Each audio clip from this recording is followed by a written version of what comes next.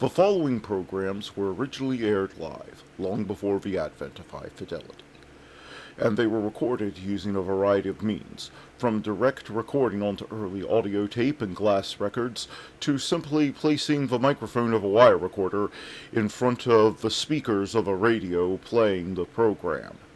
I hope, however, that any variance in audio quality will not take away from your pleasure in listening to these, some of the all-time favorite shows.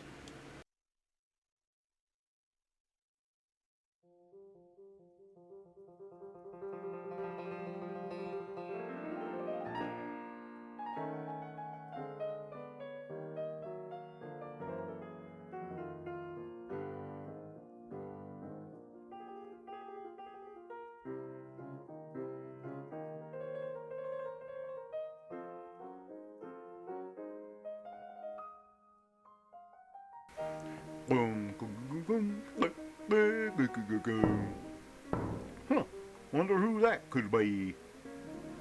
Ah, hello there. Hello, I am your neighbor, Dr. Acula. I see you've just moved in. Can I come in? Well, sure. No! Hey, man, why'd you do that? That was pretty rude. You never let Dr. Acula in. Why? He seemed like a nice enough fellow. Didn't you find it kind of odd that he was wearing a cape? Well, I didn't really think about it, but now that you mention it, that was kind of odd. Did you not notice the fangs? Well, a man's teeth are his own business in my book. And how about the fact that he is paler than the audience of a Taylor Swift concert? Yeah? Just don't let him in. That's a house rule. He's always trying to get an invitation in here. Just don't let him in. Ever. All right, mate, it's your house, but it seems kind of screwy to me. I don't care what it seems like, just make sure you don't let him in. Fine. Now let's get on with this day in history. In 597 BC, Babylonians capture Jerusalem, replacing Jehoiakim with Zedekiah as king. In 1521, Portuguese navigator Ferdinand Magellan reaches the Philippines, landing at Homanan Island after crossing the Pacific Ocean. In 1527, Battle of Mughal Emperor Fibber? Really? Is that his name? Was he an elephant? Not sure. It doesn't say. Defeats Rajput forces led by Rana Singha, consolidating Mughal power. In 1660, England's Long Parliament disbands. In 1792, King Gustav III of Sweden is shot by Count Jacob of Johanna Arkenstrom at a masked ball at an opera. He dies on March 29th. Well, they knew how to pull off assassinations with style back then, that's all I can say. In 1867, first publication of an article by Joseph Lister outlining the discovery of antiseptic surgery in The Lancet. In 1935, Adolf Hitler orders German rearmament in violation of the Treaty of Versailles. In 1934, the 6th Academy Awards Cavalcade and its director Frank Lloyd, Charles Wanton, The Private Life of Henry VIII, and Katharine Hepburn, Morningboy, win. Host Will Rogers announces, "Come and get it, Frank," and Frank Capra gets up. In 1894, Jules Massenet's opera Faces premieres in Paris, includes Meditation for violin and orchestra. In 1872, first English FA Cup final, Kington Oval, London. Wanderers defeat Royal Engineers 1-0. Morton Betts scores winner. And that was This Day in History. Now let's get on with the shows.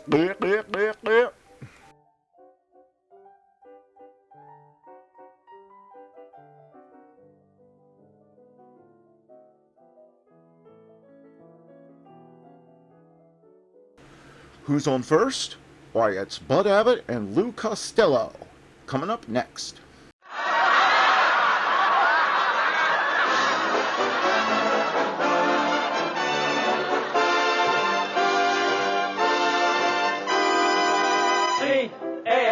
C-A-M-E-L-S. That's right, folks. C for comedy, A for Abbott, M for Maxwell, E for Ennis, L for Lou Costello. Put them all together and they spell Camel. Experience is the best teacher.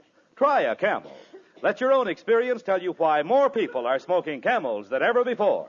And draw up a chair for tonight's Camel Show, starring Bud Abbott and Lou Costello.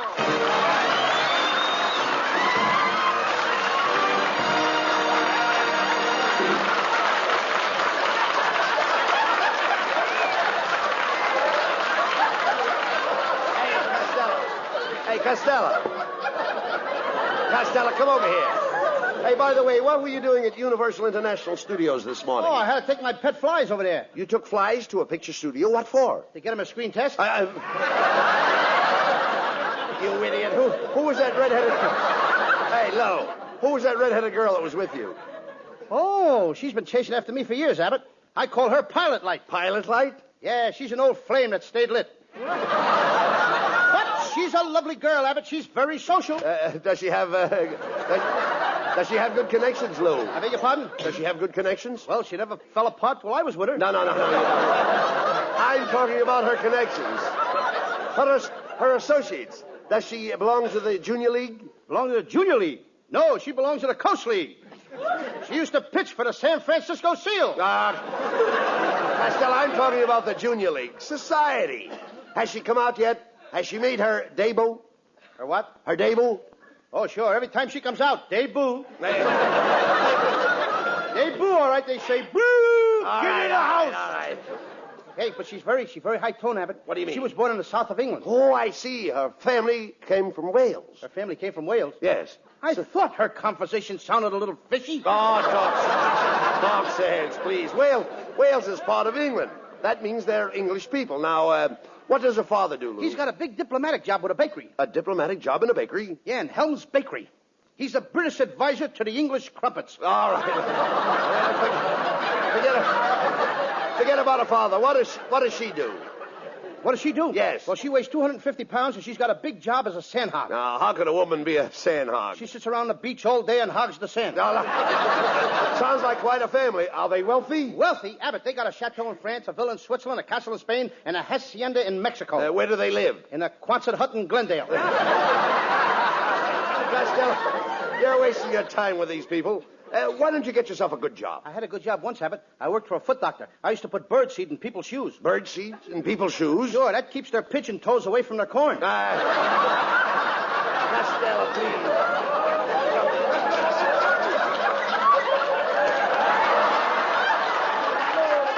Look, Costello, I'm only trying to help you. Look, why don't you listen to me? You can change. I used to be dumb like you once. I was ignorant, stupid, and ugly.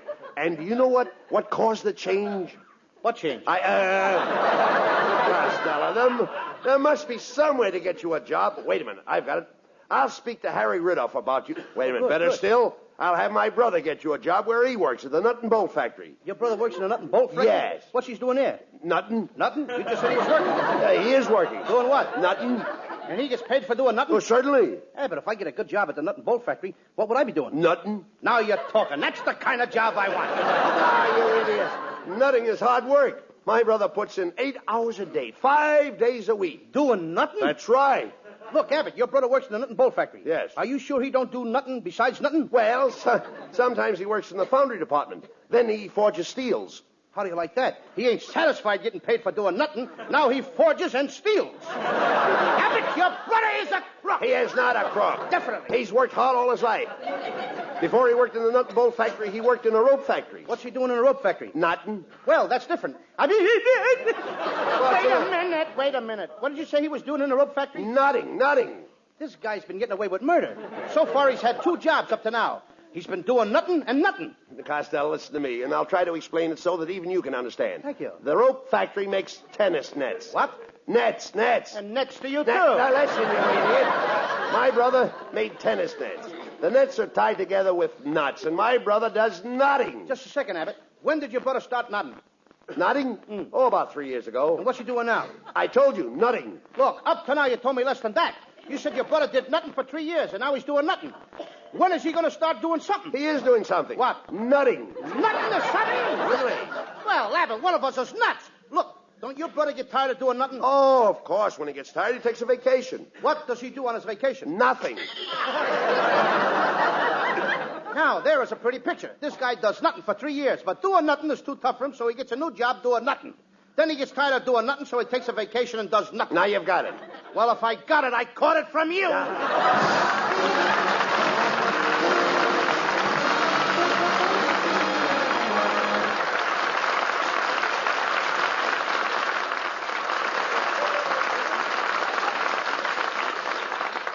Experience is the best teacher. 3 running steps, a bound from the springboard high into the air, and straight down into the water for a perfect jackknife dive.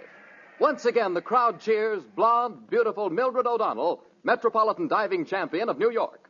It takes experience to dive like that. As Miss O'Donnell said, experience is the best teacher in diving, and that goes for smoking, too. I learned from experience that Camel is the cigarette for me. Yes, experience is the best teacher. And the experience of smoking whatever cigarette brands they could get during the wartime shortage taught millions the differences in cigarette quality. Then as when folks' T-zones, that's T for taste and T for throat, learned that Camel suited them best. The result? Today, more people smoke Camels than ever before. Get acquainted with Camel's rich, full flavor and cool mildness.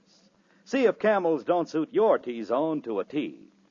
Yes, experience is the best teacher. Try a Camel.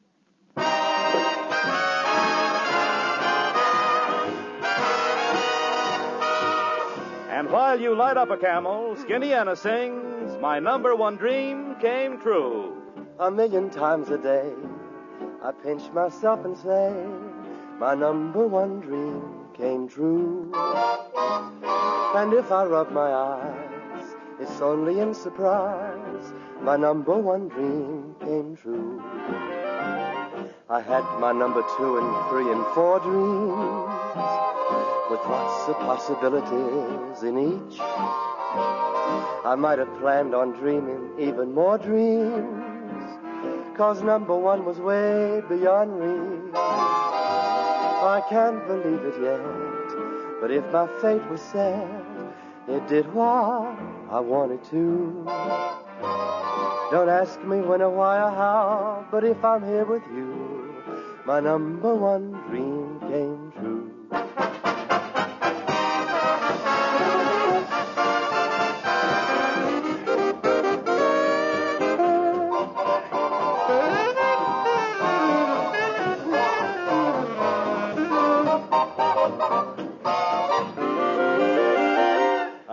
My number 2 and 3 and 4 dreams, with lots of possibilities in each. I might have planned on dreaming even more dreams, 'cause number one was way beyond reach. I can't believe it yet, But if my fate was set, it did what I'd wanted to. Don't ask me when or why or how, but if I'm here with you, my number one dream came true.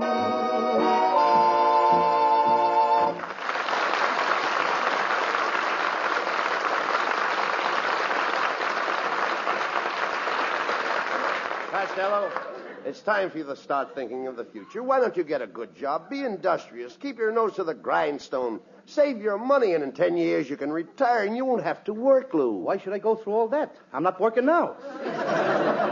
I don't believe you ever had a job. Oh, a guy's a sucker to work, Abbott. All you got to do is go on one of those quiz programs. The other night, my Aunt May won $9,000 in cash, a refrigerator, 2 washing machines, and a brand new house. Well, that's wonderful. Yeah, and she was one of the losers. Costello, please. Aren't you interested in bettering yourself? Why don't you find an honest job? What, and quit radio? I don't.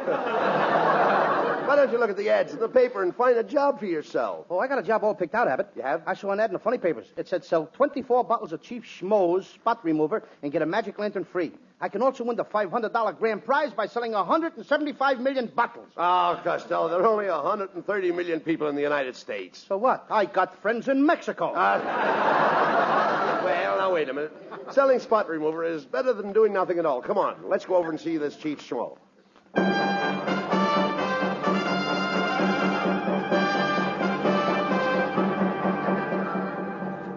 Well, here it is, Costello. See the sign on the door?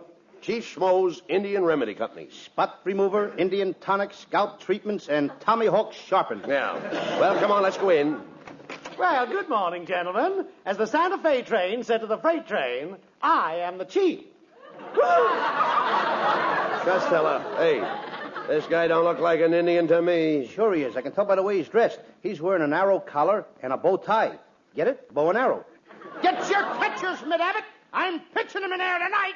Quiet, Costello, quiet. Chief Schmo, my friend Costello read your ad in the funny papers, and he'd like to try selling your spot remover. Well, to be a Chief Schmo salesman, Costello, you'll have to have fire in your voice. You've got to glow with feeling, blaze with personality.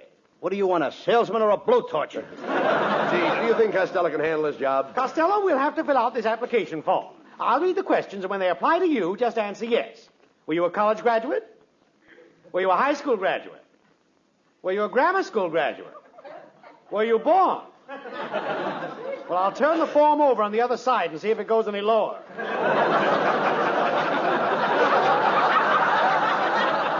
Costello, our personnel is highly restricted, specially selected. We demand the highest qualifications. What makes you think you can be a Chief Schmo salesman? When I saw your ad in the funny papers. Oh, good. For a while, I didn't think you had the qualification. Now, before you go out to sell Chief Schmo's spot remover, I want to give you a few pointers about being a door-to-door salesman. I don't want to be a door salesman. Who wants to sell doors? I want to sell spot remover. No, young man, when I say you sell door-to-door, I don't mean you sell doors.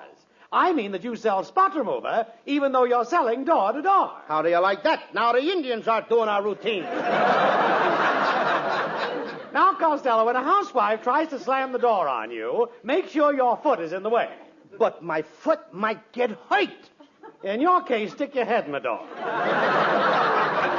Now, here's your 24 bottles of spot remover in your sample case. Sell these and you get the magic lantern. Wait a minute. Let me get this right, Chief. If Costello sells the 24 bottles in one day, he not only gets the magic lantern, but also a special prize? That is correct. Mm-hmm. This week we have a very valuable prize. A genuine 12-foot pole. 12-foot pole? What's that for? That's for girls you can't touch with a 10-foot pole. Now get going and sell that spot remover. Hey, Costello. There's a woman right over there, Costello. Why don't you make her your first customer? Okay, that's a good idea. Pardon me, miss. Well, if it isn't Mr. Abbott and Mr. Costello. Hello. You fat little man, you. Costello is selling spot remover. Oh, fine. I'd love to patronize him, but I'm very busy. I'm on my way to Magee Studios. Magee Studios? Why, Abbott, you heard of Magee Studios. That's where they make pictures with Clark Gable, Luna Tuna, and Mookie Rooney. Did you ever... Yes, I Did you ever opt at Arm with sponsor Trucy? No, but I was a coup boy at Republic with Rui Rouges.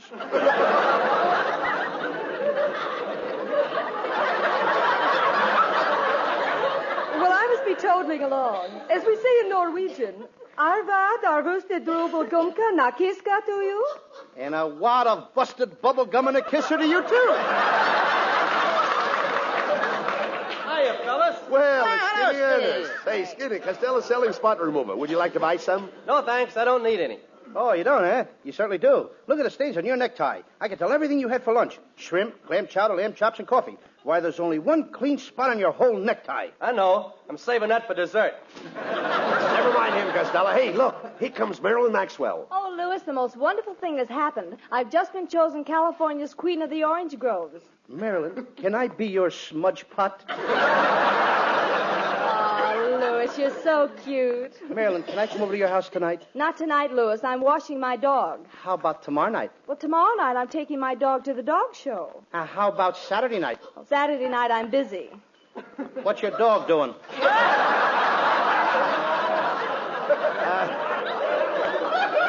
Marilyn, Costello's selling spot remover. Would you like to buy a bottle? Well, is it any good?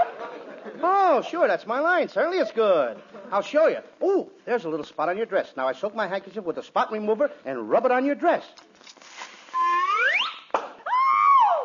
Don't just stand there, Abbott. Throw a blanket around her. Louis, you ruined my dress. Goodbye. Well, Costello, you certainly lost Marilyn for a customer. Well, come on. Let's go in here to Mrs. Wetwash's house. Oh, hello, Mr. Abbott. Oh, my. I wonder who left that garbage can on my front stoop. Oh, pardon me. That's Costello.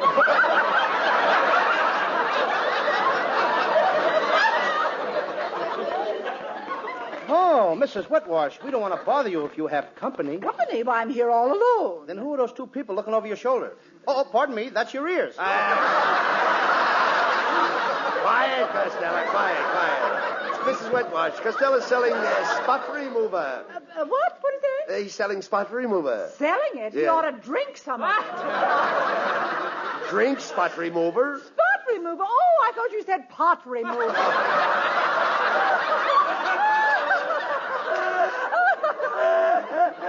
Now get out of here before I slam the door on you. Come on, Costello, come on. Okay. No, we can't. Remember what Chief Schmo said? If a woman tries to close the door, stick your head in it. Go ahead, slam the door, Mrs. Wetwash. All right. Mrs. Wetwash, you've slammed the door on Costello's head. Oh, you poor little man. I'll buy all your spot remover, every bottle. I'll stroke your head until the swelling goes down, and then I'll put my arms around you, cuddle you close to me, and I'll kiss you and kiss you and kiss you and kiss you. Costello, can you hear me? Yeah, slam the door on my head again.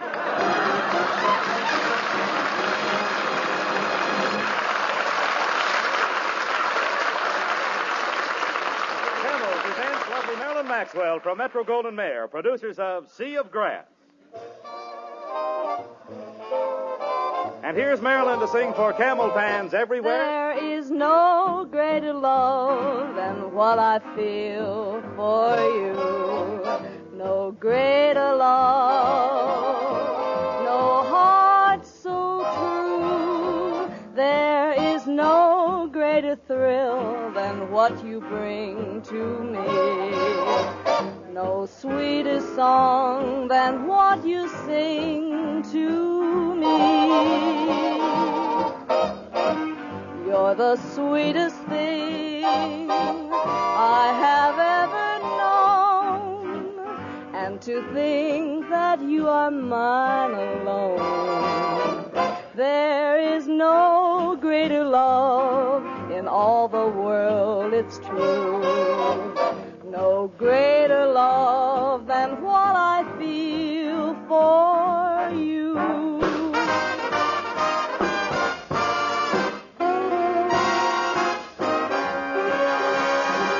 No greater love, no heart so true.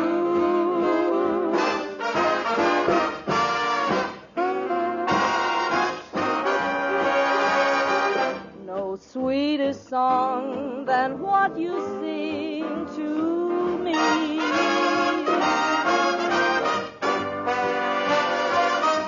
Sweetest thing I've known. You are mine alone. There is no greater love in all the world, it's true. No greater love than, baby, what I feel for you.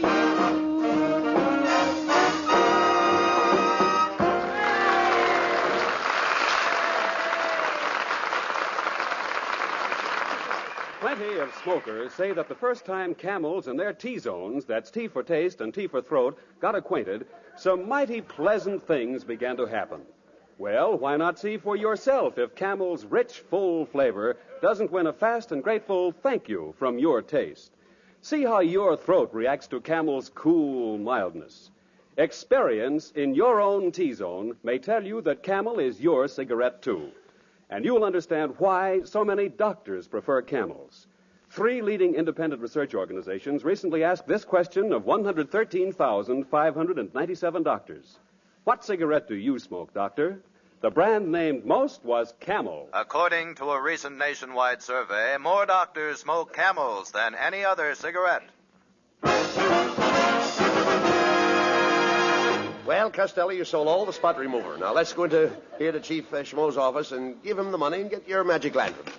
Good morning. Whom do you wish to see? I'd like to see Chief Schmo. I'm sorry, he's busy now. He's holding a powwow. A what? Powwow, powwow, powwow. I can hear you. There's a dog barking somewhere. Quiet, Costello. Here comes the chief. Ah, gentlemen, as Michelangelo said to Venus de Milo, I see you're back. Costello sold all the spot remover, Chief, and he's here to get his magic lantern. What? He sold all that junk? What? I mean, that spot remover? Oh, yeah, yes. Well, as Lippy DeRocher said when speaking of his new bride, what a day. And as Lippy DeRocher said to Happy Chandler, what, a year?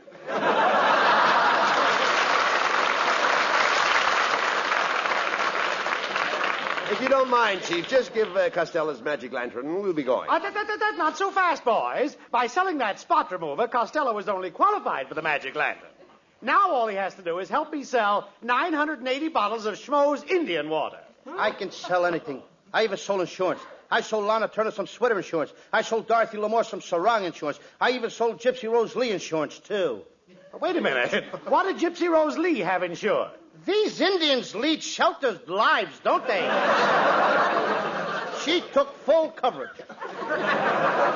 Wait a minute. Why should this boy have to sell 980 bottles of Schmo's Indian water? Chief, this sounds like a shady deal. Mr. Abbott, there's $50 in it for you if you can get Costello to help me. Oh, that's different. Costello, I think it's a splendid idea. Wait a minute, Now. Wait a minute. You just said it was a shady deal. The smog cleared up pretty fast, didn't it? Chief, what does this Indian water do? Schmo's Indian water is the elixir of youth. It takes years off your life. Why, Al Jolson took 1 teaspoonful, and do you know what happened? Larry Parks. Here, come with me. Come into the laboratory and meet the Indians who make Schmo's Indian water. This is our head chemist. Me, big brave. We're Abbott and Costello. Do you ever listen to our radio program? Me not that brave.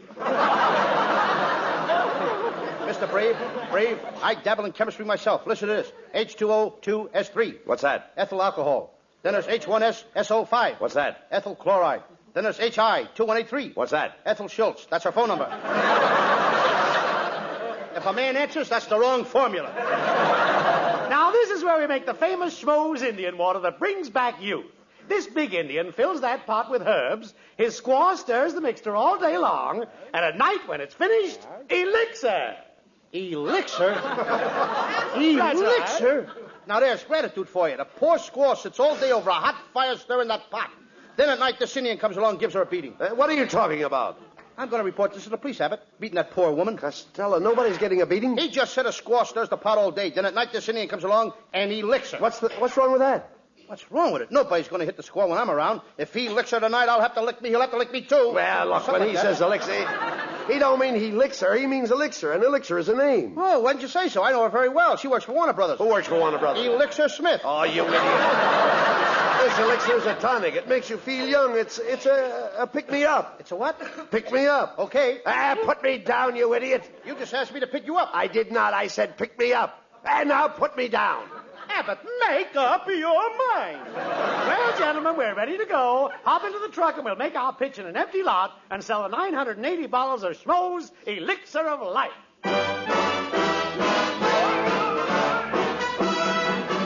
Hey, Costello, look at the crowds of people coming to buy Chief Schmo's Elixir of Youth. Go ahead and make your pick. Okay. Hiya, babe. Gee, you're cute. What are you doing tonight? Wrong pitch. Wrong pitch, yeah. Boys, I'll make the pitch. And Costello. Yes? Costello, you sell the medicine. And remember, back up everything I say. Yes, remember that, Costello. Anything the chief says, you back him up. I get it. Friends, I am Chief Schmo. Anyone that drinks Schmo's Indian water can be young forever. It takes years off your life. Look at me. I am 239 years old. I've been drinking this water since I was a young man. I've worn out 4 Schaefer lifetime pens. Look at me. 239 years old. Friends, the medicine is $1 a bottle. My assistant will pass among you. Go ahead, Costello. Okay. Schmo's Indian water, $1 a bottle. How about you, lady? I'll take one. But, young man, is that Indian really 239 years old? You couldn't prove it by me, lady. I've only been with him 146 years. All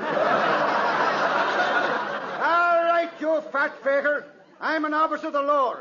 How long did you say you were working for that Indian?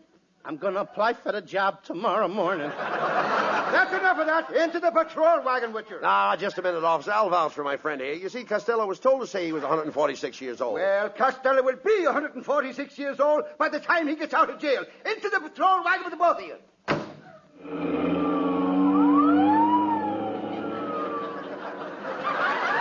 Well, Costello, you certainly got us in a fine mess this time. Don't bawl me out, Abbott. I've been through too much already.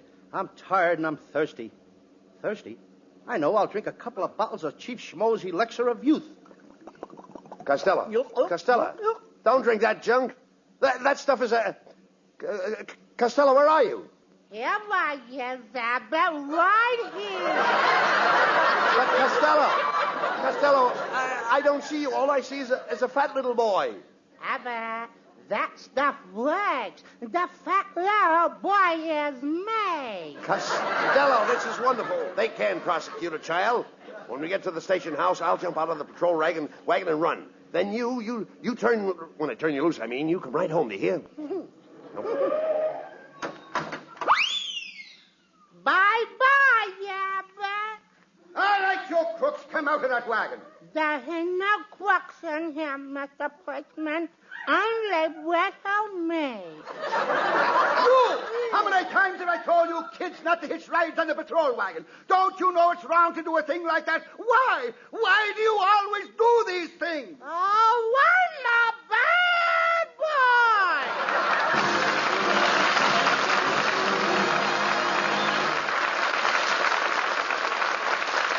Abbott and Costello will be back in just a moment for Camel cigarettes. During the war, the makers of Camel cigarettes sent a total of more than 150 million free Camels to our fighting men overseas. Now free Camels are sent to servicemen's hospitals instead. This week, the Camels go to Veterans Hospital, Canandaigua, New York, USAF Station Hospital, Morrison Field, West Palm Beach, Florida, U.S. Naval Hospital, Long Beach, California, U.S. Marine Hospital, Evansville, Indiana, Newton D. Baker Veterans Hospital, Martinsburg, West Virginia. Camel broadcasts go out to the United States 3 times a week. Are rebroadcast to practically every area in the world where our men are still stationed and to our good neighbors in Central and South America. And now back to Bud Abbott and Lou Costello. Well, Costello, next week is the opening of the baseball season. Yes, it'll be a great week for my Uncle Artie Stebbins. You know, he was a famous baseball player. He played and played till he got so old he couldn't tell a ball from a strike. And then what happened? They made him an umpire. Good night, folks. Good night, everybody.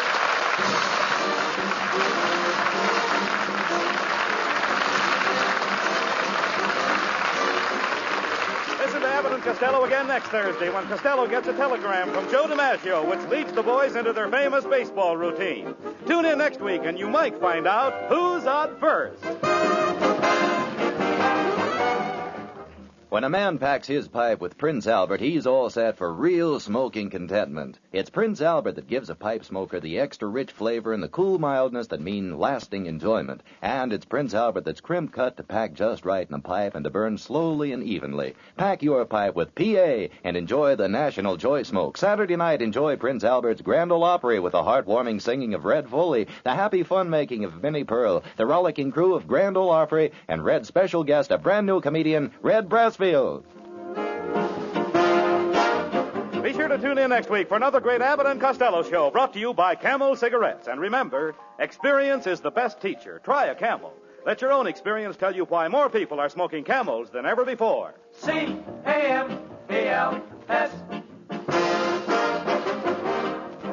Abbott and Costello will soon be seen in the new Universal International picture, Buck Privates Come Home. This is Michael Roy in Hollywood wishing you all a pleasant good night for Camel. Stay tuned now for the Eddie Cantor Show. This is NBC, the national broadcasting company.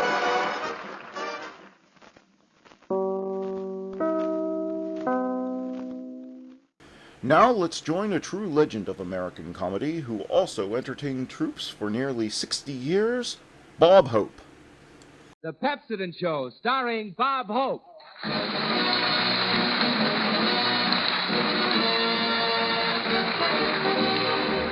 We hope you're feeling fine. Just sit back and recline. Bob Hope will call to wish you all a happy 39. Aw, thank you so much. How do you do, ladies and gentlemen? This is the Pepsodent Kid, Bob Hope, making a living by the skin of other people's teeth.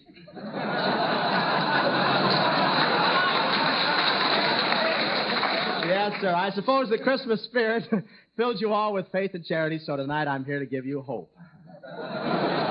Isn't that cute? My kid brother wrote that. I'll wait till I catch him.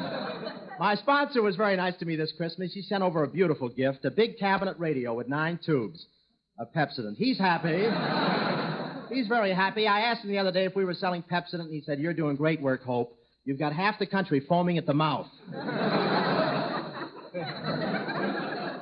I had a nice Christmas this year. I got some nice presents. I just about broke even. One present took me 4 hours to unwrap. Can you imagine anyone sending me an Egyptian mummy? Goodwin bought me a nice box of cigars. I smoked 2 of them Christmas morning and spent the rest of the day in an iron lung.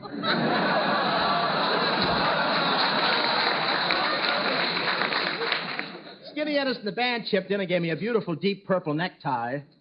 I turned it over, and on the front side it said, "Welcome, Legionnaires." The choir, 6 Hits and a Miss, gave me a beautiful watch. I don't know where they got it, but I passed a pawn shop this morning, and I tried to jump back in the window. I got some nice Christmas cards, too. I got one from Hedy Lamarr. That's the first envelope I've ever seen that steamed itself open.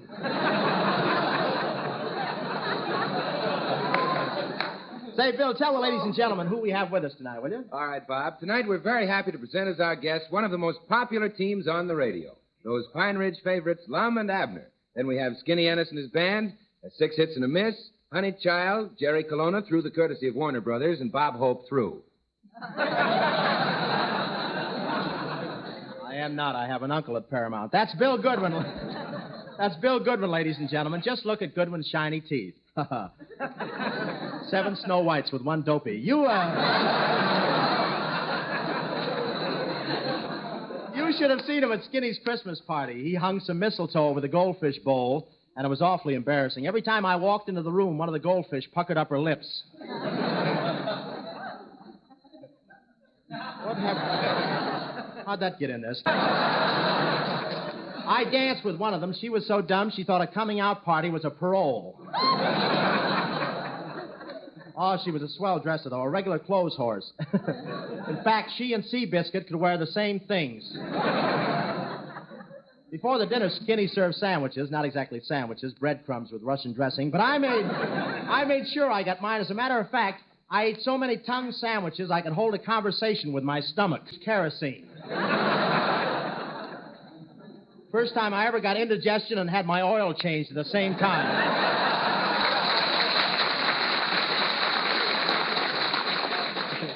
But dinner was no fun. There was a crooked roulette wheel in the next room, and the magnet kept pulling the knives and forks out of our hands. After dinner, they serve coffee and bandages. And then... Say, pardon me, Bob. Bob, there's a girl here who wants to see you. Has she got a face? Yeah? And she wants to see me? That's funny. Well, send her in. Things are picking up. Well, hiya, Mr. Hope. Well, honey child. Well. Honey child. In person, Mr. Hope. Honey child, I haven't seen you since we finished that program in New York 2 years ago. You finished it, Mr. Hope. I was just an innocent bystander. Well, tell me, honey child, how do the folks down south like my program? Why, Mr. Hope, every Tuesday night my father calls all the workers in from the cotton plantation. He wants them to hear my program, then? Why, no, Mr. Hope. He wants some cotton for his ears. Same old honey child. Say, Mr. Hope, who's that handsome man over there? Oh, you mean that pair of teeth covered with tweed? That's Bill Goodwin, honey child. I'd sure like to meet him. I was afraid of that. Come here, Goodwin. Honey child, I want you to meet Bill Goodwin. Hello, honey child. Hello, Bill. Gosh, you're pretty. I know it. You ought to be in pictures. Oh, Pepsin had just signed Bill for a picture. He's playing Rhett Goodwin in Gone with the Irium.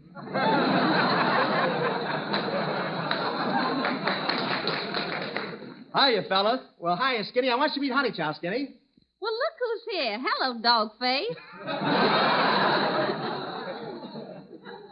Well, hello, Stinky.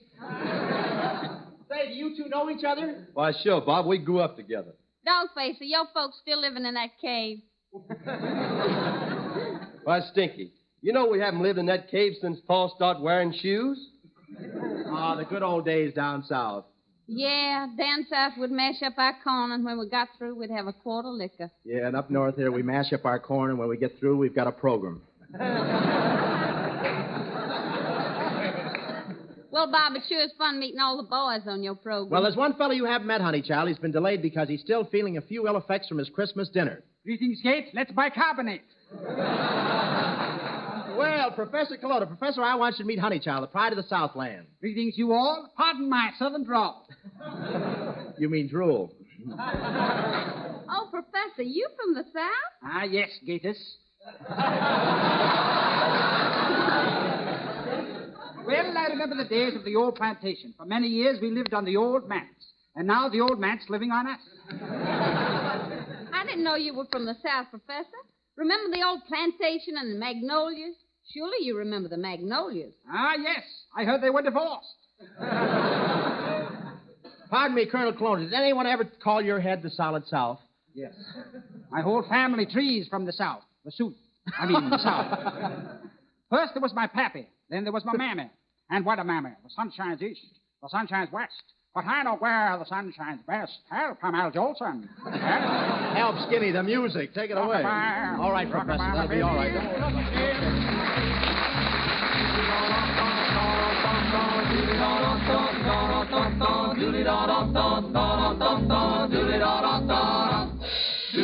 Crazy rhythm, here's the doorway. I'll go my way, you'll go your way. Crazy rhythm, from now on we're through. Crazy rhythm, this is where we have a showdown. I'm too high hat, you're too low down. Crazy rhythm, here's goodbye to you. They say that when a highbrow meets a lowbrow walking along Broadway, soon the highbrow, he has no brow. Ain't it a shame and you're to blame? What's the use of prohibition? You produce the same condition. Crazy rhythm, here's goodbye to you. Crazy rhythm, I've gone crazy to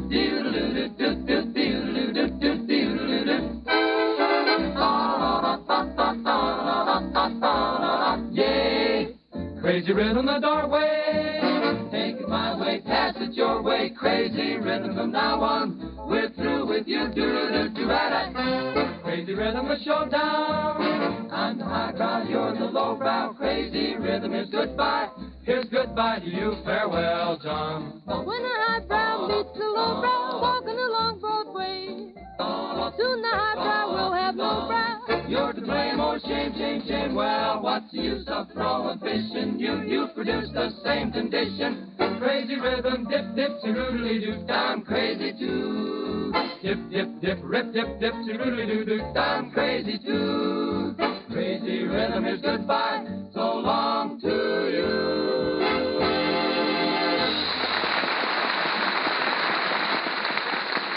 was our 6 hits and a miss singing Crazy Rhythm. Say, Bill, have Lum and Abner shown up yet? No, not yet, Bob. Oh, well, Bill, I'll go and look for them, and while I'm gone, you say a few words to the boss, will you? All right, Bob. Folks, Pepsodent toothpaste with irium is like a diamond with a brighter sparkle, like a flower with a finer perfume, like a songbird with an extra octave. 'Cause why? 'Cause irium is the remarkable new cleansing agent that says to Pepsodent, quick march there, brother, remove those surface stains from teeth. Charge that dull overlay. Rout all dinginess. Hustle along with that polishing. Leave those teeth clean as a new snowflake, and let 'em shine with natural brilliance. Pepsodent plus irium means extra cleanliness for your teeth, extra freshness for your mouth. That's what you can have every day of your life by brushing your teeth twice a day with Pepsodent toothpaste containing irium. Only in Pepsodent toothpaste do you get the extra benefits of irium, because Pepsodent is the only toothpaste that contains irium.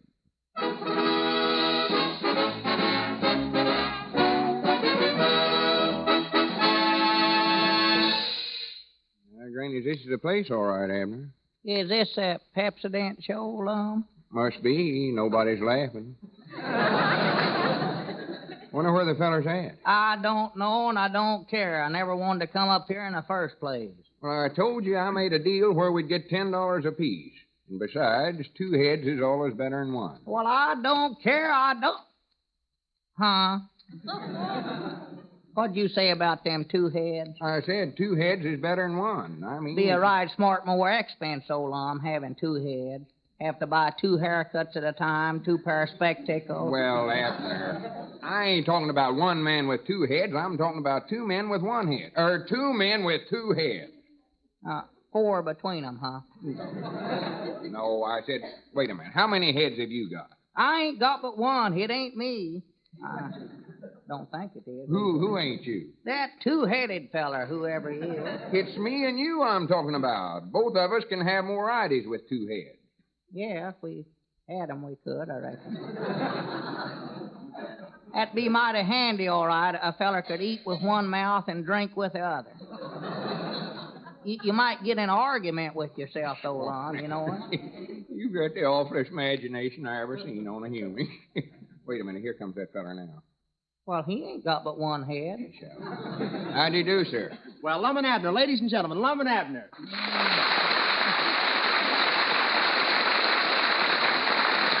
Well, I see you fellas finally got here, huh? Yeah, I brung my partner. Abner, this is a feller you've heard 1,000 times on the radio. Well... You shake hands with Mr... What'd you call your name again? Name is Hope. Oh, I've heard you. You're that I hope feller, ain't you? No, that isn't me. You're thinking about the wrong program. No, I'm thinking about the right program. You're just the wrong feller. Don't give my sponsors any ideas. Now, look, fellas, I got a little play I want you to do tonight. Well, good evening, Abner. Good evening, Frank. Excuse me. Howdy, Frank. Frank who? Where? Huh? Oh, nobody. I was just wondering if I did have 2 heads, how I'd speak to myself. Pardon me, Lum. What is Abner talking about? Don't pay no attention to him, Mr. Hope. He's got an idea. He's got 2 heads. Yeah. I've got an idea they're both empty. Now, the first scene of our play is in the frozen north where the nights are 6 months long. 6 months long? Granny, it'd be all right. A feller could come in late of a night up there, and next morning his wife would say, "What time did you get in last night?" And he'd have to say, "Oh, long about January or February." She'd say, "'Tweren't no such a thing. I heard you was way up in April when you got in." Oh, that's fine, Lum, but let's get on with the play. Now, you play the part of an old moose trapper. Old what? An old moose trapper. You trap mooses. No, he don't. I trap what? Mooses. You get up in this part of the country. Wait a minute. Abner, will you hash that up, for goodness sake? Mr. Hope's trying to explain his play to us here. Well, Frank started it. Is this still the Pepsodent show? Lum, who is Frank? Oh, it's nothing, Mr. Hope. Abner just calls that other head of his Frank. Yeah. And Frank said, Lum... Abner, if you mention Frank one more time, I'm going to whop you one. Now, go ahead. See there, Smarty, I told you not to be... Go ahead with the play, Mr. Hope. Do I fall in love with a beautiful girl? No, not so fast, Lum. Don't cross your bridges until you come to them. Huh? Where's the bridge at, Mr. Hope? San Francisco. Now, look, Abner, It's just a figure of speech. There isn't any bridge. Well, what you telling us not to cross it for, then? All right, then. We've crossed the bridge. We're on the other side. Now, let's get on with the play. Well, how'd we get over here? Oh, for heaven's sakes, Abner, we rowed across. Now, go ahead, Mr. Holt. Well, you're going through the frozen north, and you meet another old moose trapper and his daughter. Is she pretty? Yes, and she's snowblind. She's what? Snowblind. So it's love at first Wait a minute, sight. Abner, for goodness sake. Will you please haste that? Well, I was just taking up for you. Frank said you was backwoodsy and said Oh, you never... my goodness, Mr. Holt. He's back to that Frank again. Oh, look, Lum, we've got to get on with the play. Can't you keep him quiet? I can't do nothing with him, Mr. Holt. I brung him up here, but that's all I can do. Yeah, I know. You can lead a horse to water, but you can't make him drink. You can... Huh? Go ahead. Well, whose horse won't drink, Mr. Holt? Abner, anybody's horse. Well, what's the matter with the horse? There ain't nothing the matter with him. Well, there must be something the matter with the water, then, if the horse won't drink. Abner, if you say horse one more time, I'm going to clunk you right on top of the head. That's the most encouraging thing you've said tonight, Lum. Now comes the big scene of the play. Yeah. You're walking across the snow, and you come to the river, but the bridge has been washed away. Well, no wonder we couldn't cross it a while ago. Look, a blizzard's blowing. The bridge is down. You get in a boat and row across the river. Oh. Right? Now, is that all right for you? Yeah, that's all right for me, but how are we going to get the horse across? Listening, and I told him I'd do a play tonight. Now, there ain't no use to argue with us. It's just like putting off till tomorrow what you can do today. Well, I was... Huh? And another thing, how about the money you said you was going to give us? Yeah, that's right. You said we'd get $10 apiece. Yes, sir. Well, all right, fellas. Here's $10 for you, Lum, and here's $10 for you, Abner. Thanks for coming in on our show, and I want to wish you both a very happy New Year. Thank you, Mr. Hope, and same to you. Come on, Abner. Yeah, let's get out of here. That Hope's the worst mixed-up feller I ever seen. Good night, Mr. Hope. Good night, Lum and Abner.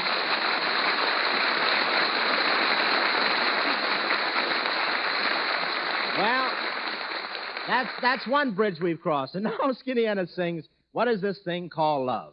Wait. Mr. Bandleader, just a minute. What is it, Abner? Mr. Hope, I think you shortchanged us just now.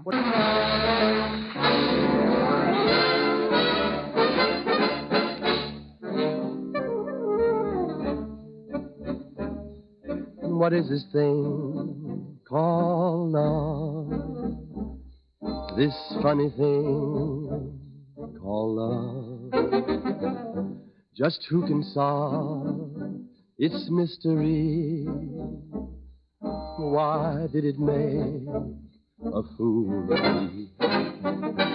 I saw you there one wonderful day. You took my heart and threw it away.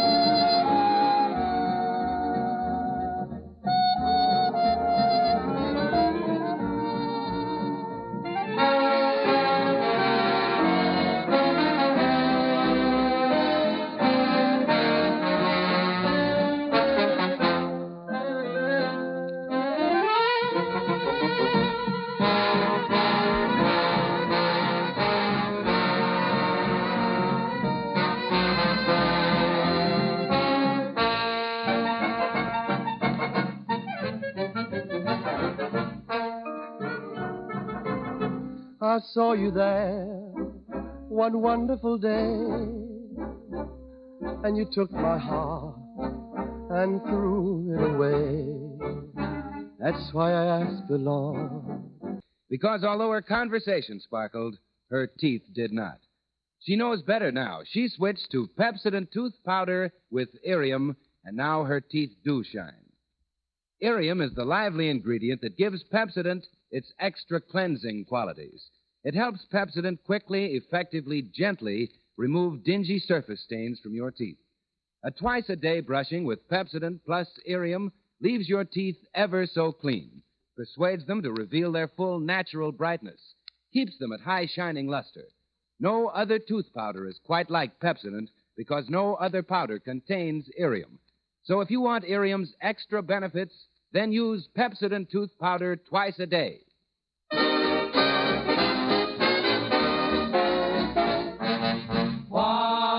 Why did we part? What has happened to the love in your heart? And now Bob Hope brings you his version of that popular song hit, Who Blew Out the Flame? We now take you to the Eagle Knob Firehouse, where we find that fearless firefighter, Fire Chief Hope. You kindle the spark. Hello, Eagle Knob Fire Department. You light 'em, we fight 'em. Chief Hope speaking. There's a terrible fire in my building. Can you come over right away? Well, the boys are playing badminton, and I hate to disturb them. The walls are falling, the roof is crashing, and people are jumping from the windows. Well, call us back when it gets out of hand. Me, Eagle Knob Firehouse. People come and people go, but nothing ever happens. Gee, Chief, I wish things would pick up around here. I haven't seen a fire hydrant since the last time I got a ticket for parking. Yeah. So long since we've seen those hydrants, they're going to the dogs.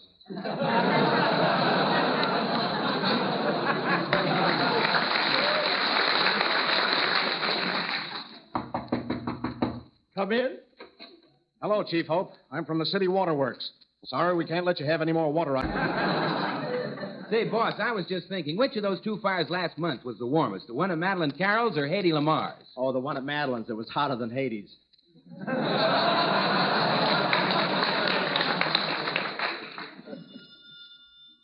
Hello. Hello. When you rescue a girl, do you hold her tightly and carry her to safety? Yes. And do you whisper sweet words of encouragement to her as you hold her in your big, strong arms? Yes, we do. Come on over. I'm starting the fire.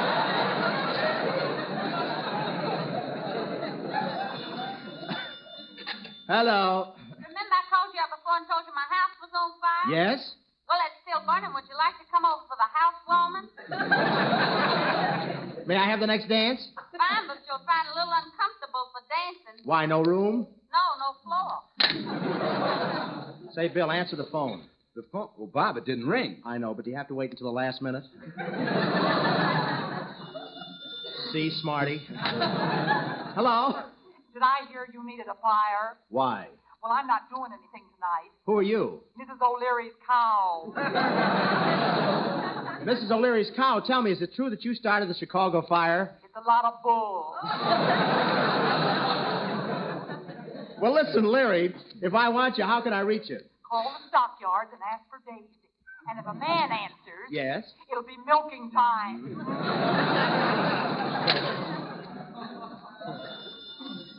First fire department I've ever seen in the phone booth. Hello? Hide in it so we'll know where the fire is. Okay, Chief. Cheese? Who said Goodman, hop in the fire engine. Let's roll. This is an emergency. All right.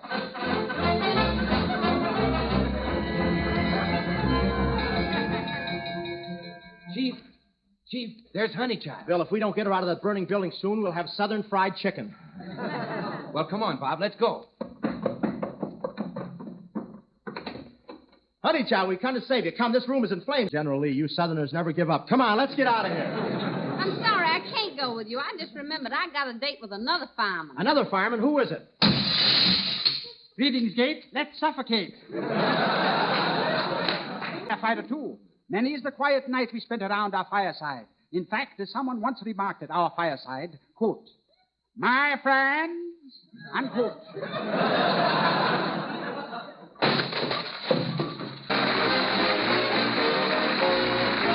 For without your love, the stars above don't shine the same. Who blew out the flame?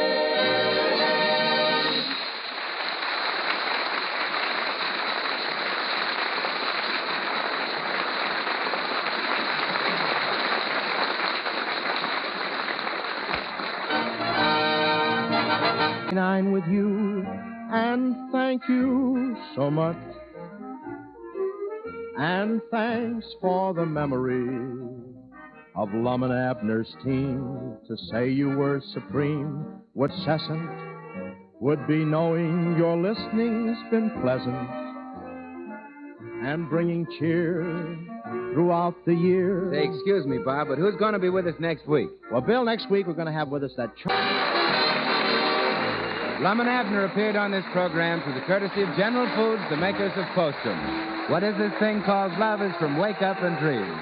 Until next Tuesday night at the same time, the Pepsi and Company bids you good night. Bill Goodwin speaking. This is the National Broadcasting Company.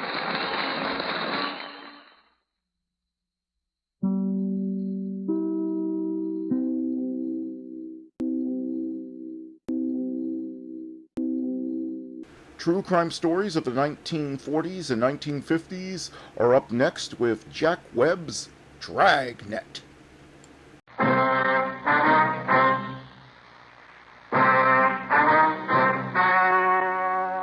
story you are about to hear is true. Only the names have been changed to protect the innocent. Fatima Cigarettes, best of all long cigarettes, brings you Dragnet.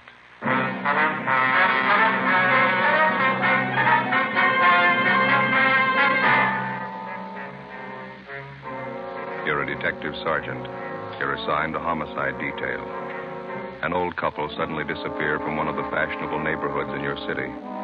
There's no trace of them, not a clue to their whereabouts. Foul play is suspected. Your job, find them. If you want a long cigarette, smoke the best of all long cigarettes. Smoke extra mild Fatima. Yes, Fatima is the king-size cigarette which contains the finest Turkish and domestic tobaccos superbly blended to make it extra mild, to give Fatima a much different, much better flavor and aroma than any other long cigarette. That's why Fatima has more than doubled its smokers coast to coast. Enjoy extra mild Fatima yourself. Best of all, long cigarettes. It's wise to smoke extra mild Fatima. It's wise to smoke extra mild Fatima.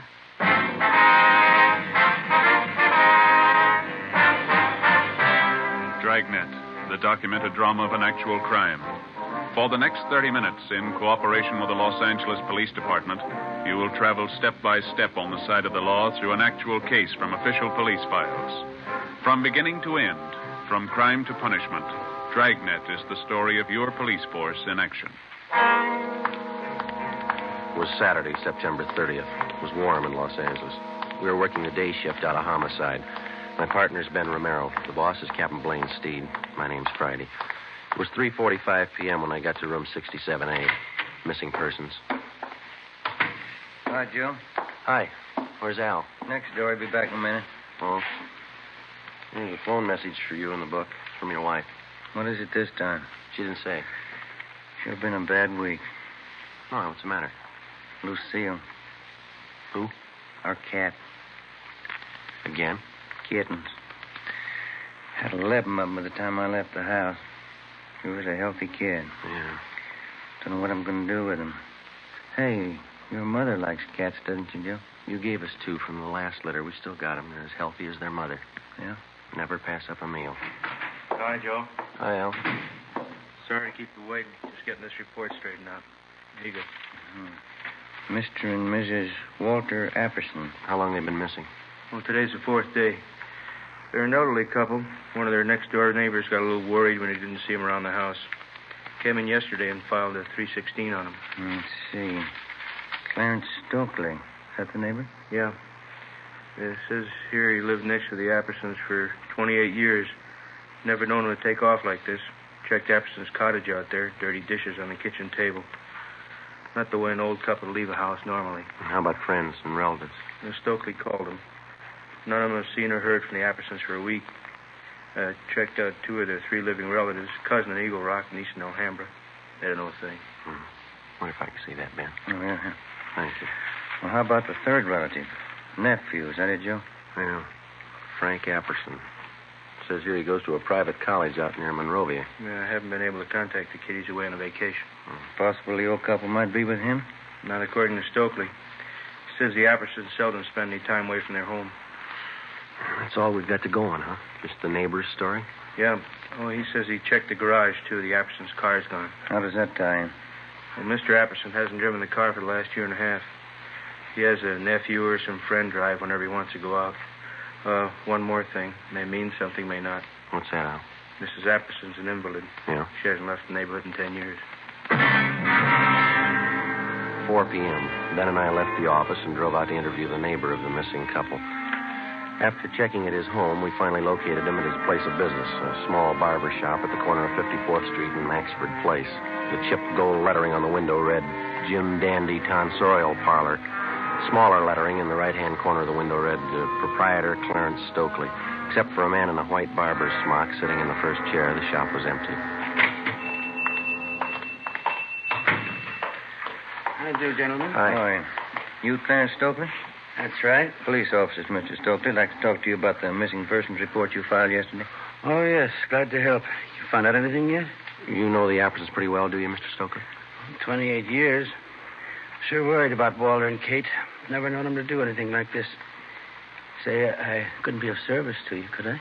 I just had a haircut a few days ago. How about you, Joe?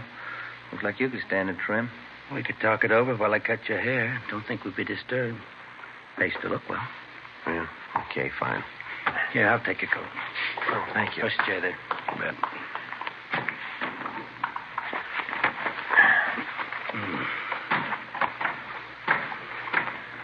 Mr. and Mrs. Apperson didn't mention anything about going away on a trip, did they? Not a word. That's what makes it so strange. Here, let me fix this around your neck here. Oh, yeah, thanks. Play cards with them twice a week, usually. Katie Apperson's a fine whist player. Want me to take some off the sides here, officer? Yeah, please. Not too much, though. When did you first notice the Appersons weren't home? Tuesday night. We thought we might go over and play some cards. I see. That enough off right here, officer? Let me see. Yeah, that's fine. How is it you waited until yesterday to report the Appersons missing? Wife and I are great friends of Walt and Katie's, but it's certainly none of our business if they want to go off for a few days. Uh-huh. Besides, we thought if anything was wrong, Buzz would have said something. Who is Buzz? Anderson's nephew, Buzz. Name's Frank, but everybody calls him Buzz. I thought he was away at school, place out near Monrovia. Yeah, Stanley College, private school. But he only stays there part of the time. He's usually home early in the week. Well, we were under the impression that this nephew, Buzz, was on a vacation. That's so. That's the first I've heard. Funny, Walt and Katie would have told us. Oop, that pull? No, it's all right. Skipper's little doll. Head down. You, think the nephew might account for the Appersons' car being missing? You think he might have taken it on his vacation? Possible, I guess, but I think Walt would have mentioned it. That car was old, but he was particular about it. Uh-huh. Maybe sit it out on top here a little? All right, fine. Do you know the nephew at all? Pretty well. Nice young fella. He got along with his aunt and uncle all right, did he? Yes, indeed. Buzz loves them both. Do you have any idea where the Appersons might be, Mr. Stokely? No, I don't. Neither does my wife. That's why we called you people. We don't mean to be Badinsky's, but we're worried. Maybe just a little more off the top, officer? No, I think it's fine. It's okay. You have no idea where we might find the nephew, Buzz? Not if he's away on vacation.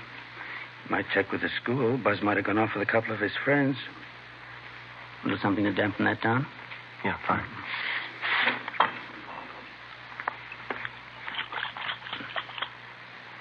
Yeah, that porch light of theirs been burning for 3 nights and 3 days. It really kicks up the old electric bill. Maybe the Appersons may have overlooked it. Maybe. All right, sir. Yeah, it's a good-looking haircut, if I say so myself. Yeah. It's fine. Oh, here you go. Thank you. Oh, here's our card, Mr. Stokely. We'll be checking with you. Bye. Bye.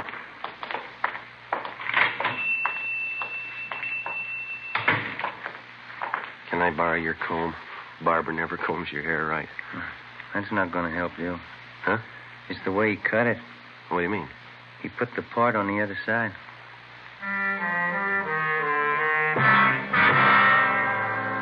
After we left Clarence Stokely's barber shop, we drove out to the Apperson home on 54th Street, just below Seaboard Avenue. We checked the house from top to bottom. The closets and the bedrooms were well stocked with clothes. None of the luggage seemed to be missing. In the basement, Back on one of the cupboard shelves, we found a bottle of cyanide. It was half filled.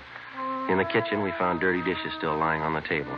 We put in a call to Ray Pinker at the crime lab, and he came out and took sample scrapings from each of the 3 plates and specimens from each of the half-filled cups of coffee on the table. He also took along the bottle of cyanide to examine it for fingerprints. Ben and I called the record bureau just as a matter of routine and asked for any make and warrants on the nephew, Frank Buzz Apperson. R and I called back with the information that Frank Apperson had been arrested for grand theft auto 6 weeks before. His trial was pending.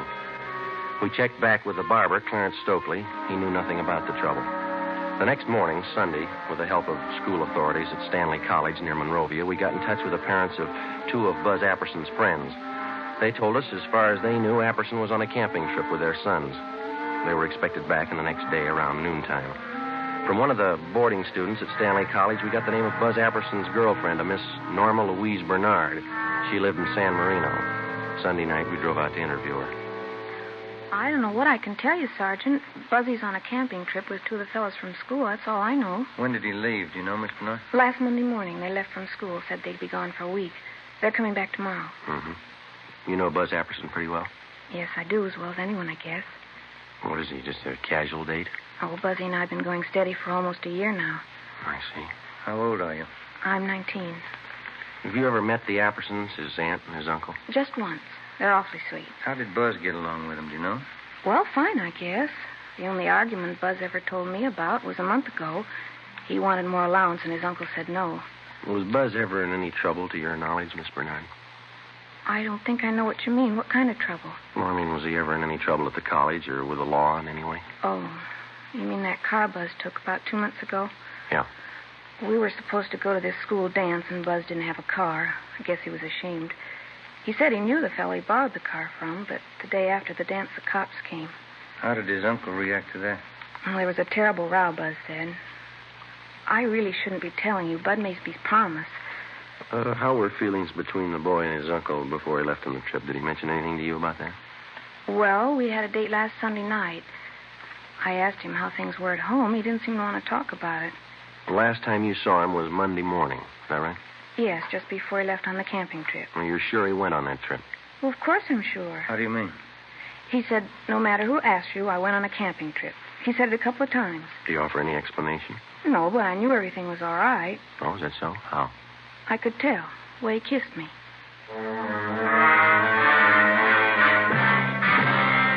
The next morning, Monday, Ben and I checked with missing persons. There was no additional information on the missing couple. We phoned the barber, Clarence Stokely. He had seen or heard nothing further of Mr. and Mrs. Apperson. We went down to the bank where the Appersons had their account. And with the help of the manager, we found that 3 checks had been passed on the Apperson checking account since the previous Wednesday, a full day after the missing couple had been last seen. 1 check was for $100 and 2 for $50 each. All of them had been cashed in Los Angeles and all bore the signature Walter Apperson. After examination, it was found each signature had been carefully forged. 10:45 a.m. We went back to the office. Hi, you two. Going someplace? Oh, hi, Ray. No, just coming. You finished checking that stuff through the crime lab? Yeah. I was passing over this way. I thought I'd drop off the report for you. Got it right here. How'd it go? Fingerprints on that bottle of cyanide. Latent print's got to make. Here's the name on it. Frank Buzz Apperson. You look over those dirty dishes we found in the Apperson house? Checked them through. Nothing. How about the samples you took from those cups? Whoever drank that coffee's in trouble. It's loaded. Yeah? Enough cyanide to kill a horse.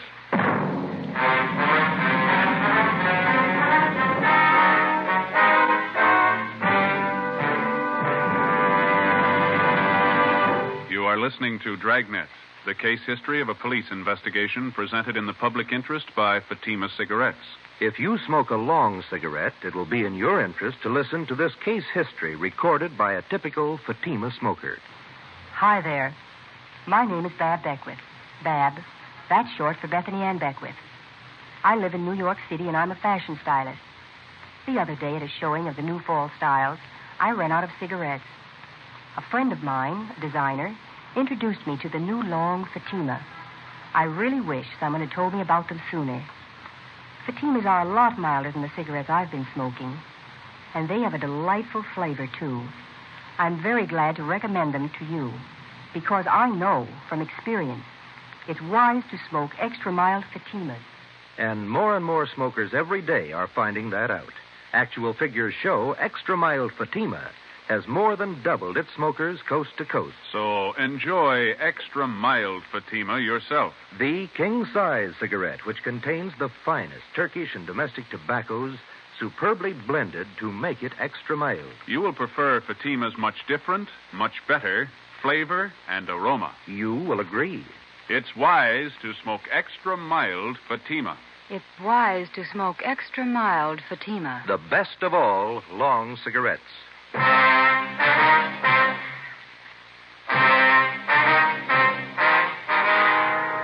Monday, 1 p.m. We obtained a specimen of Frank Buzz Apperson's signature, and we had Don Myers in handwriting check it out against the signatures on the 3 checks. Both styles of handwriting matched in every detail. At 1:30 p.m., the parents of Buzz Apperson's 2 friends called to tell us that their sons were back from their camping trip.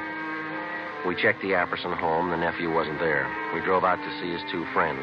Under questioning, one of them finally broke and admitted that Buzz Apperson had not gone with them on the camping trip.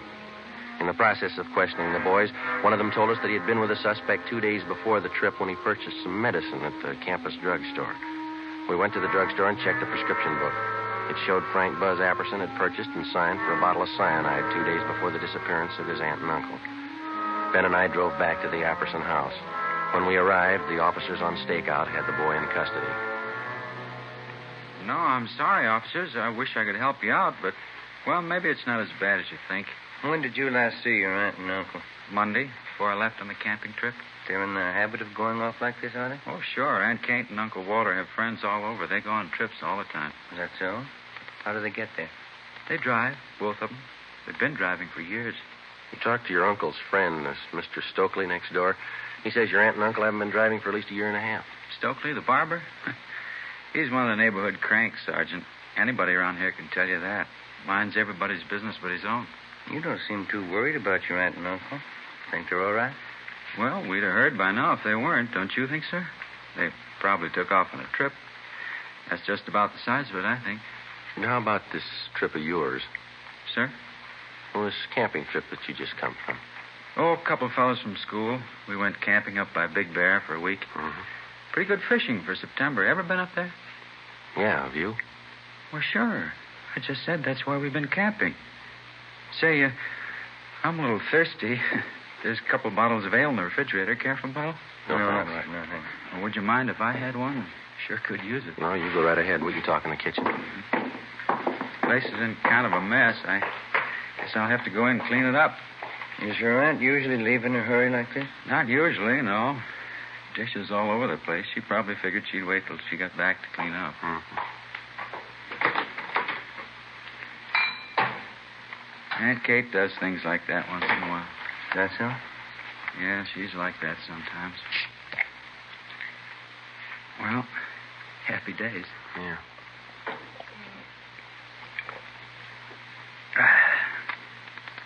Okay, Buzz, you want to tell us? Where are they? Your aunt and uncle, what happened? Say, I don't think I know what you're talking about. What's the trouble? Come on, Buzz. You know what the trouble is. Let's have a straight story. It's going to save a lot of time. Sir? We can draw it out as long as you like. It'll be a lot easier if you cooperate. Look, I don't know what you're thinking, Sergeant, but whatever it is, I don't understand you. What are you getting at? Something's happened to your aunt and uncle. We're pretty sure you know what it is. Well, how could I? I've been away on this camping trip. You've been away, but not on a camping trip. Sir? We've checked you out from the day you came to live with your aunt and uncle, Buzz. You're going to make us spell out the whole record for you? But I've been away. I just got back. I don't know what's happened. We found a bottle of cyanide in the basement cupboard. Your fingerprints are all over it. Well, sure, that figures. We use it for bug poison in the garden. I take care of the garden. I use it all the time. You use it in coffee? Sir? The police chemist checked what was left in 2 of the cups that were on that table there. Cyanide in both of them, enough to kill 6 people. Now, look, boy, we've talked to your neighbors, your teachers, your girlfriend, Norma, and those 2 pals you were supposed to go camping with. Now, we can drag all of them out if we have to. They're going to make a liar out of you. Sir?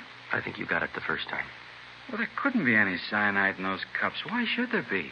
We think you can tell us that. But I can't. I don't know anything about this. I haven't any idea what you're talking about. Is this some kind of a gag? You know better than that. How about those checks, Buzz? Sir? The ones you forged your uncle's signature on. You need the money that bad? I didn't forge any checks. I was away on a camping trip. Dave and Willie were with me. They can tell you. You got in a row with your uncle. Maybe about that stolen car. Is that how it happened? It had nothing to do with it. I want to see Norma. I want to talk to Dave and Willie. They'll tell you. How about the man at the campus drugstore? Sir? The one you bought the cyanide from. You want to talk to him, too? Look, are you two fellas kidding me? This must be some kind of a gag, is it? Your aunt and uncle are missing. There's evidence of foul play. Now, does that sound like a joke? Well, how should I know where they are? I wasn't there. I want to talk to Norma. I want to see Dave and Willie. They'll tell you. Why don't we drive over and see him now? It's all right with us. Want to get your coat? Sure. Norma's the girl I'm engaged to. Dave and Willie are my best friends. They know everything about me. A couple of real nice guys. And so? Sure. Well, let's go, Ben. Yeah. Dave and Willie have been all through school with me. They can vouch for me. Yeah? Sure. You can take their word, too. We will. 5:50 p.m. We left the Apperson house, drove across town, and headed over the Arroyo Seco toward the home of the suspect's friend, Dave Killefer. 6:33 p.m. We took a right turn off the freeway, headed south for another mile, and finally pulled up in front of the Killefer home. Buzz Apperson's friend, Dave, met us at the front door. What's it all about, anyway, Buzz? What's the pitch? Well, that's what I want to know. Look, is this some kind of a gag you guys cooked up on me? We were on the trip, Buzz. I don't know anything about any gag. What's all this about your aunt and uncle? I don't know. That's what these officers want to find out. I'd like to have you tell us again, Dave. Was Buzz here with you on that camping trip? Sure, that's why we came over. Now, tell him about it, you know. All right, let's have it, Dave. Was he with you on that trip? These officers aren't kidding, Buzz. They want the truth. Well, tell him I was with you and Willie. We went to Big Bear. We're looking for your aunt and uncle. I'm not going to lie now. You didn't go to Big Bear with us. All right, Dave, thanks. Well, he's lying, officers. Who put you up to this stunt, Dave? They'll throw you in the jug for a gag like this. Who's behind it? You're the guy who said it was a gag. You told us to tell everybody you were up at Big Bear with Willie and me. How about leveling? What's it about? He's lying. What's it about? You've got nothing to hide. Have you? He's lying. You can tell that, can't you? Let's go talk to Willie. He'll tell you the truth. Joe? All right. Thank you, Dave. That's all. All right, Sergeant. Sure there isn't anything I can do? No, thanks just the same. Good night. Okay. Good night. Anybody could tell he was lying. Isn't that right, Sergeant? Well, he's your friend, Buzz. Why do you say that? Well, he was just plain lying, that's all. Couldn't you tell? No, I couldn't. How about you, Ben? Not me. Why would he lie, Buzz? You told us he was your pal. Some kind of a stupid gag they're pulling. The gang in the fraternity I belong to, Dave's one of them. They've done it before. I don't know why they're lying, but they are. Where's your friend Willie live? Sir? You said you wanted to drive over and have us talk to Willie? Oh, yeah. Where does he live? Look, would you mind very much? How's that? I got a terrible headache. Would you mind very much just driving around a while? I'd like to clear my head a little. I can't figure this thing out. All right. Why don't you roll down the window there, Buzz? Okay. Yeah. Air feels good. Sure is hot out tonight. Yeah, Been a pretty long summer, hasn't it? Yeah, it has. Say, I guess maybe we ought to forget about going over to Willie's place. He strings along with the rest. He'd probably lie, too. You said you wanted us to have a talk with him. Yeah, but I've been thinking about it. He'd only lie. It'd be better if we drove over to see Norma. That's the girl I'm engaged to. Yeah, that's what we understand. If anybody can give you a straight story, Norma can. She doesn't live far. Straight down the road here into San Marino. Yeah, we know. Oh. Sure would appreciate it if you'd drive over there. Okay. Norma can straighten this thing out. Swell girl. We're going to get married as soon as we can. Oh? Yeah. She saw me leave on that trip to Big Bear. She won't lie to you. Sure wish my aunt and uncle had left a note where they were going. All this trouble. You mind if I lay out a couple of things for you, Buzz? Now, what do you mean? When a police officer picks somebody up, he's got a good reason for it. Yeah, but Dave was lying, Sergeant. You know that. It's a lot more than what Dave had to say. Now, you've done something wrong. We don't know what exactly, but we've got an idea, and we're going to find out. You can't prove anything. I got that cyanide for the garden. We use it around the house for different things. You don't use it in coffee cups. What happened, boy? Where's your aunt and uncle? Next turn for Norma's house, up by the signal. Turn left. Yeah. Come on, Buzz. You know what happened. You're going to have to face it sooner or later. If it's not tonight, then tomorrow morning or tomorrow night or the night after. But I don't know what happened. The facts say you do, and they're not going to disappear. Now, you made the problem. It's going to stick out in front of you till you find an answer. How about it? Norma will know what to do. Wait till I talk to Norma. Why don't you stand up and face it, boy? Getting your girl mixed up in this isn't going to help. She'll know what to do. Can she find your aunt and uncle? Can she? How about the 3 checks? How about them? Can she explain those signatures that you forged? Maybe those fingerprints on the cyanide bottle. Can she help you out there? Now, look, Buzz, I believe you. You love the girl. Do you want her mixed up in all this? Here we are, Jim. Okay. That's the right house, isn't it? Yeah. Yeah, that's Norma's house. All right, what's it going to be? Do we go in? She'd cry. She'd only cry. Norma thinks a lot of me. Yeah? She's a swell girl. I don't want to have to tell her. She'd only cry. Yeah. I killed my aunt and uncle. 8 p.m. Buzz Apperson directed us to drive to San Pedro to the west basin of the Los Angeles harbor. We got out of the car and followed him to the end of one of the piers. He told us his story, and we put in a call to the office. Within half an hour, a fireboat and a barge were on the scene, and a diver was sent down into the water a few yards from the edge of the pier. We stood by and watched. Buzz Apperson, Ben, and I. I put quite a bit of cyanide in the coffee. I had to be sure. How'd you manage to get both of them in the car? I waited till way after dark, and then I dragged them out. Drove down to the end of the pier right here. Put the car in low. It went over, right where the diver went down, just this end of the barge. All right. There are those lines up there.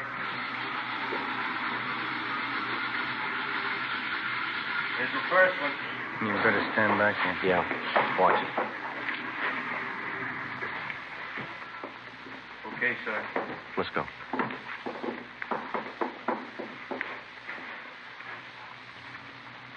Buzz? Yeah. My aunt. Only one thing missing, boy. Sir?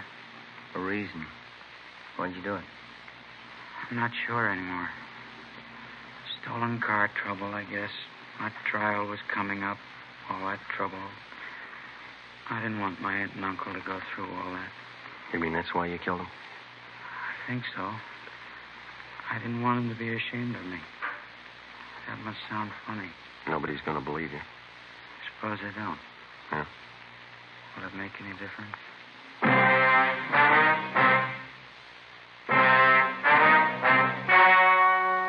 The story you have just heard was true. Only the names were changed to protect the innocent. On December 15th, trial was held in Superior Court, Department 92, City and County of Los Angeles, State of California. In a moment, the results of that trial.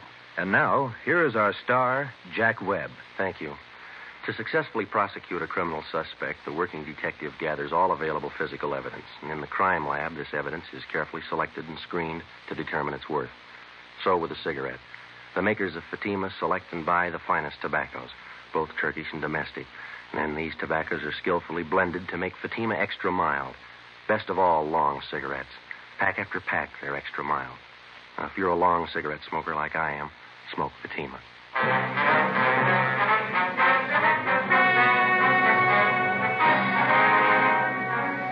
Frank Buzz Apperson was tried and convicted of murder in the first degree and sentenced to life imprisonment. He is now serving his term in the state penitentiary. You have just heard Dragnet, a series of authentic cases from official files. Technical advice for Dragnet comes from the Office of Chief of Police W.H. Parker, Los Angeles Police Department. Fatima Cigarettes, the best of all long cigarettes, has brought you Dragnet from Los Angeles. Coming up, Duffy's Tavern. Be sure to hear Theater Guild Sunday on NBC.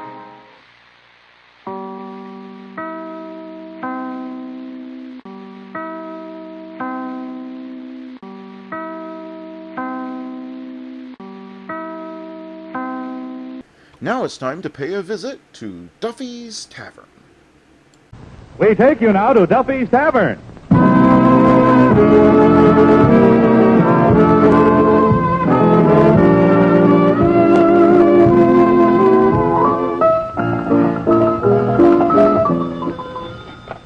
Hello, Duffy's Tavern, where the elite meet to eat. Archie the manager speaking. Duffy ain't here. Oh, hello, Duffy. Tonight, Jinx Borkenbike. Cover girl, swimmer, movie actress, tennis star.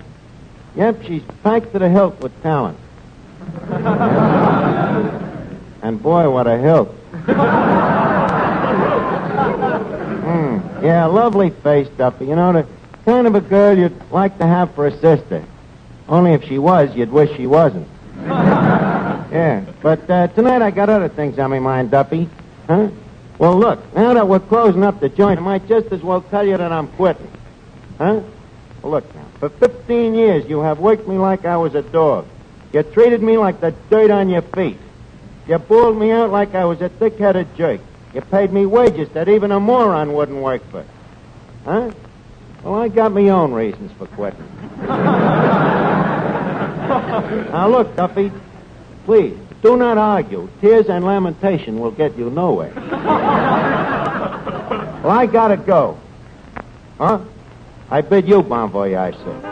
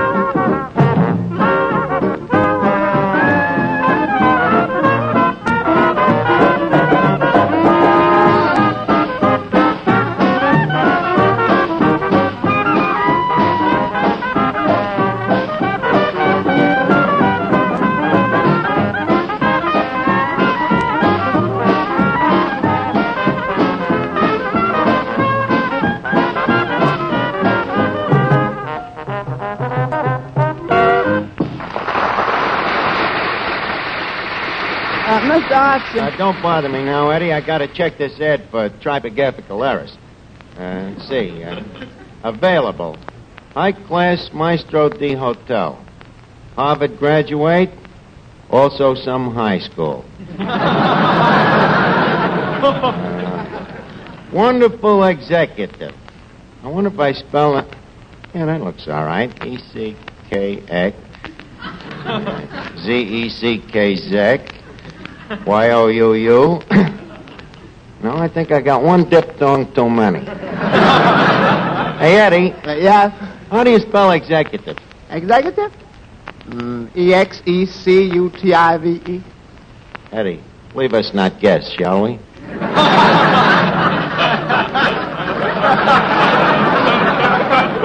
I'm sorry. But you really gonna leave this place, Mr. Archie? Yep, Eddie, the cast has died. I already told Duffy. And boy, what a relief, you know. For the first time in 15 years, I feel freedom coursing through me veins. Yes, sir, Eddie, when I leave this job, I'll be working on air. And living on it, too.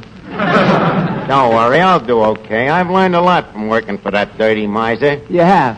Yes, sir. Next time a boss tells me I'll only have to work 80 hours a week, 6.5 days for $15, brother, I'll get it in writing.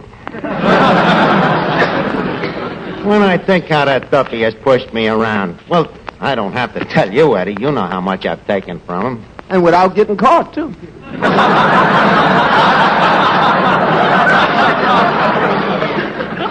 Mr. Archie, how you happen to come to work in this gastronomical Alcatraz in the first place? I was a dope, Eddie. I let that Duffy soft soap me into it. What a picture he painted. Archie, someday this place will be all yours. I ain't gonna live forever. Promises. Empty promises. He let you down, huh? Yep. How'd he suck you into coming here? Well, I was just an inexperienced country boy at the time, and when Mr. Duffy told me the hours and the pay, I thought it was a good job. Come on, Eddie, quit kidding. What keeps you here? Well, as a matter of fact, see, I kind of like this place. Huh? Yeah. Maybe I'm just a sucker for bright lights and the crunch of petrol. Yeah, I know how you feel, Eddie. There is certain things about this joint that does get under your skin. Yeah. Yeah? The soft swish of a customer being dragged through the sawdust. Yeah. The gentle rattle of teeth getting knocked out in a fight. Yeah. The gusty smacking of lips at the free lunch. Followed by the dull thud of falling bodies. Now, wait a minute, Eddie. Quit trying to nostalgize me. I see what you're trying to do. No, sir. My mind is made up. What? Hello, Finnegan. Yeah, it is. I was saying my mind is made up. What's the matter, Art? You sound sad. Yeah, Finnegan. You see, I ain't gonna be here much longer. You ain't gonna be... Go on, Art. You'll live to dance at my funeral. Finnegan, I ain't talking about riggering me mortis. Oh. I'm talking about quitting me job. Oh, is that so? Art, I don't want to shame a girl, but if there's going to be a vacancy, I wonder if Duffy would consider Finnegan, me. There is an old maximum. You can't fill a vacancy with a vacancy. You know, there's a lot to learn before you can manage a joint like this. So what? I learned very fast. Well, if you learn very fast, how come you don't know nothing? Well, easy come, easy go. Easy go. Another exciting tale of escape is up next.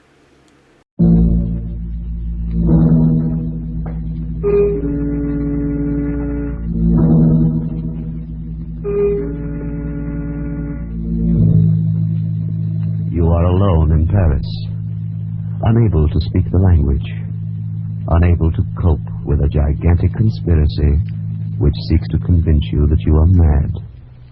And you know you are the victim of a plot from which there is no escape.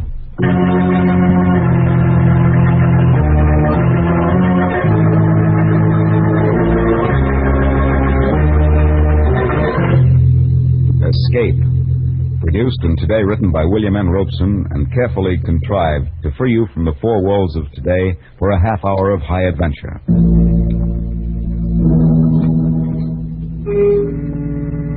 Today we escape to Paris at the time of the Great Paris Exposition and one of the recurring legends of the 20th century in Alexander Wilcott's version of the story of the Vanishing Lady.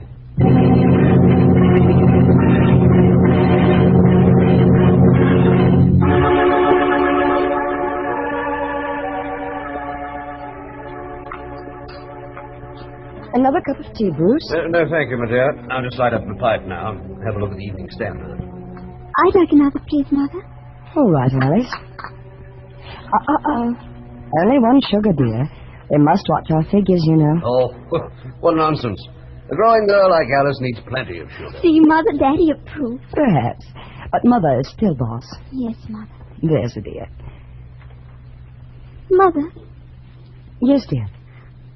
I've been thinking.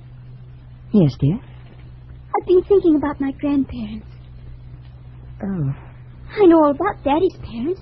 How Grandfather Stanley commanded a dreadnought at the Battle of Jutland. It was not a dreadnought, Alice. It was a heavy cruiser. Yes, heavy cruiser. He got the VC, and how Grandmother Stanley was a volunteer nurse at Westall Arch when the Zeppelins came over. And I know about your father, too, and how he died in India from his wounds, and how gallant he was at the Khyber Pass. But, Mother... Yes, dear. You've never told me anything about Grandmother Winship. Haven't I? No, and I'd like to know something. Bruce. The child's 16. I think it's time she knew. But, Bruce... But you'd probably feel better to get it off your chest. What, Mother? What is it? Well, my dear, I've never talked about your grandmother because I've always half believed that someday, somehow, she'd come down our garden walk and... I know it sounds silly... and explain where she's been for the last 20 years. Why? What happened to her? I don't know, and I don't suppose I ever will. Cynthia, darling, if it's going to upset No, you... Bruce, you're quite right. It would be best to get it off my chest, as you put it. As you know, Alice, I was born and brought up in India. And I was about your age when my father was killed in the Khyber campaign. Mother decided to leave India for good and return to her old home in Warwickshire. However, since it was necessary for her to go to Paris to attend to some details of my father's estate, she decided we should leave the P&O boat in Marseille and proceed by train. You may imagine the timidity with which we two unescorted ladies traveled across France, without the slightest knowledge of the language, and without indeed assurance we could find a hotel room in Paris, though we had telegraphed for reservations from Marseille. You see, the Great Paris Exposition had just opened, and the city was jammed with visitors from all over the world. You may imagine our relief when we arrived at the Grand Hotel Universel and heard the clerk speak in quite understandable English. Winship, welcome, welcome. You will please to sign the register here. You have our reservation. Oh, indeed, yes. Or most fortunate, madame, that you telegraphed. Or most fortunate, madame, that you telegraphed. I reserved for you the last room in the house. Oh, I'm so relieved. Here, Cynthia. You may as well learn now to sign a register for yourself. Oh, yes, Mama. Where do I write? There, in that line. Oh, yes, I see. Voila. You are fatigué from your journey, no? I shall have the boy show you to your rooms at once. Chasseur! Chasseur! Oui, monsieur. L'appartement 6042 pour madame et mademoiselle Winship, tout de suite. Bien, monsieur. This is your baggage, madame? Yes, these six. Là, voilà le bagage. Il y a 6 pièces. Entendu. You best carry the little one with the medicine in it. Yes, Mama. Thank you. I'll take that one. The little red one? Très bien. This way, ladies. Keep your eye on that porter, Cynthia. I don't trust this Frenchman. Oh, Mama. I don't think he'll make off with our things. Here's the lift. Troisième étage. Troisième. I do wish we could have gone straight on to Southampton. But you'd only have had to come back across the channel to see the solicitor, Mama. We really saved time this way. I suppose, I wish we hadn't come to Paris at all. Such a sinister place. Oh, Mama. Voilà, le troisième. This way, ladies, to the right. Attendez. Très bien. 338, 343, 340... Oh, voilà. Entrez, ladies. Thank you. Oh, what a lovely big room. And look, Mama. French windows. Oh, and the park out there. And that square with the statue. The ladies... No, thank you. Yeah. Merci. Oh, thank you, those ladies. beautiful, beautiful bridges. Oh, Mama, it's like something out of a book. Yes, my dear. That's the trouble with Paris. It's so attractive. but underneath it's evil. Oh, and Mama, the furniture, the gilt clock, and this lovely marble-top table. Oh, Mama, everything is so French. I'll be very glad to be on my way to where everything's English by this time tomorrow. Now, come away from that window and help me get into something comfortable. Yes, dear. Yes, Mama, of course. I don't know when I've been so tired. I just can't seem to catch my... Mama. Mama, what's the matter? Mama, speak to me. Here, I'll get you up into bed. There. Now let me loosen your corset. Here, Mama, here are the smelling salts. Breathe deeply, darling. Mama. The telephone. I've got to get a doctor. Hello, operator. Will you please send the doctor up to room number... let me see. Number 342. Pardon? Qu'est-ce que mademoiselle désire? Will you please send a doctor to room number 342? Je ne comprends pas. Qu'est-ce que mademoiselle A doctor, please. Ah, oui, un docteur. Oui, mademoiselle, tout de suite. While I waited for the doctor, I did everything I could think of to bring my mother back to consciousness. I massaged her fingers and toes. I put wet cloths on her forehead. I waved the smelling salts under her nose. But she lay silent and white and unmoving, like one dead. Only the quick, shallow movement of her breast assured me she was not. And all the time another anxiety possessed me. What if this doctor could not speak English? How should I tell him the circumstances of Mother's unexpected fainting? How should I understand his instructions for treatment? I'm sure it was not long, although it seemed like an eternity before he arrived, accompanied by the manager of the hotel. And to my great relief, they both spoke English. The doctor felt Mother's pulse, took her temperature, and did the usual things that doctors do. And then he turned to the tail-coated hotel manager. La jeune femme parle-t-elle français? Pas un mot. Vous en êtes sûr? Tout à fait. Alors, je peux parler à mon aise. Monsieur, ceci, c'est une affaire très sérieuse. N'ayez pas l'air alarmé lorsque je vous mets au courant. Cette femme est atteinte de la peste. La peste? Elle n'a qu'une heure à vivre. Je n'ai pas besoin de vous dire que si ceci se connaît, votre hôtel perdra tous ses clients. Et mon Dieu, pas seulement l'hôtel. While they talked in this language I couldn't understand, I looked from one face to the other, trying to read from their expressions how serious my mother's illness was. But they were as casual as though they were ordering dinner. And finally I could stand it no longer. Oh, you must tell me. What is the matter with her? Mademoiselle, your mother is ill, yes. Seriously ill. It is a collapse, due perhaps to the strain of traveling. However, a week or two of absolute rest will work wonders. A week or two? Well, we were to go on to England tomorrow. That would be out of the question, mademoiselle. She cannot be moved for at least several days. Right now, she must have complete rest. The next 24 hours will be critical. Oh, Mama. Poor Mama. Oh, no, mademoiselle, you must not break down, too. I need your help. Yes, doctor.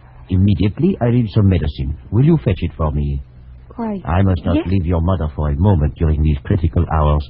Here, I will write down this address and a little message to my wife. Your wife? Yes. I have the medicine already prepared at home. It will be faster to go there for it than to a pharmacy. There are very few chemists who have the ingredient. But couldn't you telephone? Hélas, I have no telephone. A messenger, perhaps. Mademoiselle does not know Paris en fête. With the exposition opening, nowhere can you find a reliable messenger. They're all selling souvenirs. But, Oh, no, mademoiselle. You will accomplish here and more rapidly yourself. Here is the address. 24 bis Rue Val-de-Grâce. And here is the message to give to my wife. But I don't know Paris at all. I'm a total stranger here. I am sure the manager here will give the necessary instructions to the cabby. Indeed, I will. Now, if mademoiselle is ready... Before I quite knew what was happening, I was seated in a rickety taxicab outside the hotel with the doctor's message clutched in my hand, while the hotel manager gave valuable directions to the cabby. En plus, vous toucherez un pourboire assez grand pour remplacer cette vieille bagnole avec une belle voiture. Allez au petit part. Prenez la piste la plus circuiteuse et surtout, ne soyez pas de retour en moins de 2 heures. Entendu? Entendu. Bon. It is arranged, mademoiselle. Jacques is one of our most trusted cabbies. He will get you to the doctor's house and back in safety. Oh, thank you so much, sir. And you will look after Mother, won't you? Indeed, I will. Of that, you may be sure.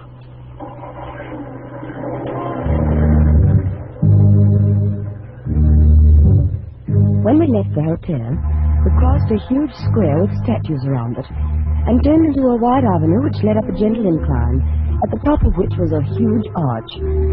But before long, we turned off to the right into narrower streets.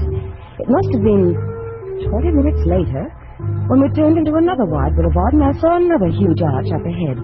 Or was it the same arch? Driver! Mademoiselle! Haven't we passed that arch before? Regardez, mademoiselle, voici l'Arc de Triomphe, là-bas la tour Eiffel. Driver, I don't want a sightseeing tour. I want to go to this address directly. Don't you understand?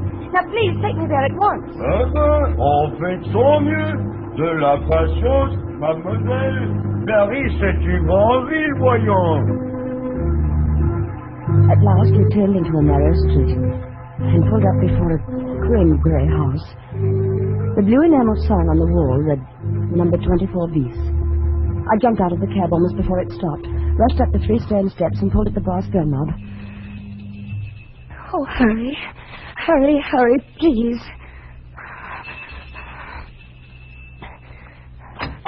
Oui? Oh, the doctor sent me for some medicine. Here, read this, please. Retenez cette jeune femme aussi longtemps possible. C'est de la plus grande importance pour l'avenir de Paris et même de la France.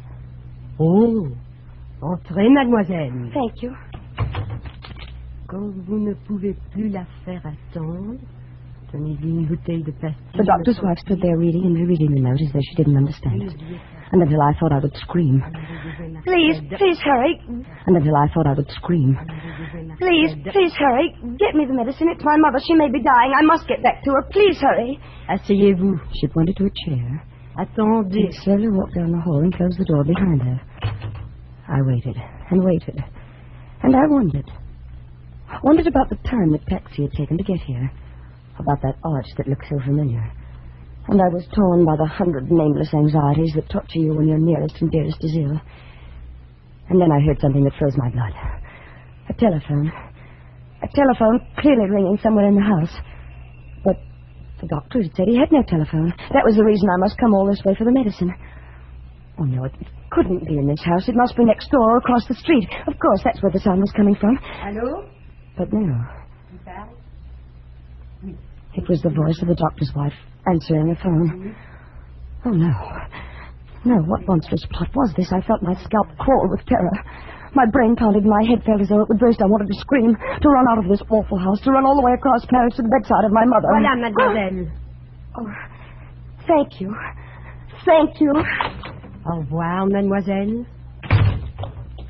Now, driver, please, please, in the name of your own mother, hurry back to the hotel as fast as possible, please. Ah oui, on fait de son mieux, mademoiselle. Voyons.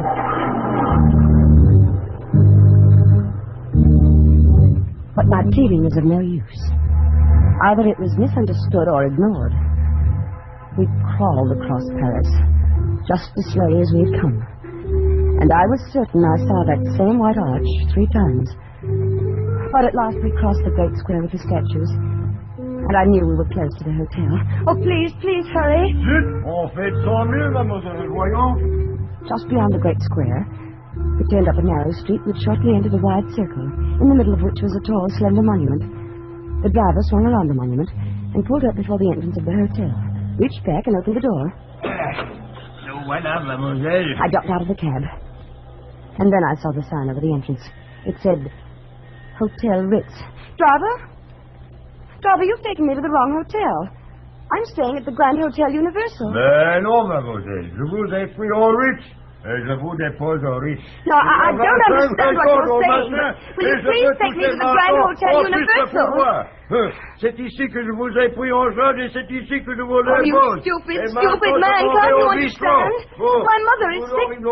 You've taken more than 2 hours to get me to the doctor's house and back. Can't you understand? My mother is sick, perhaps dying. Les affaires de mademoiselle ne me regardent pas. I looked around me. A small group of passers-by stopped and were listening curiously to the argument.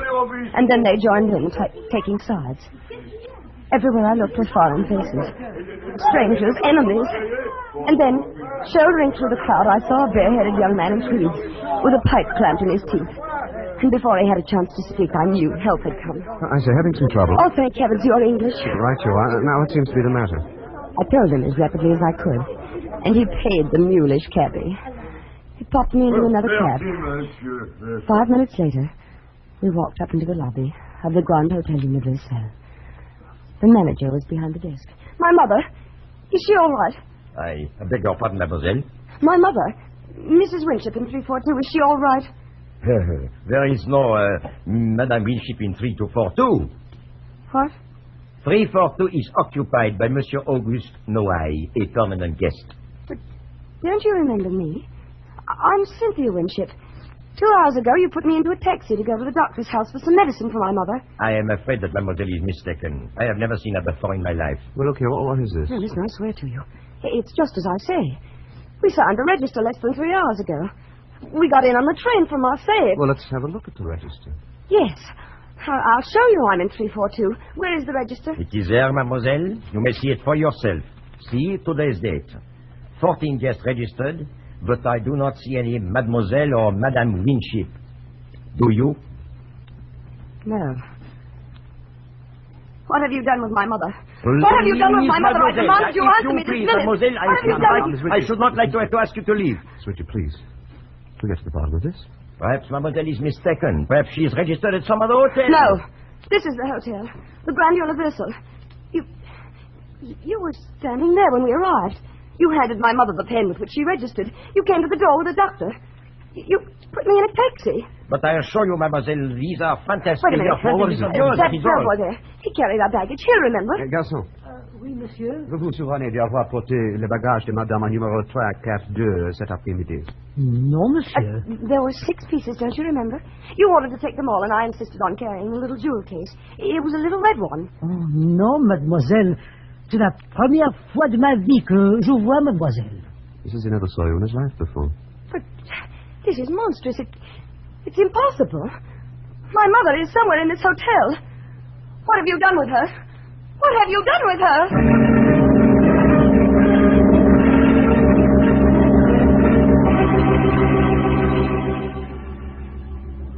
Feeling better now, Miss Winship? A little, thank you. Care for something else? No, thank you. Another cup of tea, perhaps. Certainly. Garçon? Monsieur? Une tasse de thé pour mademoiselle. Tout de suite, monsieur. I don't know how to thank you, Mr.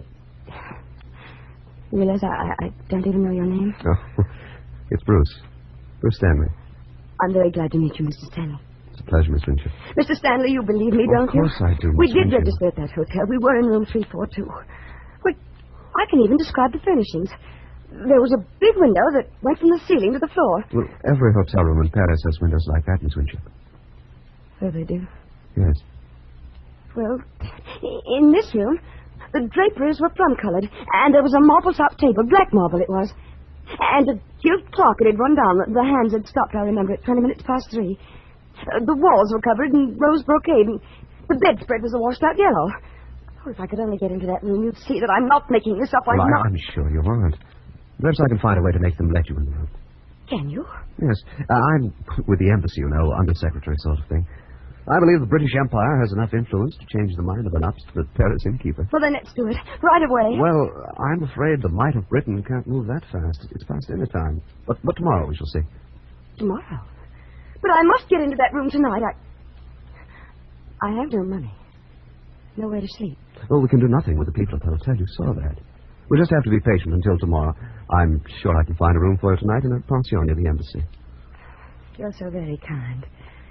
How can I ever thank you, Mr. Stanley? Well, you might begin by calling me Bruce. Thank you. Calling me Bruce? Thank you, Bruce. Thank you, Cynthia. Oh.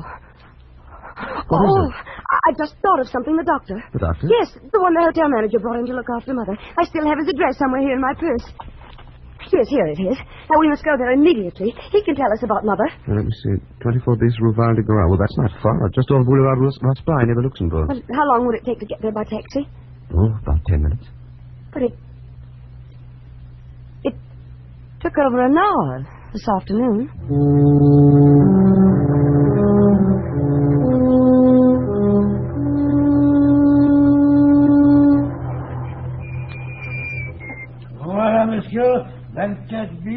Val-de-Grâce. So here we are. Yes, this is the place. Attendez, mon vieux. À travers, monsieur. The house is dark. Well, it's quite late. Well, I don't care. We've got to find out tonight.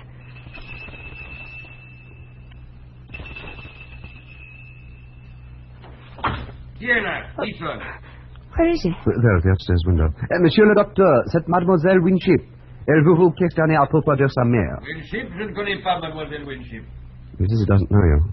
But he must. He must. Doctor, don't you remember this afternoon? You sent me here to your house for medicine for my mother. Je ne comprends pas l'anglais.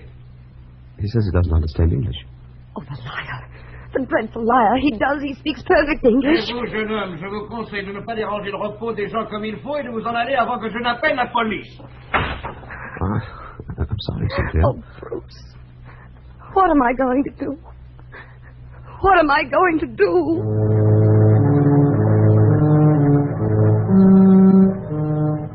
If it hadn't been for Bruce, I'm certain I should have gone out of my mind. He found a room for me at a pension near the embassy, where I spent a sleepless night of anxiety, almost beyond endurance.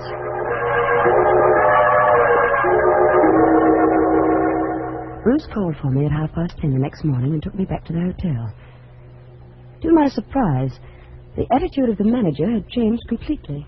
But of course, mademoiselle may inspect room 342. We are only too glad to convince mademoiselle that her mother is not and never was in the Grand Hotel Universel. Why, I personally will escort you to the room. This way, please, to the ascenseur. Oh, Bruce, that terrible man. That horrible, Cynthia, horrible... Cynthia, don't let him upset you. Monsieur, au troisième. Troisième. Now, remember what I told you last night, Bruce. You'll see. Plum-colored draperies, black marble-top table, rose walls, and a gilt clock with hands stopped at 20 minutes past 3. You'll see. Yes, Cynthia. Voilà, le troisième. This way, please. It was room 342 that you wished to see, mademoiselle? Yes, that's right. Third door to the right. Parfait. You see, Bruce? I know where it is. Yes, my dear. There we are. Voila. Enter, please. Now, Bruce, you'll see. The yellow bedspread... Oh. Not quite the room you just described in the elevator, mademoiselle. The drapes are royal blue. No. A little dusty, I fear. I must have this room renovated. You see, there is no marble-top table. No. The clock, as you notice, is running. And right on time, it seems. And the walls are not rose bouquet, but yellow-flowered wallpaper. No. Now, my dear mademoiselle, you see how thoroughly mistaken you are. No.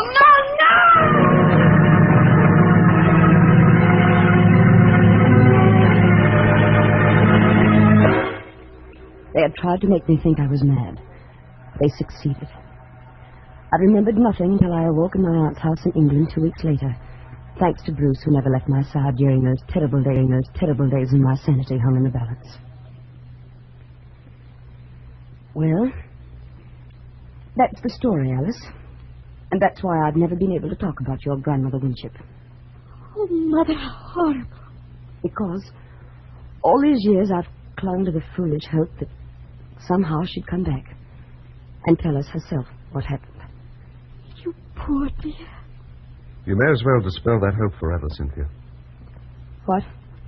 Since you at last brought yourself to discuss your mother's disappearance, I think it's time you knew the true facts. Bruce. Your mother died 20 minutes after you left the hotel on that fool's errand for the doctor. Oh, no. She died of the bubonic plague. She had caught it in India before she sailed. The doctor recognized the symptoms the moment he examined her. He told the hotel manager in French in your presence. They agreed that the matter must be kept completely secret.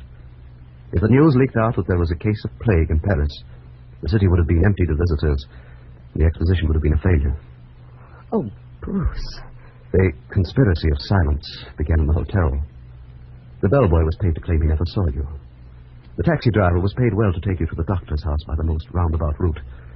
The note to the doctor's wife advised her to detain you as long as she could. The taxi driver added his own imaginative touch by returning you to the Ritz instead of the Universal. I shudder to think what might have happened if I hadn't come through the Place Vendôme just then. But you didn't know? Not then. When did you find out? Next morning. By then, the conspiracy had grown to international proportions. The embassy had been advised. If the exposition was a failure, the franc would fall and the pound sterling would be affected, that sort of thing. I knew when we went back to the hotel you would not find your plum drapes and rose-colored walls and black marble-top table. And you let me go through with it? What could I do? I was acting under orders. I knew that the hotel had completely fumigated and redecorated the room overnight, and everything was in readiness to repudiate your story. I had to let the last act of the dreadful farce play to its dreadful end. What did they do with my mother? Her body was removed from the room less than 30 minutes after you left it. It immediately burned. Why? Why didn't you tell me all this years ago? Why did you let me go on all this time? This is the first time you've ever mentioned your mother since then, my dear. Alice?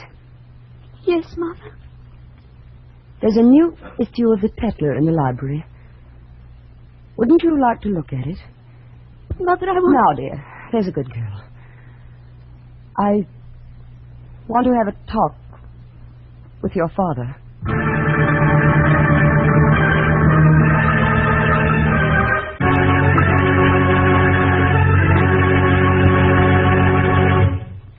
Escape, produced by William N. Robeson and directed by Norman MacDonald, has brought you The Vanishing Lady by Alexander Woollcott, freely adapted for radio by Mr. Robeson. The part of Cynthia was played by Joan Banks. Bruce was played by Hy Averback. The hotel manager and driver by Ramsey Hill. Musical score was conceived by Cy Fewer with Eddie Dunstetter at the console. Next week... You are deathly afraid of snakes. And between you and a fortune, between you and escape, you're on the white jaws of a deadly cottonmouth.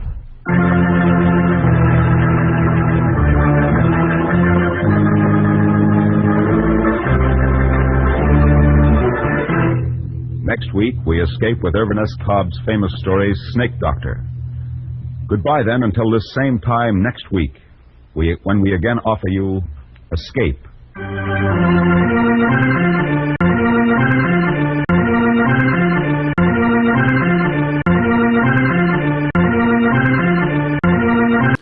Now let's see what Fibber, Magee, and Molly are up to. The Johnson Wax Program with Fibber, Magee, and Molly.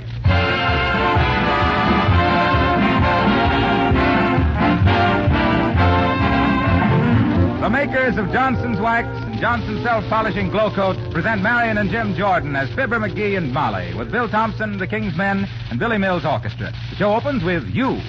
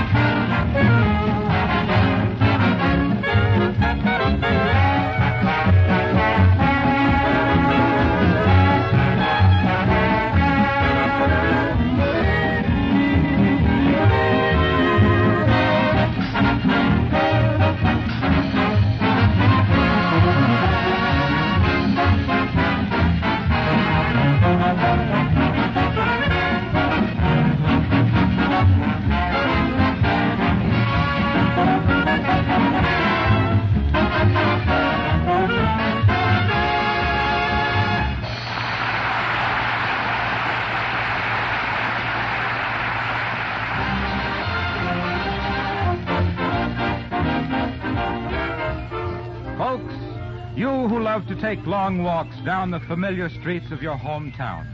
You who like to meet and pass the time of day with the neighbors. You who know the sweet loveliness of a day in June.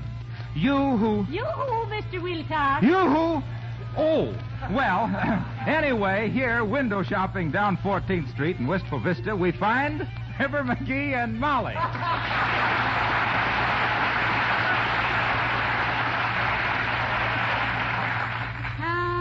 Isn't it lovely out today, Magee? Yes, sure it is. What is so rare as a day in June? 31 days in September. Yes, but I always thought... Fibber! Hi, Bud. Hey, Molly, how does this straw hat look on me? Well, not bad, Magee. But what are those two big holes on the sides for?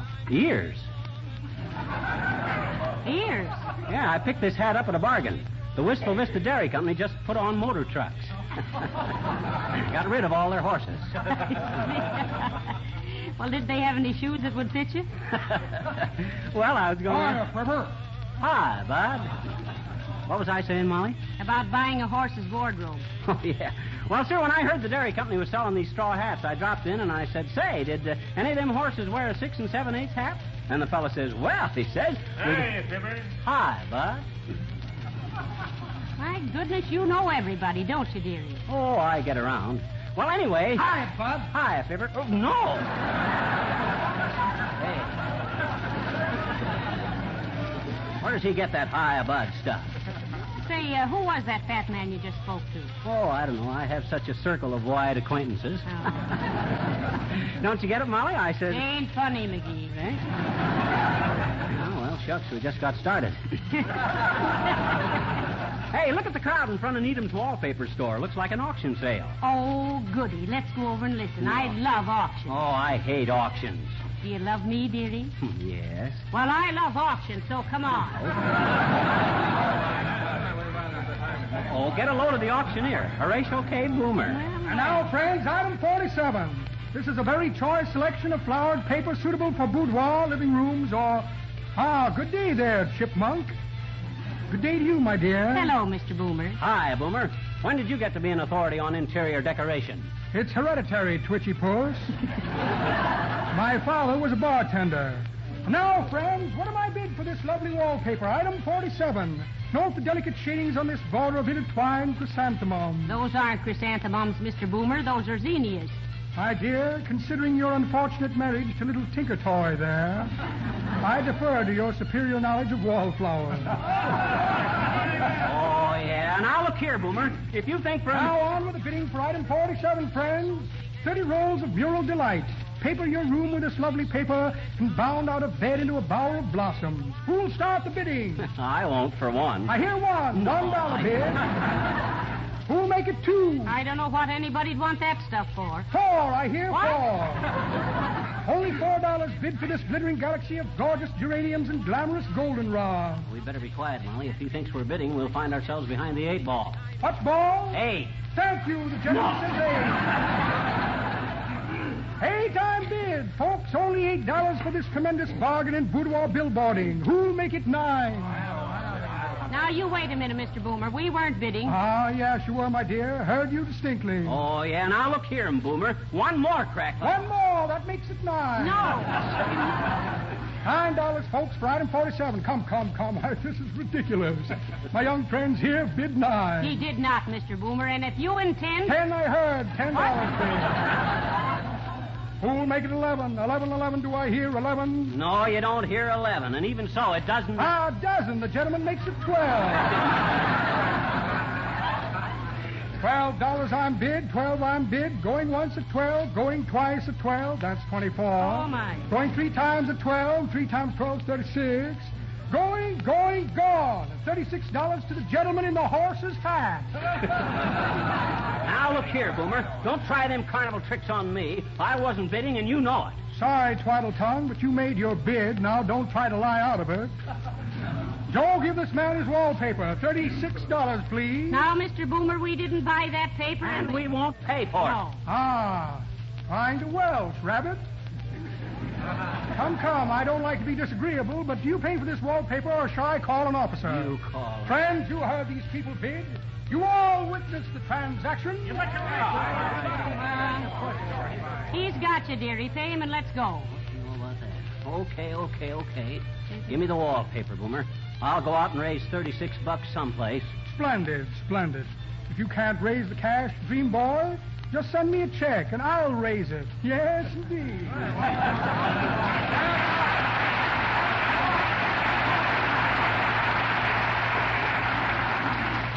wallpaper here to paper our whole block, that dirty crook. Hey, take hold of my arm, Molly. I can't see over this stack of wallpaper. All right, dearie, right this way.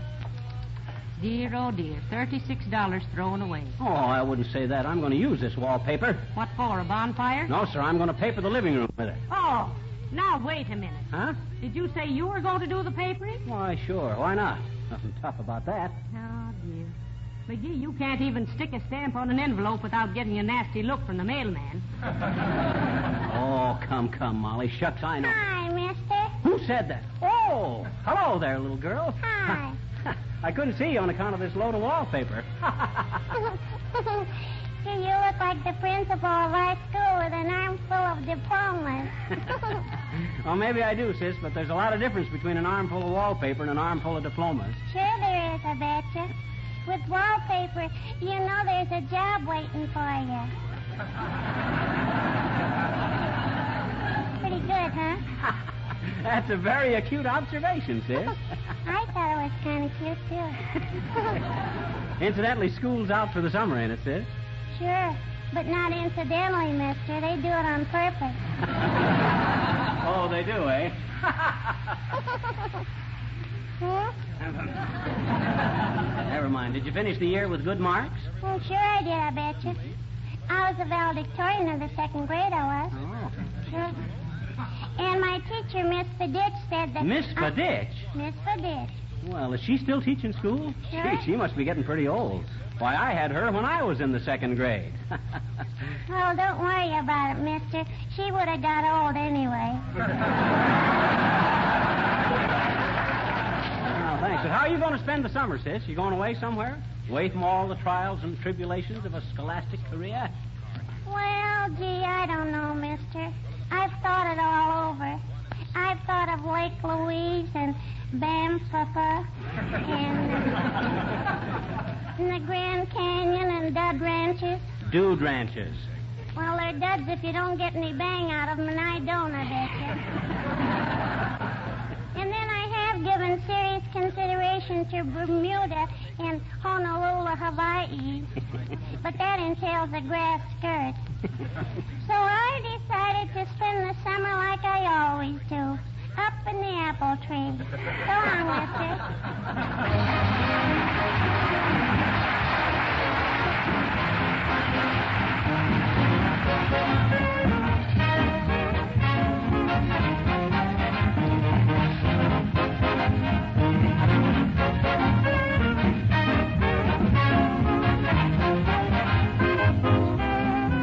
Last weekend, I had my car out on the highways, headed for a pleasant time in the country, and so did nearly everybody else. Isn't it amazing how a sunny day in June brings out all the cars in town? You know, there's one thing I noticed. Some of these cars seem to hold their heads higher than others, carry their families more proudly down the road. And no wonder. They were all shined up for the occasion with Johnson's Car New. You could almost hear those cars saying, your car looks like new when you use Car New.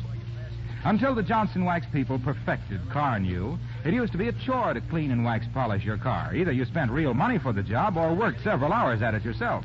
Well, with Car New, you do these two jobs at the same time. Both clean and wax polish in one easy operation, in half the time it used to take. And you won't believe what a beautiful showroom shine you get until you try Car New on your own car. Do it now and be ready to join the parade this weekend with a car your family can be proud of. Ask for Johnson's Car New from your regular wax dealer, auto supply store, or filling station. Car New costs very little.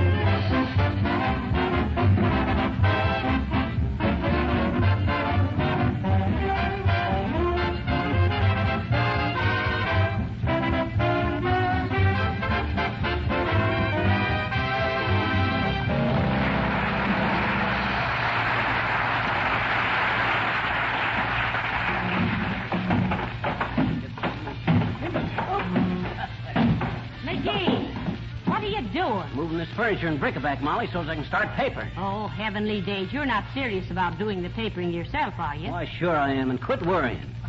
As the horse says, when the cowboy buckled the strap around his belly, this is going to be a cinch. Oh. Here, take this portrait of Uncle Dennis, will you? But McGee, now. Hey, by the way, you ever notice they got the picture wire fastened to the wrong side of that picture of Uncle Dennis? They've no such a thing. If the wire was on the other side, Uncle Dennis would face the wall. That's what I meant. Come in. Hello, Johnny. Hello, daughter. Just thought I'd stop in, pass the time of day. Okay, pass it. 2:15 p.m. Thank you. That's okay, daughter. Hey, what you doing, Johnny? You want to paper this room, old-timer? Know anything about it? Well, to hear him talk, Mr. Oldtimer, he's a paste master at it. Paste master, eh? Yes. That's a play on words, ain't it?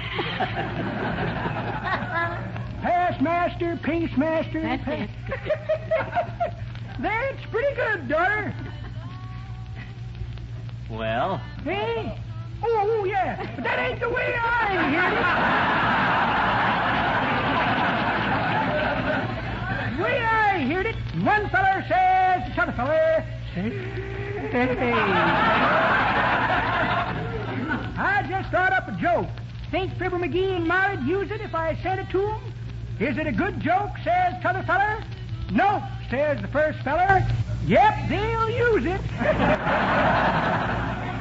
Say, speaking of wallpaper, you kids know the wallpaper song? Wallpaper song? Sure. South of the border,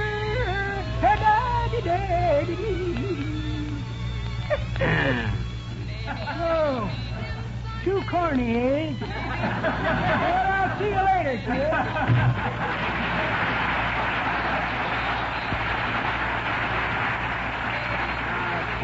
Oh, yeah. Help me move this davenport out from the wall, will you, Molly? Now, look here, Magee. Stop this nonsense. If you insist on doing the papering yourself, why don't you get somebody else to do it instead? Go on. I can do it as good as nobody. You just watch and see. Dearie, if you had as much ability as you've got confidence, you'd go a long way. And maybe it'd be a good thing. Hey, I know what I forgot. I need another ladder. I'll call Gildersleeve and see if I can borrow the loan of his. Oh, do call. Hello, operator. Give me the residence of Throckmorton P. Gildersleeve. Oh, is that you, Mert? Oh. How's every little thing, Mert?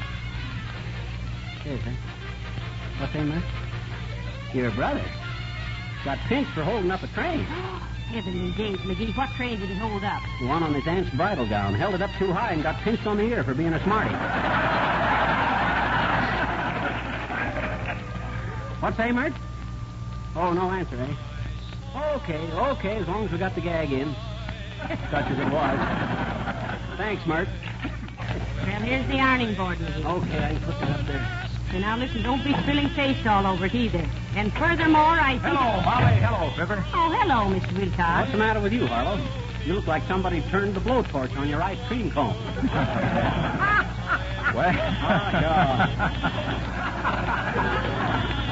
Well, I've got a problem, folks. I have a friend who works in New York and lives over in Jersey. And I've wanted to sell him some Johnson's car new for a long time, so I told him to listen to me on this program tonight. Listen to you? Sure, who else?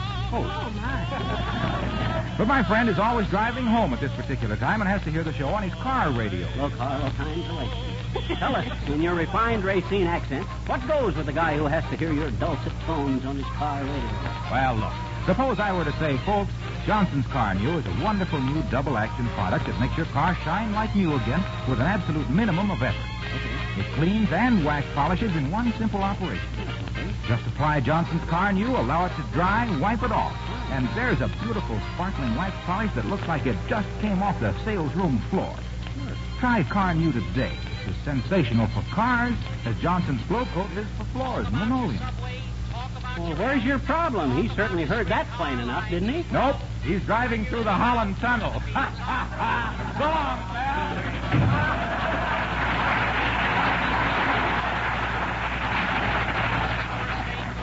You know, Magee, and I hate to say this, but sometimes I suspect Mr. Wilcox is just inventing excuses to talk about Johnson's product.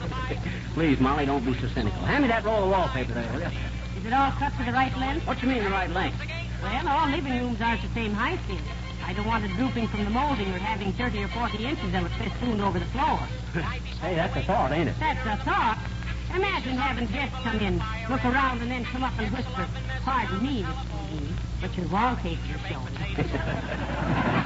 Well, we'll worry about that later. I got to put the ceiling piece up first. What's that big hole for, McGee? That's for the chandelier to go through. The chandelier side. What? Now, you hold the davenport, Molly, while I climb up. Now, when I reach this end up to the ceiling, you tell me how far over here. Look out, McGee, the davenport is tipping. McGee, where are you? I'm hanging on to the chandelier. You come right down before you break a bulb. Oh, don't worry. Don't worry about me. I can hang on here indefinitely. Used to do this on the trapeze in vaudeville. Ever hear of an act called William? That was me. William? Sure. Double Bill McGee, I was known as in there. Oh, my. Double Bill McGee, the dashing, debonair daredevil, defying death daily with dizzy and difficult demonstrations of dazzling dexterity, dauntlessly dangling from dawn to dark and dumbfounding dimpled damsels and their ding-dong daddies with my dilly-dipsy-doodle double drop, decorated by dukes and duchesses for my delightful disregard of danger while doing my dive to the roll of the drum. But look out below, Molly, here I come.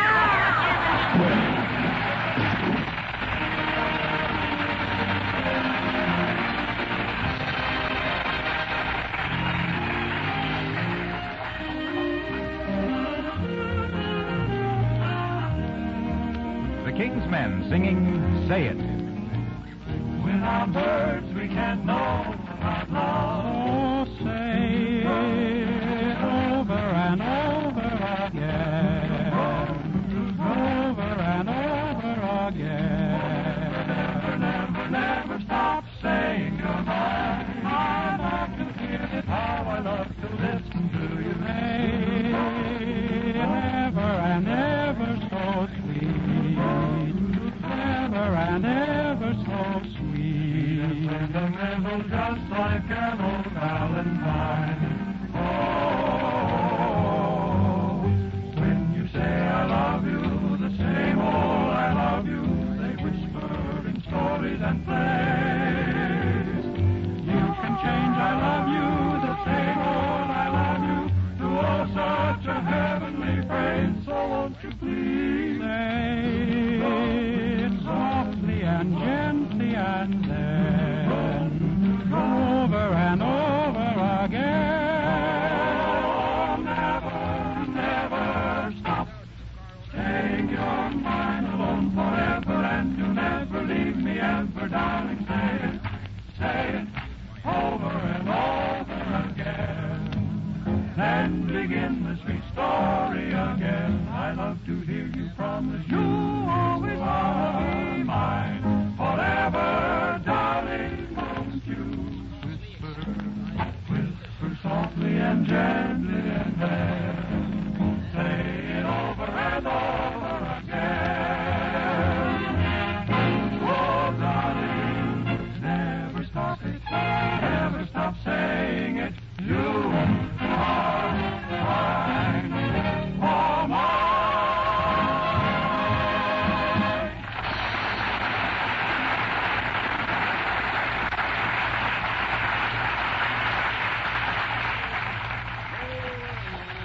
Now, look, Molly, you better drop some bed sheets over all the furniture. This wallpaper face gets kind of indiscriminate. Maybe you'd like to have me take the walls down and lay them on the floor for you. Would that help? Well, it'd make it a lot... Now you're joshing me. Come on, Molly. I'm anxious to get started. This job is just... Oh, Dad read it. Come in. Oh, Mrs. Uppington. Yes, how do you do, my dear? And Mr. McGee? Ooh, hi, Abbott. What, may I ask, are you... Oh, wallpaper. Yeah. Are you expecting the decorator? Well, McGee's the decorator, he says. He's going to pay for this room himself, Mrs. Uppington. Really? Yeah. Isn't it amazing what is being taught in public schools nowadays? Hey, what do you think of the wallpaper, Uppy? It'll be much prettier after it's hung, I hope. You like it, Mrs. Uppington? Well, frankly, Mrs. McGee, I think hanging is too good for it. Well, now, after all... Uppy, as the hostess says when she found the guest under the piano the day after the party, I think that one was uncalled for.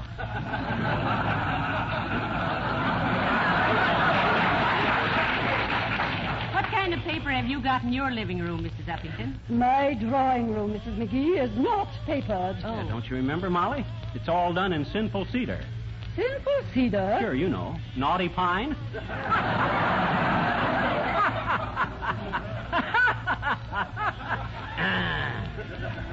So you don't like our choice of wallpaper, eh, Uppy? Mr. McGee, anyone who would be so indiscriminating as to purchase such an important item as wallpaper at a cheap, common sidewalk auction sale is... Now, hold on there, Ginny. Wait a minute. How'd you know we got this stuff at auction? Because, Mr. McGee, I just purchased the same pattern there myself. Oh. Yes, and the scoundrel who sold it to me assured me that I had it exclusively north of 14th Street and west of the railroad track. Oh, May, what did I say? Oh, May, goodbye.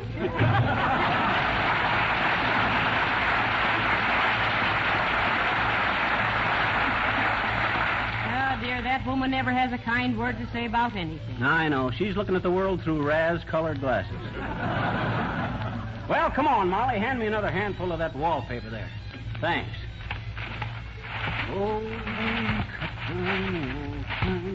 No.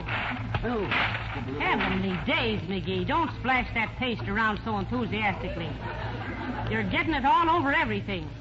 Oh, it'll wash off. There. That's pretty good, eh? It's beautiful, except for one thing. What's that? It's upside down.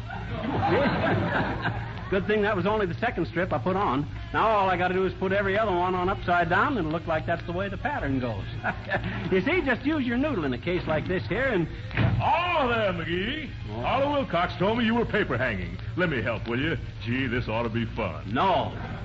I'm sorry, Throckmorton, but I'm afraid you don't... You're a hard man, McGee. I am not a hard man. Here, grab a brush, you big ninny. Get busy. Well, all right. Oh, boy, I've always wanted to do this.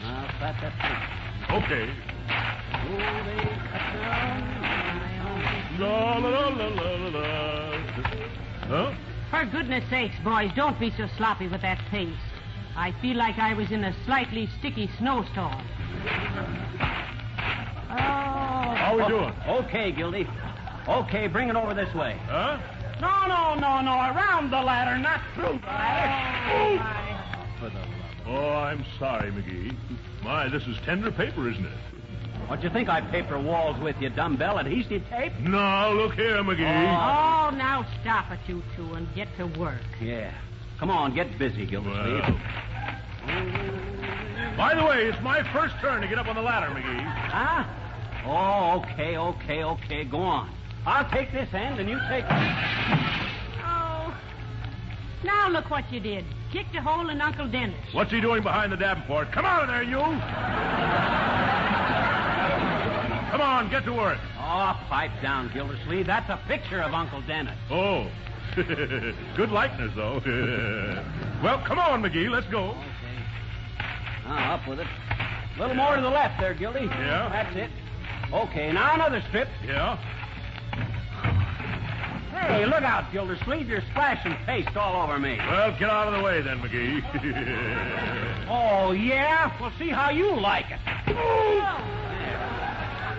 How you like the taste of that? Tastes like that spaghetti you made last week, McGee, only more flavor. Here you are. Try some of this yourself. Oh, yeah, why you... Oh, wait a minute, you. Here, have some. Here. Give me one of those brushes. I might as well get the fun out of this, too. Oh, wait a minute, McGee. Hey, cut it out. Now, just a minute, Mr. McGee. I'm about out. Who against one? That ain't fair. Hey, Fibber, Molly. Huh? You'll have to hurry. Your time's about up. You mean we ain't got time to finish the show? That's right. Well, thank goodness. I wondered how we were going to get out of this mess. Play, Billy.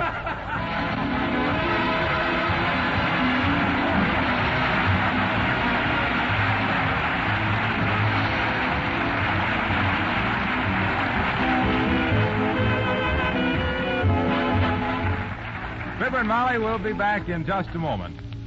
Last year, the New York and San Francisco World's Fairs drew millions of visitors. This year, they're out to break last year's records, both in attendance and entertainment. If you attend the New York Fair, you should certainly spend some time in the fascinating town of tomorrow. The 15 model homes here are filled with inspirations of home building, home decoration, and home furnishing. Now, do you know how the floors, furniture, and woodwork of every one of these homes are protected and beautified? You've guessed it, with Johnson wax polishes exclusively. Genuine Johnson's wax on floors, furniture, woodwork, paneling. Johnson's self-polishing glow coat on kitchen linoleum, rubber and asphalt tile floors. Johnson's cream wax on furniture polish, on furniture and tabletops. Even Johnson's car new on the new cars displayed on the grounds. Johnson's wax polishes protect the floor and wood surfaces of the great majority of all World's Fair buildings and exhibits. So you see, you can't go wrong yourself when you insist upon Johnson wax polishes for your own home.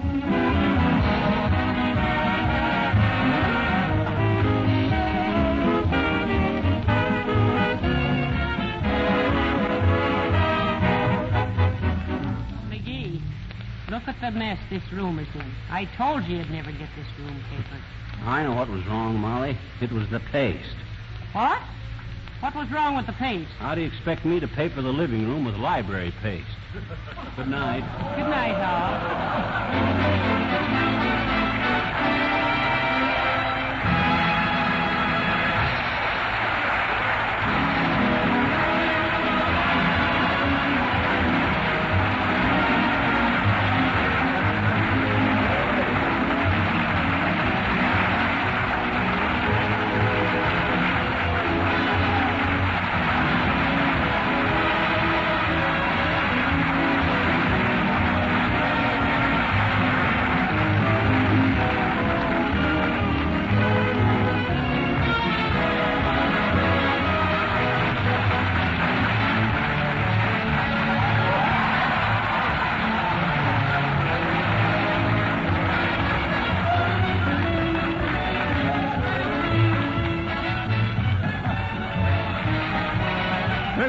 Wilcox, speaking for the makers of Johnson's Wax, Johnson's Self-Polishing Glow Coat, inviting you all to join us again next Tuesday night. Good night. And this is the National Broadcasting Company.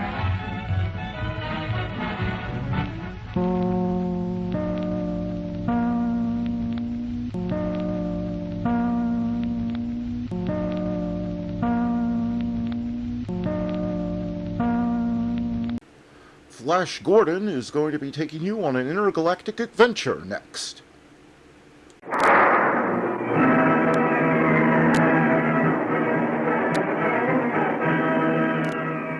Presenting the amazing interplanetary adventures of Flash Gordon.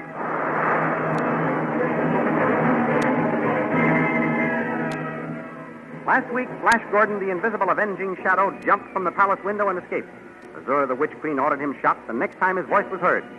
Back at the herdsman's cottage, Zarkov persuaded Dale that it was useless to follow Flash into the enemy territory, and the two settled down to wait for his return. At the palace, the wizard Tall hit upon the brilliant idea of cutting off Flash's supply of magic invisibility, thus forcing him to appear again. Then he set out at the head of a company of soldiers to locate and capture Zarkov. While this was going on, Flash discovered the cell in which they had placed Khan, the Hawkman. Still invisible, Flash snatched the flame rifle from an unsuspecting guard, and with it melted the lock on the cell door and freed his friend Khan. Just as they were about to make their escape, Khan saw Flash Gordon's hands appearing. At that moment, the Witch Queen Azura arrived with a company of soldiers. While Khan held them off with the flame rifle, Flash seized Azura and dragged her struggling and screaming down the corridor. These thrilling adventures come to you as they are pictured each Sunday in the Comic Weekly, the world's greatest pictorial supplement of humor and adventure. The big full-page Comic Weekly, each page printed in full colors, is distributed everywhere as an integral part of your Hearst Sunday newspaper.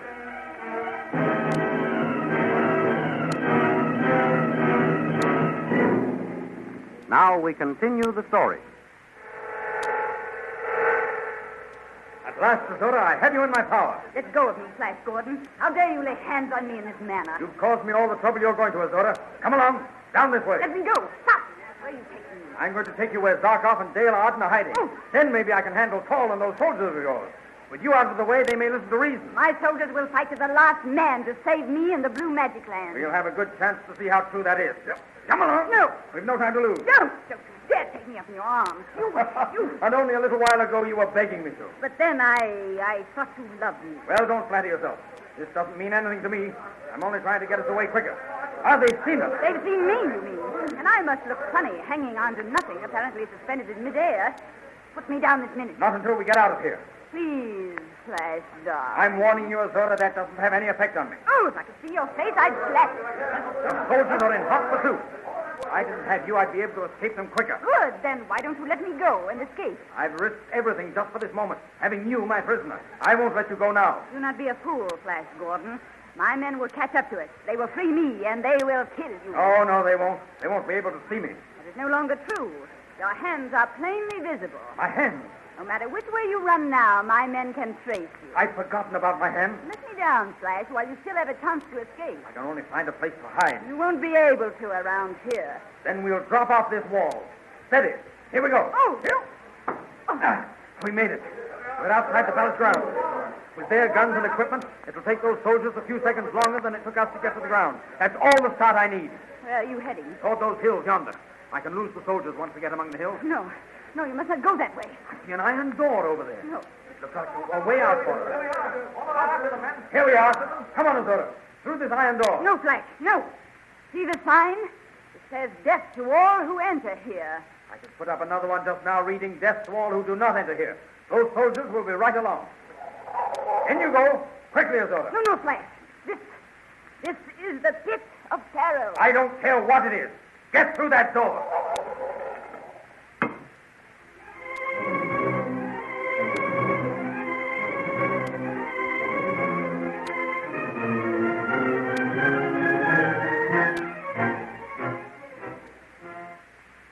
Back in the forest, Dr. Zarkov and Dale continue to pile up a supply of firewood. Watch out, Dale. Here she goes.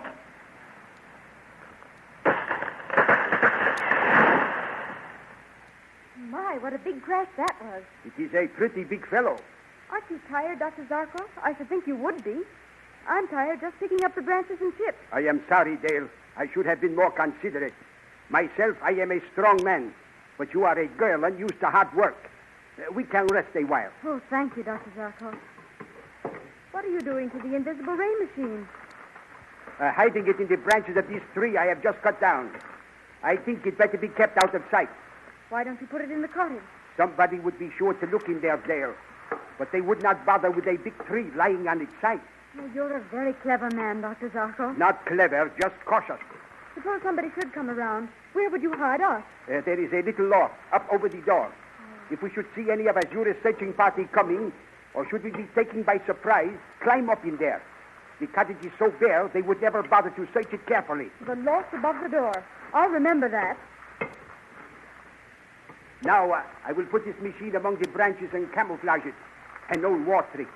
Dr. Zarkov, I know you think I'm being silly, but I can't help worrying about Flash. Why doesn't he come back? I must at all times tell the truth, Dale. I do not know. Oh. Although I have not said anything, I too have been wondering why he has not returned by now. There is only one answer. Flash has been captured. Well, either that or else he has been besieged someplace and cannot get to us. Then we must go to him. I have considered that, Dale. But if we leave here and Flash manages to return, how will we get together? He will not know where we have gone. We can leave him a note. No. Flash will probably want another electrical treatment. Oh, I never thought of that. There must be someone here to give it to him. I can give it to him. Dr. Zarkov, you go and see what's happened to Flash. I'll stay here in case he returns. Are you sure that I can give him the electrical charge? Yes. Of course I can. Just tell me the reading of the dial. I've seen you do it twice now. You will not be afraid here alone? What is there to be afraid of? There's plenty of wood for a fire, and I won't leave the cottage while you're gone. Very well. If you're sure I'm very sure. Oh, please go and see what's happened to Flash. I will. The reading of the dial is 1250. 1250. I'll remember. Here, you take my ray pistol. I will take the axe with me. All right. I saw a horse wandering on a hill over there the other day. I will catch it and ride to the palace. Remember, stay close to the cottage. I will. Good luck, Dr. Zarkov. And tell Flash I love him. I will. Goodbye, Dale. Goodbye. I'll be back as soon as I can.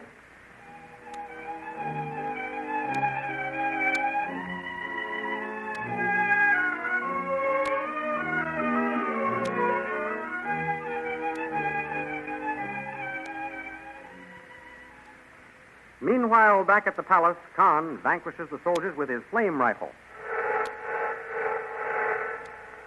We surrender. So you realize what you're up against, do you? Good. Throw down those guns. From now on, you'll take your orders from me. You understand? We understand, yes, Captain. Now then, where's General Tao? I want to talk to him. Paul is not here. He's away. Away, is he? Where? Searching for the scientist and the girl. For Zarkov and Princess Dale, eh? Well, he's going to have a long search. When he comes back, empty-handed, tell him I want to see him. Yes, Captain. Woe unto us. Woe unto the land of blue magic men. Who's that? That's up, Captain. What's the matter, Laptop? The Queen. Queen Azura. Woe unto us. Well, speak. What has happened to her? The shadow. The shadow got her? Yes. Good. And he dragged her into the pit of peril. The pit of peril? Yes. We pursued the Queen in the shadow to the door which says, "Death to all who enter here." The two went through the door. It clanged shut in our faces. What lies behind that door, Laptop? It is the pit of the Death Dwarf. The Queen is lost, and the shadow will be killed, too. I hope not. Listen, soldiers. Until it is proved otherwise, I am in charge here. I rule in the name of King Flash the First. Do you understand? Flash Gordon is a mighty man. He does not fear death, nor does death overtake him, as you have found out. So I shall not give up hope, as you have. While there is life, there is hope for Flash Gordon. Take me to this iron door.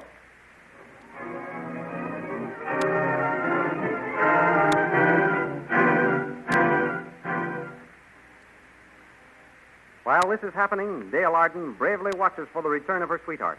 As she stands looking over the horizon, she sees a troop of Azura's soldiers riding into the valley, straight toward the cottage.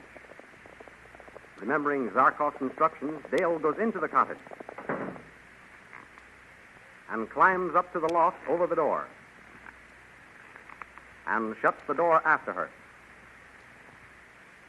Into the clearing in which the cottage stands, the horses gallop, and at a signal from their leader, General Tall, they dismount. Tall! Men, we haven't seen any traces of that Earth wizard yet, but he must be around somewhere. This place looks as though it had been recently occupied. Search it. General, this wood has been freshly cut, General Tall. This big tree has been freshly chopped down, General. Then this must be in the hiding place of the Earth wizard. Search the grounds. I'll look in the cottage. There is no one in here, and the place is barely furnished. They must have seen us coming and cleared out.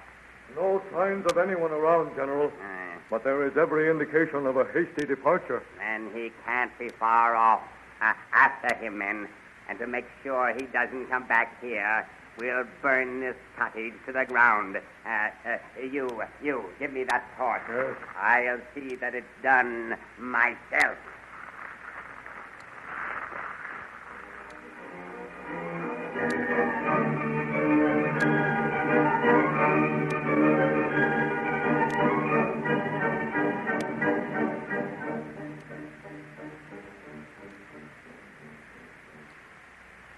Meanwhile, Flash and Azura are making their way through the pit of peril. Let us go back, Flash. Do not go any further. Nothing's happened to us so far, Azura. Why are you so frightened? I drove the warrior dwarfs down into these tunnels and pits. I execute prisoners by throwing them to the dwarfs. Well, aren't you their queen? They won't hurt you. They hate me. I'm the cause of their banishment. They'd have vengeance if they ever caught me. Well, they haven't caught you yet. Come along. Oh, Flash. What is it? I can see your head now. You are becoming visible again. I'm sorry to hear that. My remaining invisible is our best bet. Oh, Flash, take me back. I'm not appealing to you as a queen. I am asking you as a woman who is frightened for her life. Take me back to my own people. I will do anything you say. Anything. Oh, no, Azura. I know your trick. You turn me over to Tall and his torturers. No, I swear I will see that you are not harmed. I will make you king. I will obey you forever. I will grant your every desire, fulfill your every wish. Oh, Flash, On my bended knees, I beg of you, take me out of here. Take me back. Listen. Too late, Azora. Here come the dwarfs. Go and meet them. They will capture me. Let them. Flash, you're not going to let them capture me. They will kill me. No, they won't. I shall be near you.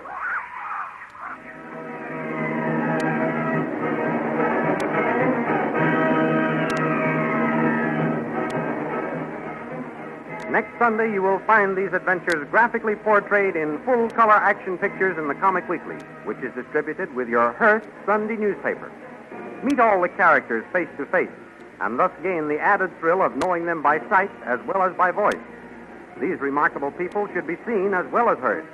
Flash Gordon, Dale Arden, and Dr. Zarkov are from the Earth, but Azura, Tal, Khan, and many other characters are from the planet Mongol, where our story takes place. You will also see many old favorite characters, including Toots and Casper, Barney Google, and the Katzenjammer Kids. So be sure to get the Comic Weekly each week with your Hearst Sunday newspaper.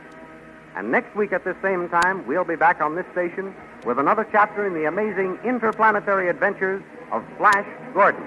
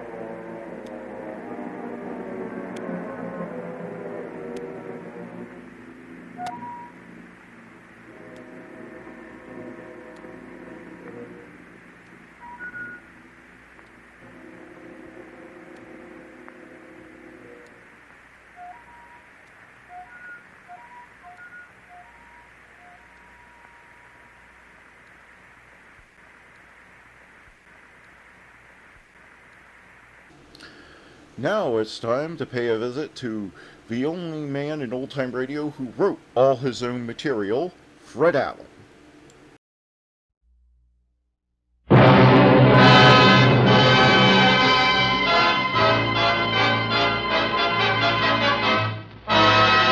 Mr. Allen, Mr. Allen.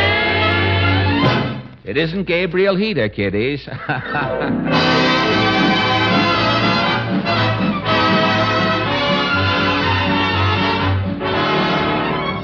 The makers of Tenderleaf Tea and Bluebonnet Margarine present The Fred Allen Show. With Fred's guests, Edgar Bergen and Charlie McCarthy, Portland Hoffa, Minerva Pius as Mrs. Nussbaum, the Tenderleaf Workshop Players, the DeMarco Sisters, and Al Goodman and his orchestra.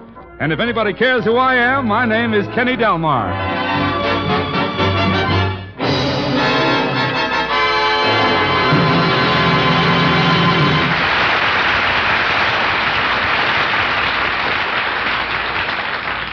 Ladies and gentlemen, since the war ended, we've all been waiting for the return of the things we've missed. Mm-hmm. Tonight, we bring you one of the things nobody's missed, and here he is, Fred Allen.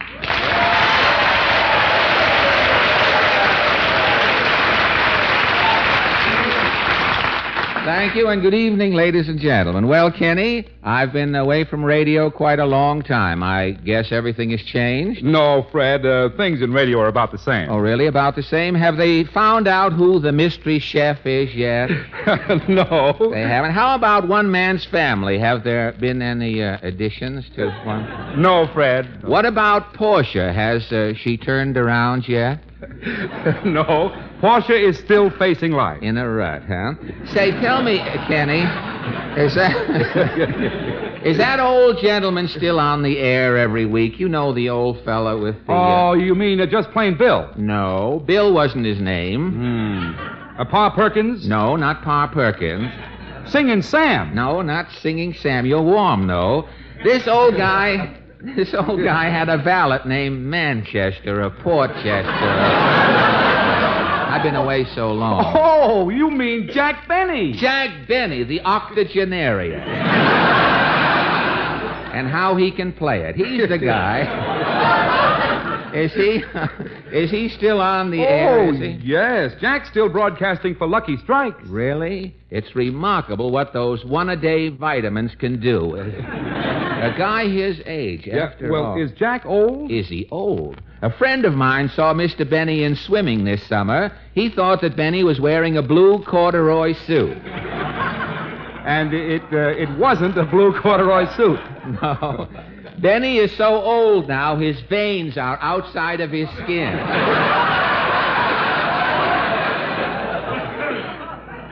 His face has more wrinkles than a seersucker suit on the closing day of a revival.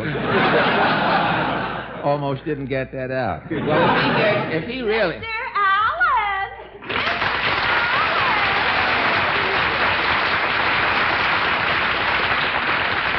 Gosh, Portland, how did you... I heard you singing as the program opened. Awfully good. How did you sense I was back on the air again? Mama heard a rumor. You know how fast bad news travels. Oh, yes. General Patton told me. What's new, Portland? I thought you might need some new jokes for your program. Well, don't tell me that you have contrived some specimens of waggery. Did you hear about the soldier who ate 5 dozen oysters and got discharged from the Army? Ate 5 dozen oysters and got discharged from the Army? Yes. He had 60 blue points. Oh, fine. It wouldn't work with clams, would it? But that joke... You know, that joke sounds like something off the bottom of Can You Top This?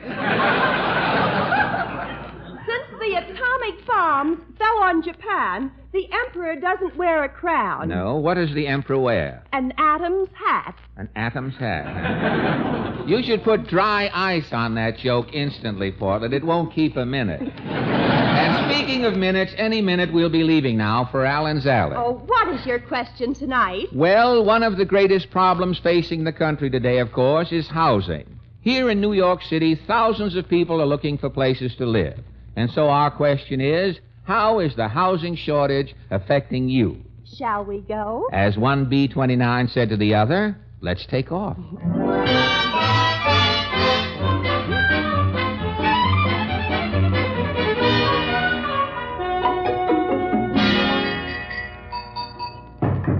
Ah, Portland, it sure is good to be back down here in Allen's Alley. I wonder if the same people still live here. Well, there's only one way to find out. I'll knock at this first door again. Somebody knocked. Who was it? Pardon me, mister. Senator Claghorn's the name. Claghorn, that is. Senator Claghorn? I'm from the South, the deep South. From way down south, huh? Yeah, I'm so far down south that my family's treading water in the Gulf Stream. Hey, that is south, isn't it? Yeah, where I live, we call the people from Alabama Yankees.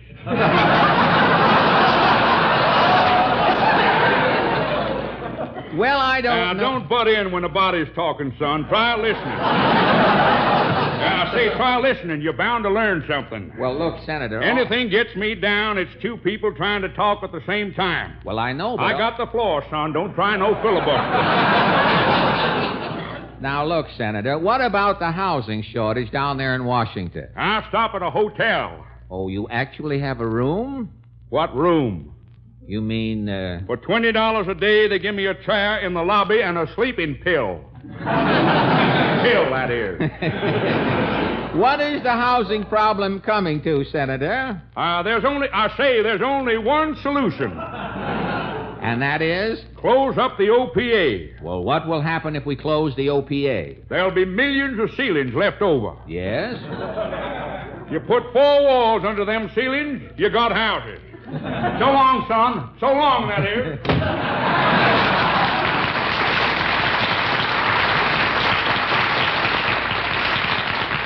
You know, I think the senator's got something there. I wonder what a knock at this next door will bring. Howdy, Bub. Oh. You're, Titus Moody's my name. Titus Moody? Moody by name, Moody by nature. Well, tell me, Mr. Moody, has the housing shortage bothered you any? Yeah, that's why I had to leave the farm, Bub. Really? Yeah. The land was so poor, you'd have to use 20 sacks of fertilizer to raise a tune on it. Gosh. Cows were so weak, they used to travel in pairs. The cows had to travel in pairs? Yeah. Took 2 cows to pull up a blade of grass. The land was dry, was it? Dry? I didn't see no water for 20 years. 20 years? One day it rained. Yes? When the first drop of water hit me, I fainted. Yes? Yeah, they had to throw 2 buckets of dust in my face to bring me to.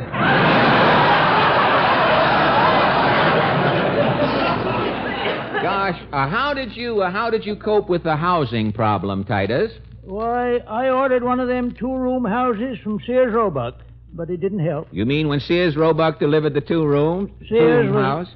Sears was living in the front room, and Roebuck was living in the back. So long, Bub. Well, if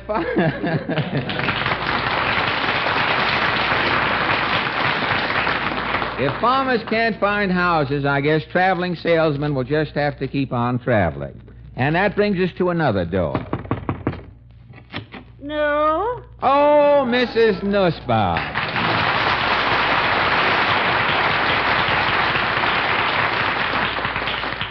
You were expecting maybe Emperor Shapirohito?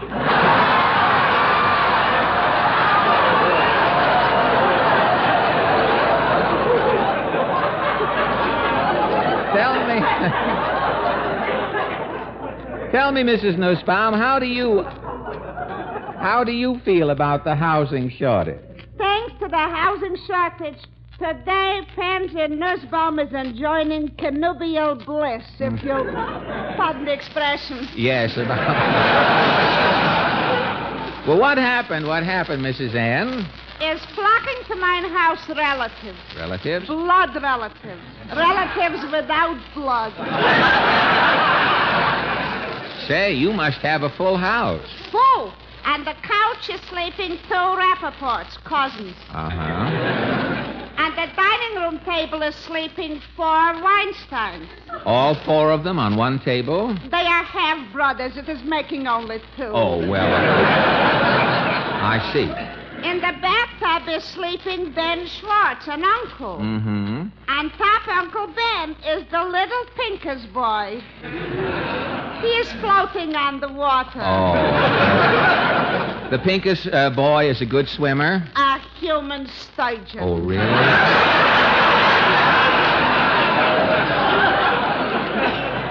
Well, tell me, Mrs. Nussbaum, with all your relatives jamming the house, didn't your husband get mad? Mad?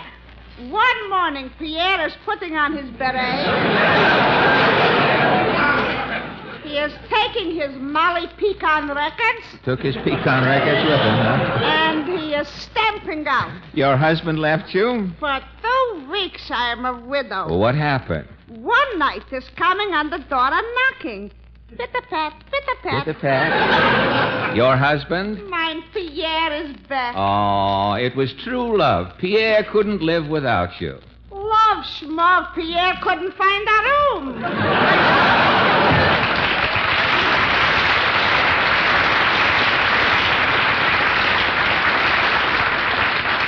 Well, here we are near the end of the alley. I wonder who lives here.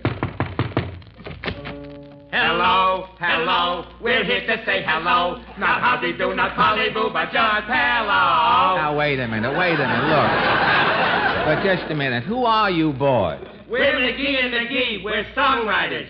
What songs have you written? Have you heard? We're looking for the guy that began the begin to see if we can get him to stop it. No. Have you heard? When my baby smiles at me, I wish she'd put in her teeth. No. We got a patriotic song. What is your patriotic song called? Good luck, Mr. Truman. You're a real red, white, and bloomin'. Now, look, please, boy. Tonight, it so happens we're discussing the housing shortage. We just wrote a housing shortage song. A housing song? How does it go? Hit it, Sam. The situation's serious. It may get worse by spring. We mean the housing shortage, and that is why we sing.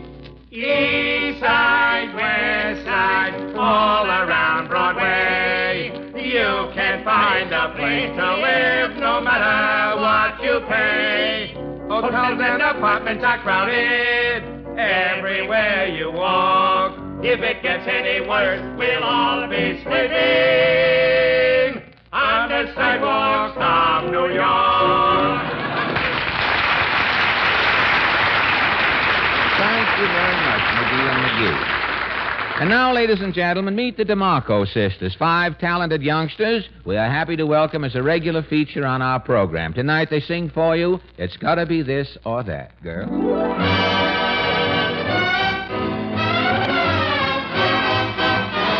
If you ain't wrong, it's lights. If you ain't sure, you might. Gotta be this or that. If it ain't full, then it's blank. If you don't spend, then you bank. If it ain't Bing, it's Frank. Gotta be this or that. Who can it be if it ain't me? I know it's not your brother. Can't you see it's gotta be one way or the other? Tell me what I must know. If you don't like, I'll go. If it ain't yes, it's no. Gotta be this or that. Who can it be? Can't you see it's gotta be one way or the other? Tell me what I must know. If you don't like, I'll go. Da-da-da-dum, da-da-da-dum. Gotta be this or that. If it ain't yes, if it ain't no, if it ain't no. If you don't like, I'll go. Gotta be this or that.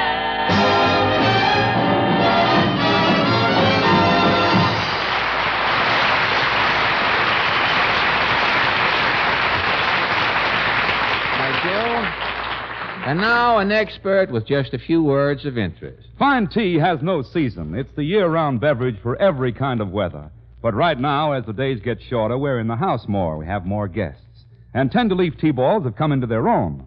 They're the largest-selling, fastest-selling tea balls in America because they're better in every way. The quality of your tea, its bouquet and flavor, is your first consideration. And Tenderleaf tea balls are made with famous-for-flavor Tenderleaf brand tea at its best in this convenient form. They are individual packets of tasteless filter paper that filter your tea as it's being made. There's a world of quick comfort in a piping hot cup of delicious Tenderleaf tea, and here's the easy way to make it. Just drop a Tenderleaf tea ball in your cup, zip in some boiling water, and it's ready. Quick comfort when you need it most. So, for every good reason, ask your grocer for Tenderleaf brand tea balls.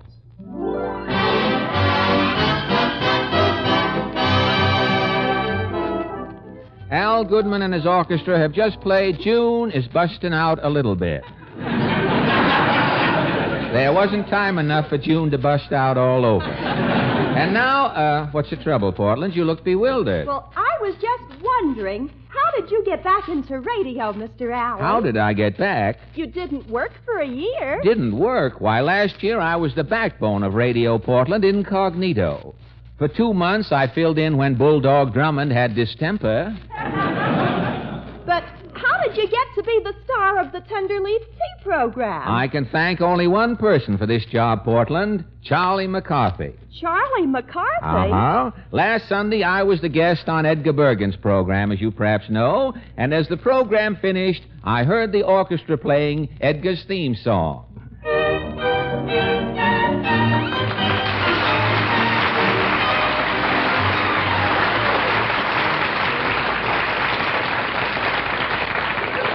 On my way out, I heard voices, somebody arguing in one of the dressing rooms. Well, I put my ear to the keyhole. It was Edgar Bergen and Charlie McCarthy. Edgar was saying... That's the last straw, Charlie. Oh, keep your shirt on, Bergen.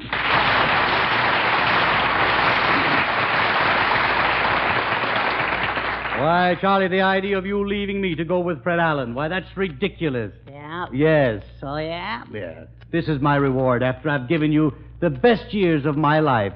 Well, at your age, you should be glad to unload those years on anybody. What has Fred Allen got that I haven't got? Nothing. But he spends a little of it once in a while. Well, if you think Allen pays higher wages, you're sadly mistaken. His program went off the air because pellagra broke out among his cast. Allen isn't hiring me, Bergen. I'm hiring Allen. Oh, I see. If anybody's going to be underpaid, I will do the underpaid. I see. So you're going to have your own show? You heard me. Your ears don't lap over. Now, wait.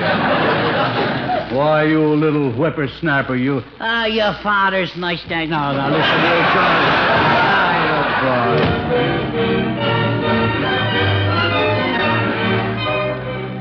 What happened then, Mr. Allen? Well, I knew Charlie McCarthy was in the dressing room alone, so I opened the door. Mr. McCarthy. Mr. McCarthy. It's no use crawling back, Bergen.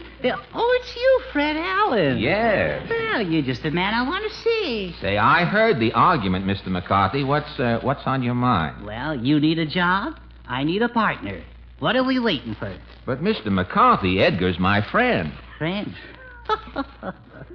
Do you know what Bergen's been saying about you? Why, no. Bergen said you were so cheap that when you brought a pint of blood to the Red Cross, you made him give you a deposit on the bottle.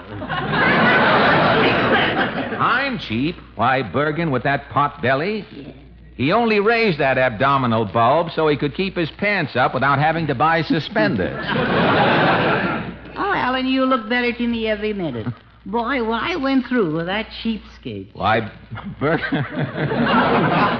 Bergen is tighter than the top olive in a bottle.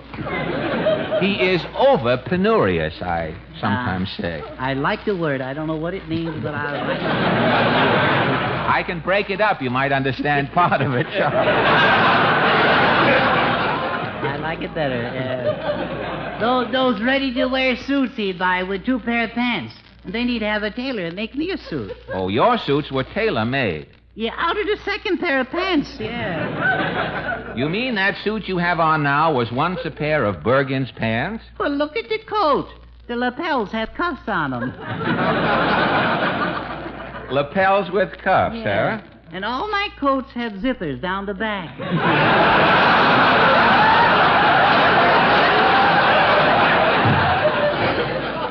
But, Mr. McCarthy, if we team up, do you think we can get any work? What work? My closest friend is Mr. Tenderleaf. The big tea sponsor? The very same.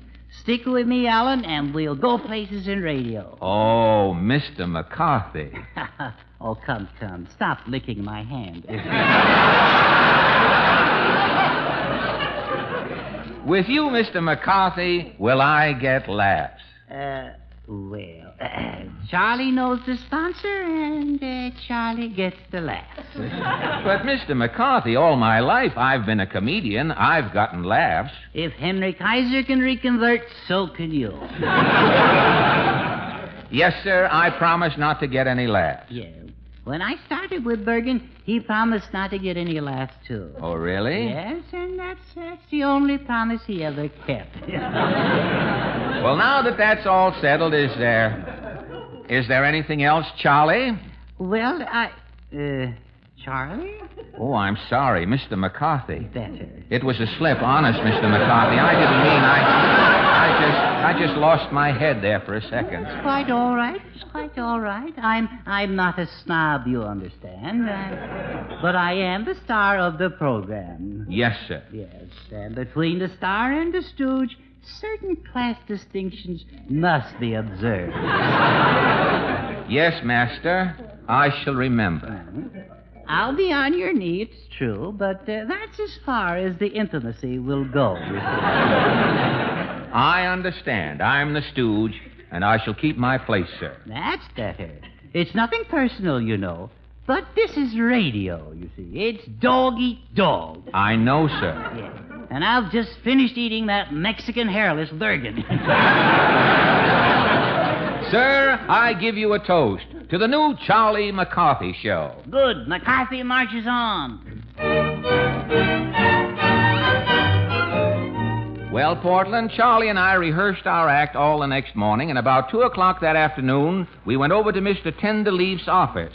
When we got inside the door, Charlie said to the secretary, Pardon me, miss. What is it, Shorty? Tell Mr. Tenderleaf his pal McCarthy is here. Are you a friend of Mr. Leaf's? Friend? Tell Tender Chuck wants to see him. Are you kidding? Miss, we're here to audition for the Tenderleaf radio program. Okay, I'll write down your names. Which one is Pick and which is Pat? This will cost you your job, young lady. Miss Goober, I'm a busy man. Yes, Mr. Lee. Call a conference. Get all my vice presidents here in my office immediately. Yes, sir. Yes, and when they get here, cancel the conference. Tell them I'm a busy man. Yes, Where's my portable desk? It's supposed to be wheeled around in front of me. Hand me a desk, somebody. I'm a busy man. Hello, Mr. Leaf. Miss Goober, who are these people? Yeah. Mr. Leaf, don't you remember me? Who said that? Who's talking? It's me. I'm down here. Oh. Yeah, about that radio job, you know? Sorry, Mayor LaGuardia, we're full up on news commentating. Mr. Leaf, you remember me, Charlie McCarthy.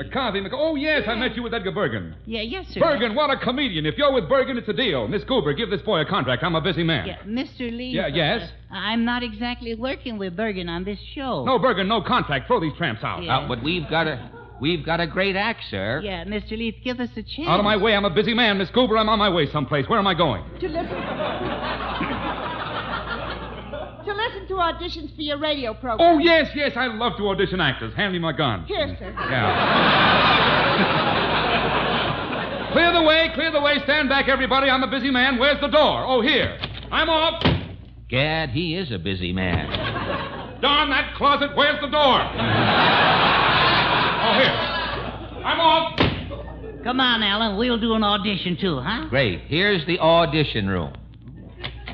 Quiet! Mr. Leaf is starting the audition. All right. Let's go. I'm a busy man. Start singing, you. Kiss me again. Kiss me.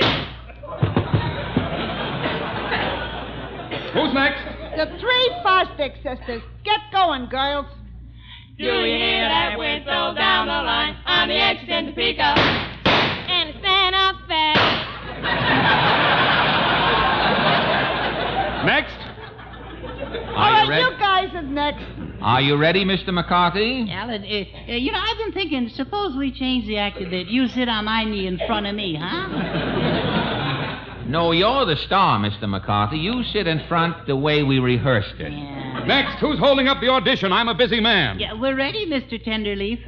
Is your voice ready, Alan? Okay. Remember, keep weaving so he can't draw a steady bead.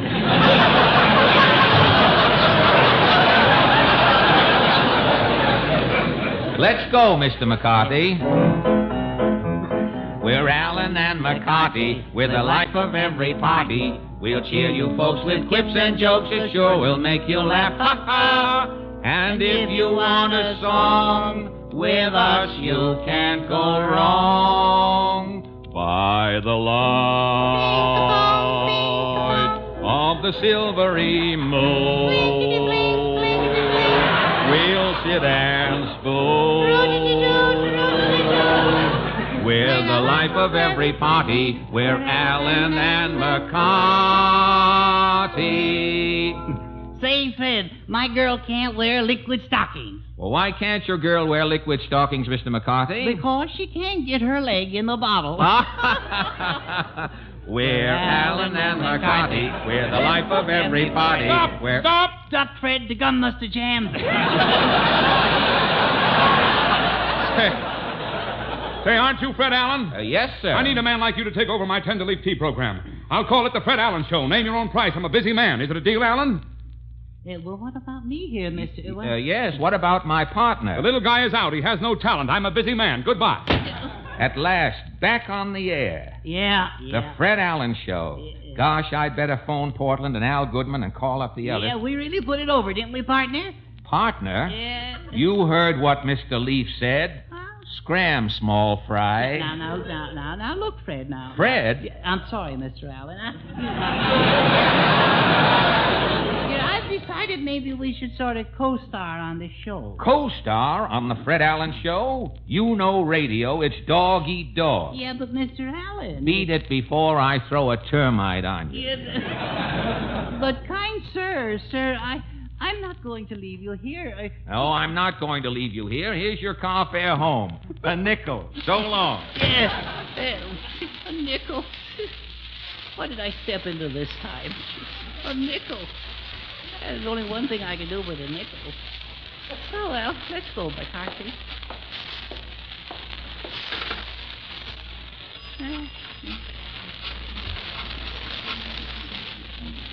Hello?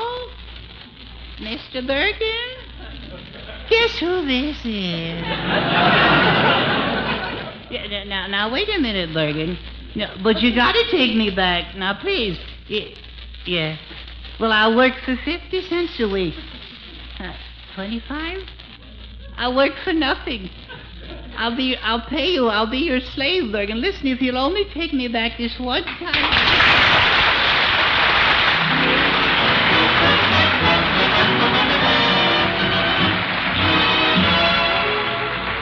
And now, Kenny, you have a nightcap word? Yes, Fred, here's one for the book about delicious food that's everybody's topic. Remember the letters F-N-E for flavor, nutrition, economy. Bluebonnet Margarine gives all three: flavor, nutrition, economy. Get that, ladies, not just one, not just two, but all three. Bluebonnet gives you all three. Flavor, delicious flavor, so fresh and delicate and country sweet, the fussiest eater in the family will tell you, gee, Mom, this tastes swell. Nutrition, and I mean proved nutrition. Every fresh, sweet pound of Bluebonnet is rich in food energy, rich in vitamin A. Economy, yes. Bluebonnet saves you real money. Costs so little you can spread it on twice as thick. Ask your grocer for Bluebonnet Margarine tomorrow. Because there's still only a limited supply of fats and oils available, you may not always find Bluebonnet at the store, but keep on asking till you get it. Bluebonnet is well worth asking for, waiting for. It's a product of the makers of Fleischmann's yeast. That fact alone tells you it must be good. Be sure to try Bluebonnet, the margarine that has everything. Yes, remember the letters F-N-E for flavor, nutrition, economy. Bluebonnet Margarine gives all three: flavor, nutrition, economy. Well, thank you, Kenny. This is Fred Allen, ladies and gentlemen. Thanks a lot for listening tonight. And don't forget, next Sunday evening, the Fred Allen Show brings you comedy. Drama. Put that gun away, Vicky. Yeah? How am I going to squeak this DDT? And our guest will be... Victor Moore.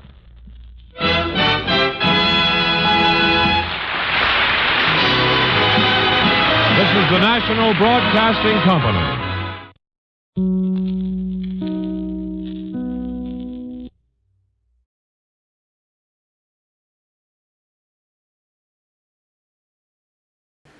Take a trip back to Dodge City with Marshal Matt Dillon in Gunsmoke, coming up next.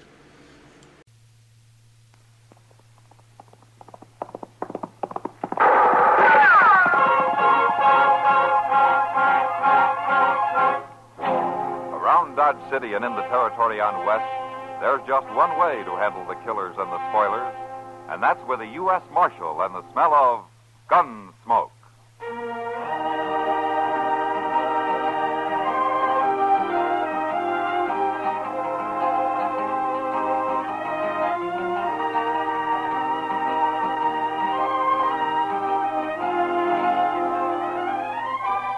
Gunsmoke, starring William Conrad. The story of the violence that moved west with young America. The story of a man who moved with it. Matt Dillon, United States Marshal.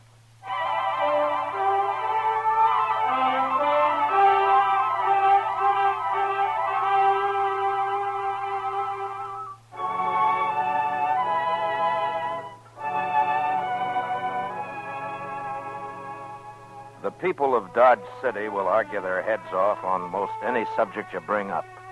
But one thing they all agree on is the climate. They don't like it. In the fall, it's too windy and dry, and in the spring, they cuss the mud. And all through the winter, they say it's too cold and business is bad because the trails are closed. And now summer comes along, and they figure it's too hot and dusty. The town's overcrowded with trail drivers, and the flies are so bad they carry you off alive. Of course, they just talk. They don't really do anything about it. Except Chester. Sometimes Chester turns into a man of action. Chester, what are you... By hokies, I finally got him. Got what? That cussed fly. Oh, fuzz. Well, I don't care, Mr. Dillon. I killed all of them in here except that one, and he kept pestering me continual. Smart as a fox. I couldn't lay a hand on him. So you haul out a gun and blast a hole the size of your fist through the roof of the office, huh? It did sort of make an opening up there, didn't it? Oh, well, it'll be handy when the rain starts. We won't have to go outside for our drinking water. Well, I'll get up there and fix it, Mr. Dillon. I didn't even stop to think. No, I guess not. I reckon it's this heat. I swear I have never seen it this hot and dry. No, not since last summer. No, it's worse, Mr. Dillon. Every pump on the plaza is dry. Only place you can water a horse is that trough back of the livery stable. I remember one summer in Newton, summer of 71 or 72, I think it was, while the heat and the bugs... Is this Marshal's office? I'm the marshal, son. Come on in. And shut that doggone screen door, quick. My name's Brian Beck, Marshal. My father and I got in town this morning. Oh? We brought a herd up from the Big Bend country. Oh, Lazy Bee Bar? Yes, sir, that's our brand. I saw some of your riders around town trying to wash the dust off of their tongues. Have a rough trip? Yes, sir.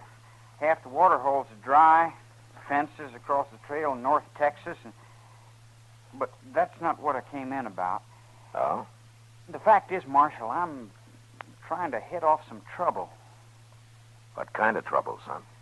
Well, you see, the Colonel, my father, is a fine old man, but sometimes he just doesn't get along with people too well. Colonel? U.S. Cavalry, 25 years, retired. Oh. You see, that's the trouble, sir. He tries to treat the cowboys like an army command. They don't like that. This morning, when he paid him off, one of them warned him to go armed while he was here. Told him he was going to shoot him on sight. Oh, which one? Bud Stark, the range boss. Short, stout fellow with a... Oh, yeah, I saw him on the Texas Trail a while ago. Marshal, my father was probably fast with a gun once. He thinks he still is, but he's not. He wouldn't have a chance. Well, what you want me to do, then, is try to keep them apart, is that it? I reckon so. Well, 10 to 1, it won't work. If Stark's got his temper up, he'll find a way to make his call. Well, maybe in that case, you better tell me where I can buy a gun. You, know how to handle one? No, sir. I grew up back east with my mother. I guess I can learn, no? Yeah, sure you can. But a gunfight's not exactly the place to start practicing. He's my father, sir. I gotta do something. Tell me something, Brian. How old are you? 18. All right, now you listen to me. Don't go buying any gun, and don't go messing around Stark. I'll look into it and try to straighten things out. But you get this through your head, Brian. Whatever happens, you stay out of it. You understand?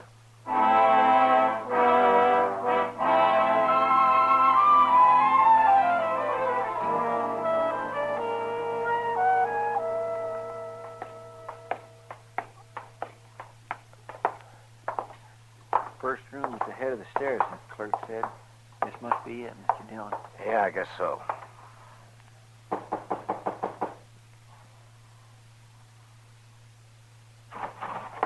Reach. Don't move now. You're Colonel Beck? I am, sir. My name's Dillon, U.S. Marshal here. This is my partner, Chester Proudfoot. What's the gun for? You expecting somebody else? Well, Bud Stark, for instance? Who told you? Stark been talking to you?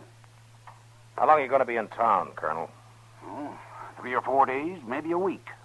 Long enough to sell my herd and long enough to call that mouthy little foreman's bluff. Well, why don't you just limit it to selling the herd? I think you've been misinformed, Marshal. This man threatened me. I'm only aiming to protect myself.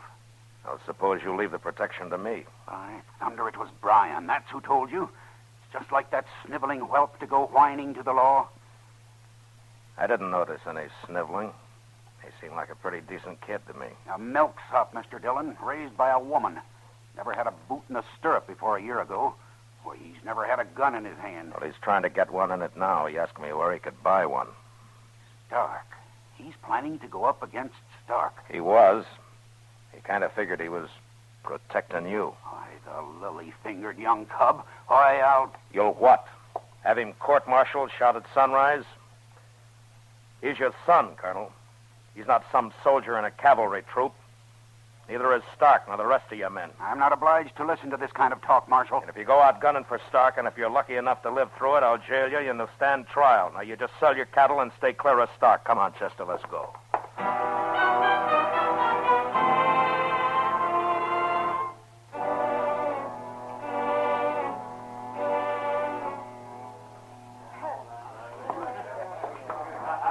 Place sure is crowded. Hot, too. Last January, you were looking forward to this, Chester. Oh, I must have been loco. See him anywheres, Mr. Dillon? No, he was over there at the end of the bar earlier. Hiya, Matt. Chester. Well, hello, Miss Kitty. Kitty, how do you do it? Chester's starting to melt and run down in his boots, and here you are looking as fresh and cool as the 12th of April. It's a trick, Matt. I just stopped worrying and cut out all serious thinking from the end of May until the snow starts to fly. You ought to try it, Chester. Oh, I'm sure ready to try something, Miss Kitty. How about a pitcher of beer? No thanks, Kitty. I'm looking for the range boss of this Lazy Bee bar outfit. Fellow named Stark. Oh, yeah. He's been here most of the day. Getting set to howl, I think. Well, that's what I want to see him about. Well, he's over there in the alcove at one of the draw tables. And you know who's sitting in the game with him? Cottonmouth. Cottonmouth? That crooked little tin horn? Yeah. Silk shirt, shiny boots, fancy hat and all. He hit town this morning. Well, he'll head back out tomorrow morning. Come on, Chester. Yes, sir. I got $400 in double eagles right here in this boat here. And I figure on upping it to about 4,000 before this night's over. Anybody ain't figuring on seeing the game through might as well pull out right now. Words like that, Mr. Stark, do nothing but arouse my natural enthusiasm. I regard them as a clarion call to a battle of wits. Cut the cards. Yeah, you better cut him, Stark. Dillon. And with Cottonmouth in the game, it wouldn't be a bad idea to count him. Marshal, you are maligning a reformed man. Or you'll have to reform in some other town, Cottonmouth. You got till tomorrow morning to get out of Dodge. And this time you stay out. No, I just don't get what you're up to, Marshal, breaking up a friendly game of cards this way. Stark, with Cottonmouth in it, it won't be friendly and it won't be a game. I'll take my chances, Marshal. All right, suit yourself. You've been warned. But before you start this friendly game, I got something to say to you. All right, say it. We'll take a little walk, if you don't mind. All right, Marshal, sure. I'll be right with you, gents. All right, I'll go tomorrow.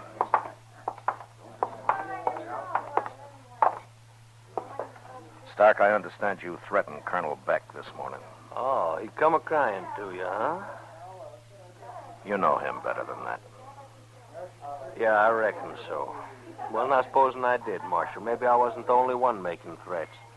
Beck was going to have me strung up and horsewhipped. Like I told the Colonel a few minutes ago, Stark, I don't stand for any grudge killings here. There's people might call it self-defense. I wouldn't, and I'm the one who will be calling it. If you pull that gun on Beck, it'll be a long time before you see Texas again. All right, Stark. You can go on back to your game. Yeah. It appears to me that's pretty hard talk for a hot day, Mr. Dillon. Well, Chester, it's the only way I know how to handle it. Just to lay it on the line. Yeah, and more than likely that's not enough to keep him from mixing. Wait a minute, Chester. Look there. What's that Beck kid? And he's wearing a gun, Mr. Dillon. Yeah, and he's heading straight for Stark. Come on. Mr. Stark, I reckon you can draw any time now. Crazy. So the old man sent his cub out to get me. He don't know nothing about this. All right, hold it now. What? Brian, you get out of here. And don't draw, Stark. Draw? What, on this mama's boy? Here, now, give me that gun. Leave me alone. Thank you. There. All right, now, you little smart aleck. Now, let's see if a boot in the head will teach you some sense. Don't kick him. I told you not to kick him. Don't you go...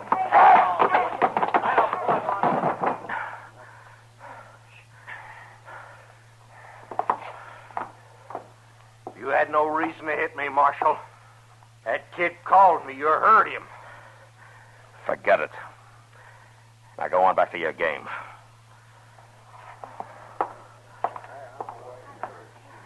All right, come on, Brian. Get up. He wouldn't even draw. He just made a fool out of me in front of everybody. Come on, Brian. They'd be laughing at me all over town. They're laughing at my father, too. Forget it. I'll kill him, Marshal. So help me, I'm going to kill him. Now you listen to me. Stark knocked you down. Yes, he kicked you in the head, but he could have killed you. He could have drawn and put a bullet in you before you knew what hit you. No, I told you not to buy that gun. Why did you do it? You know why. Sure, protecting your father, that's fine. Only you saw how far you got. So I'm telling you for the last time. Now you stay out of it and leave it to me. Now go on back to the hotel and stay there. Do you hear me? Yes, sir. All right. Here's your gun. Now stick it in that holster and don't pull it except to practice. You understand? Yes, sir. And just one thing more. Don't worry about anybody laughing. When a half-grown kid who's never had a gun in his hand stands up and calls a fighter like Stark, nobody's going to laugh. You've got a lot of guts, Brian.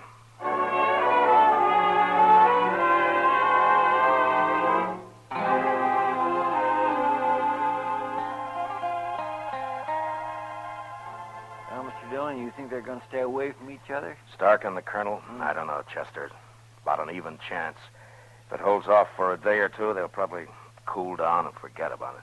Well, that kid sure was spunky this afternoon. Yeah. Well, he's dying to have the old man respect him. Yeah. Too bad Beck's so bullheaded. Matt! In here, Doc. Thought it'd be cooler with the lamp out. Well, don't bother about lighting it now. We've got a job of work between us, Matt. Well, what do you mean? Some of the boys just found a body lying by the horse trough behind the livery stable. Been shot in the back. Who? A trail driver. Name of Bud Stark.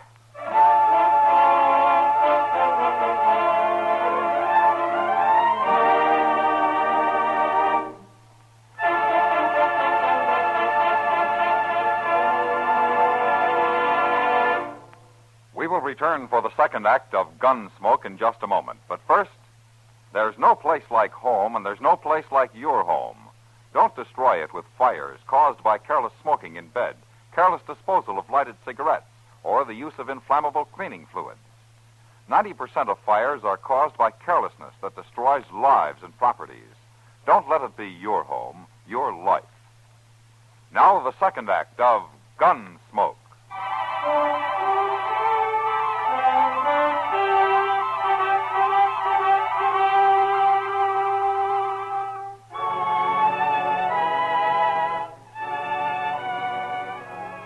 The livery stable is down at the east end of the plaza, across from the Dodge House.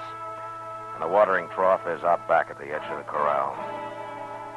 Stark was lying face down in the mud, and his horse was standing a few yards away with the reins trailing on the ground. Some of the boys from the railroad yard held lanterns so Doc could see to work. The flares of heat lightning were coming a little closer together.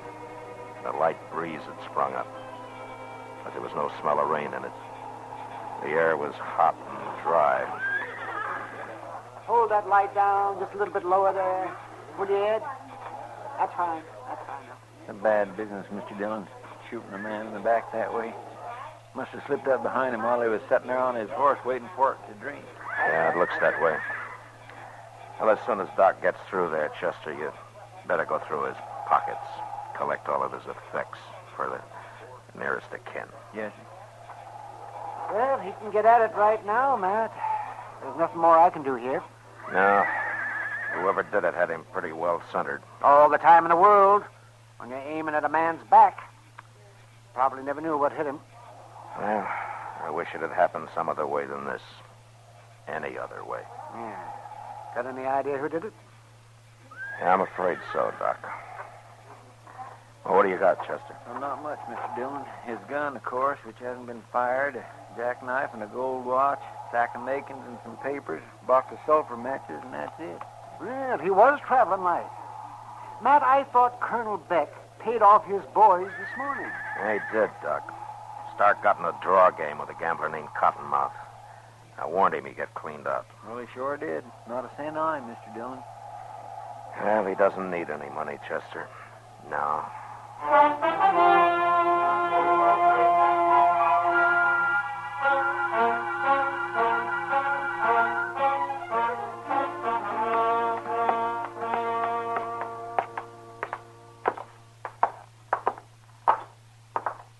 Think we'll have any trouble, Mr. Dillon? The odds are against it.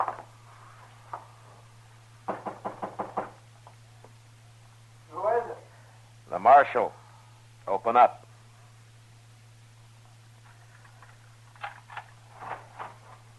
Oh, I was about asleep, Mr. Dillon. I couldn't figure who was knocking. Where's your gun, Brian? What's over there on the bureau? What do you want it for?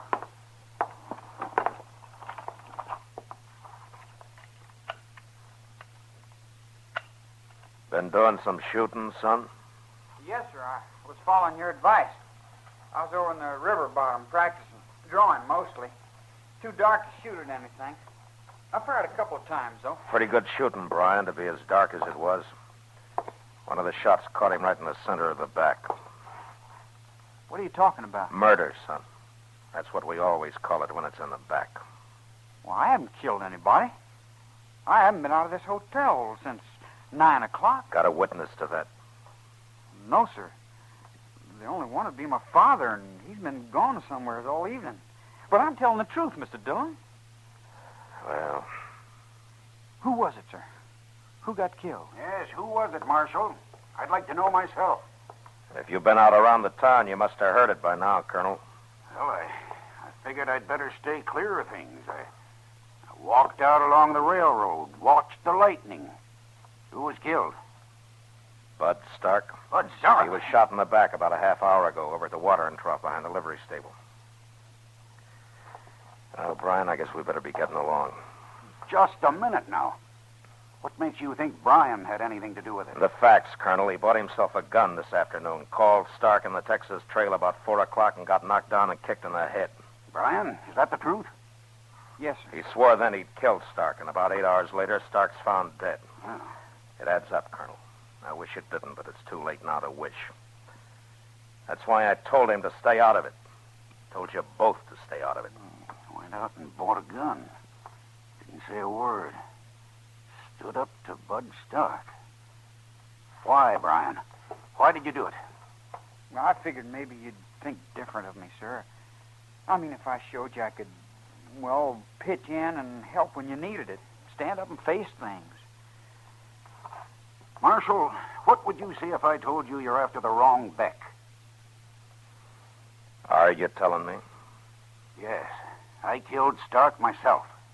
Father. Well, I'd say you're making a nice effort, Colonel. But you should have learned to appreciate the boy sooner. It's a little late now. You're making a mistake, Marshal. Father, you're wasting your breath. The marshal's right. There's no use trying to lie. Now, I killed him. I'm ready any time, Mr. Dillon. All right, let's go.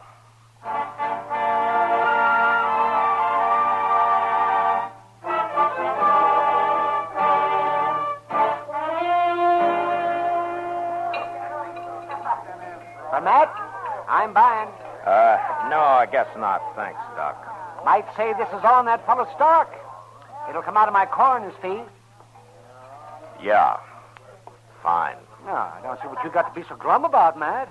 An hour after a killing, and you've got the killer locked up tight and snug in jail. Oh, relax. Your job's over. Yeah, I guess so. I sure wish it had been anybody else but that kid, though. I liked him. Figured he was all right. And then he... In the back, Doc. Well, he's only a young'un. You can't blame him too much. I got him bedded down for the night, Mr. Dillon. Put him in the corner cell. It's a little cooler back there. Oh, thanks, Chester. Doc, did you ever in all your born days see a spell of heat as bad as this? Never did. It's a corker. Well, I thought earlier it might get a drop to a rain or something. Heat lightning, Doc, just heat lightning. I hear you settled that Stark thing in a hurry, Matt. Yeah, I've got the Beck kid locked up, Kitty. I'm sorry it was him, Matt. I guess he sort of disappointed you, huh? Yeah, a man can be wrong, Kitty. Well, it's been great for business.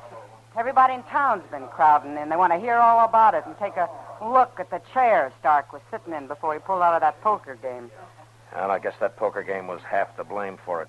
If it had been honest, Stark would have had enough in his poke to carry him through the night, instead of winding up broke before midnight. He wasn't broke, Matt. He left here with $4,000. He what? Sure. That's why he broke up the game and pulled out. When he'd made what he said he'd make, he quit. Cottonmouth almost had a stroke. Most of it was his money. But Stark didn't have a cent on him when we found him. He was... Kitty's Cottonmouth still here? Yeah, he's back over there in the same game. He went out to eat, but he Chester. came... Yes, sir. Come on.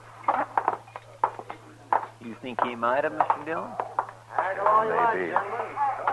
Blown a face makes for sociability. Gold is still a cheap commodity, and you can't carry it off in your pocket. My bet's in, so let's put up a shutter. That's exactly the way I look at it, Cottonmouth. Dillon. Well, I still got till morning. That's what you said. Did I? How's your luck running? Oh, not too bad. I've had a few good hands.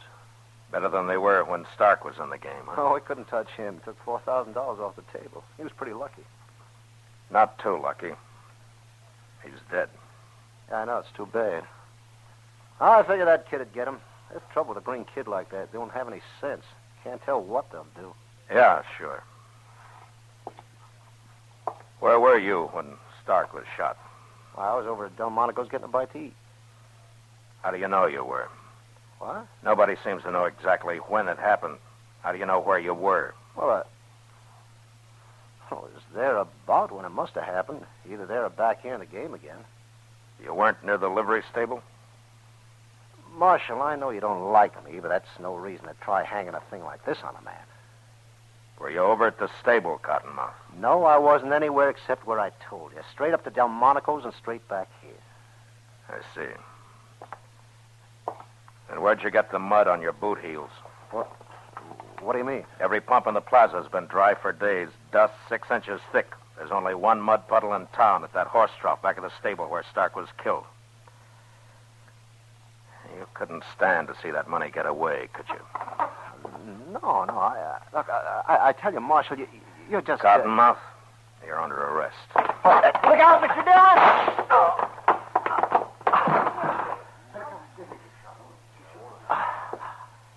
You made a mistake, Cottonmouth. No, Marshal. You did. I robbed him, but I didn't kill him. I was going to. I followed him, but he was dead when I found him. What's the point of lying now? I'm not lying, Marshal. It's the truth.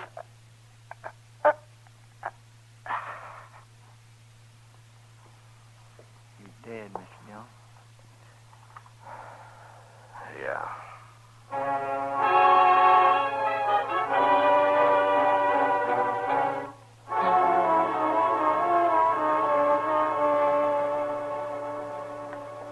I reckon the boy will be mighty glad to get out of that cell.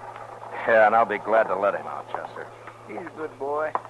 Trying to cover for his father and all. Yeah. He'll make out all right.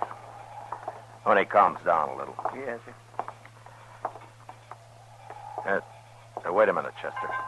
What is it, Mr. Dillon? Listen. Say, that's coming from the back of the jail. Yeah, come on. Quiet now. There's a couple of horses tied there. Yeah, sure. For the getaway. Colonel's trying to pry him out of jail.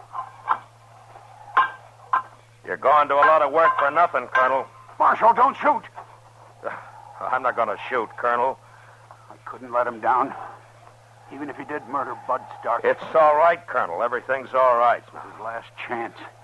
I'm sorry, Brian. You'll have to face it out. Listen to me, Colonel. No use to lie anymore, Marshal. I saw him. What? I was out walking along the railroad like I told you. I saw Brian come up behind Stark and shoot him. No. I can't admire a man doing that. But he's my son. I tried to protect him. I've done what I can. Now they'll hang him. Is this true, Colonel? He was not a bad boy. He was just trying to help me. Just trying to help me. I guess it is, Chester. Yes, sir. But what about Cottonmouth? It looks like Cottonmouth wasn't lying after all. And he got himself killed for nothing. Well, he tried to kill me. And he would have killed Stark. Too bad he didn't beat Brian to it. Yeah.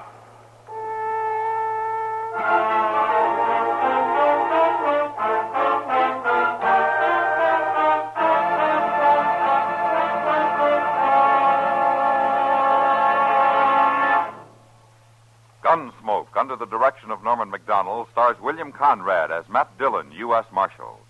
Tonight's story was written for Gunsmoke by Les Crutchfield, with music composed and conducted by Rex Corey. Featured in the cast were Lawrence Dobkin, Sam Edwards, Joe Duvall, and Lou Krugman. Parley Bear is Chester, Georgia Ellis is Kitty, and Howard McNear is Doc. Gunsmoke has been selected by the Armed Forces Radio Service to be heard by our troops overseas. Join us again next week as Matt Dillon, U.S. Marshal, fights to bring law and order out of the wild violence of the West in Gunsmoke.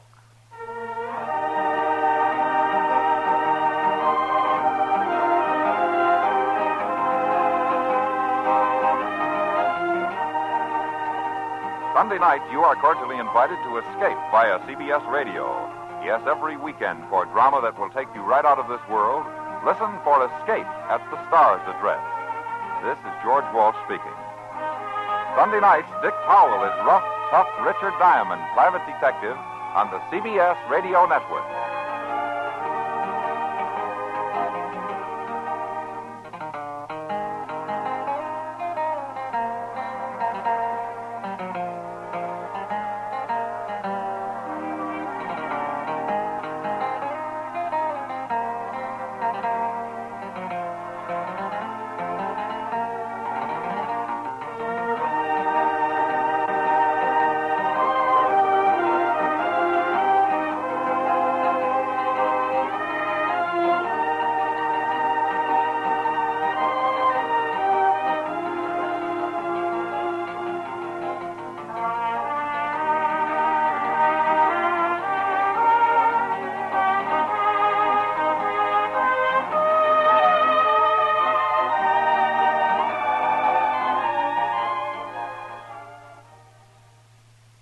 America's favorite miser is coming up next. It's the Jack Benny program. Jell-O that will probably suggest lots of others to you. The first is very simple, just a colorful dish of cherry Jell-O topped off with whipped cream. Another idea is raspberry Jell-O molded over luscious canned peaches. Or you might even try combining sliced fresh strawberries with strawberry Jell-O, surrounding the dish with more strawberries. Jell-O has 6 delicious flavors, and each one can be combined to make an almost endless array of delightful new delicacies. Only just be sure to use genuine Jell-O. Ask for it by name. Look for the big red letters on the box. They spell Jell-O.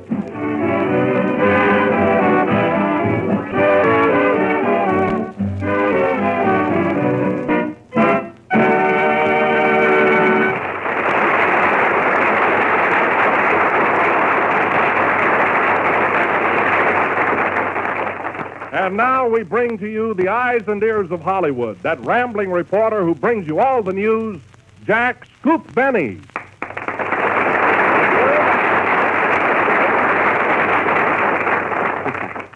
Mary, did Paramount call yet? No, Jack. Well, it's hello again. This is Scoop Benny, your Hollywood reporter, coming to you by the way of all flash. With the latest news reports through the courtesy of the Hollywood Hammer, sees all and knocks everything. All the news that was overlooked by Luella Parsons, Lloyd Pantages, and Jimmy Fiddler. Of course, folks, I'm no Luella Parsons, and I'm no Pantages. You're no fiddler either. Quiet, Mary. Here it is. Let's go. Culver City, California. What's funny about Culver City? During rehearsal of a fight scene, Clark Gable knocks out his sparring partner. He is now ready to meet Smelling any day or Garbo any evening. Liverpool, England. Anne Harding, screen star, arrives by steamer and slides down gangplank. There's no truth to the report that she slid down the banister. Los Angeles, California. Men's sports clothes here strike new note in wild patterns. Several movie stars seen wearing Zion checks. Beverly Hills, California. There's a rumor that Robert Taylor and Eleanor Powell are that way. They quarreled on Sunset Boulevard yesterday, and he went that way, and she went that way. Hollywood, California. Johnny Green, orchestra leader, makes screen test and has tooth x-rayed all in one day. Tooth starts working at RKO tomorrow. MGM, California. There's a $200 reward being offered for the return of a valuable gold watch stolen from the director during the filming of Crime Doesn't Pay. What time is it, Jack? Quiet.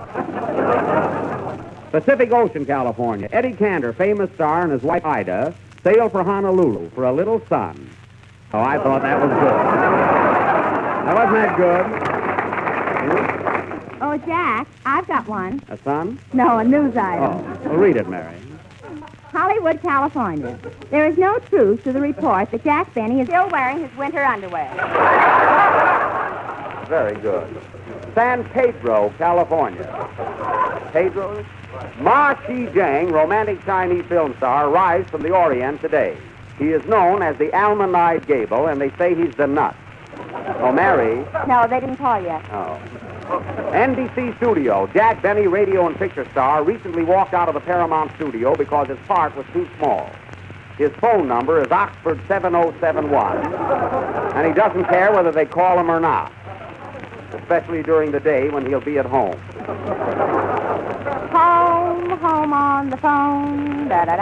Late bulletin. Don Wilson, radio announcer, says his favorite actress is Joan Crawford, his favorite dish, Jell-O, and his favorite month, August. Well, that fits, Joan, Jell-O, and August. Is there anything you want to say, Don? No, everybody knows the flavors, but if you insist, Jack, I'll... Who's insisting? I'll repeat those 6 delicious words. Strawberry, raspberry, cherry, orange, lemon, and lime. Now, please don't bother me again. I won't. Pianissimo, California. There's a rumor that Johnny Green and his orchestra will play Ginger Rogers' new song hit, I Can't Understand.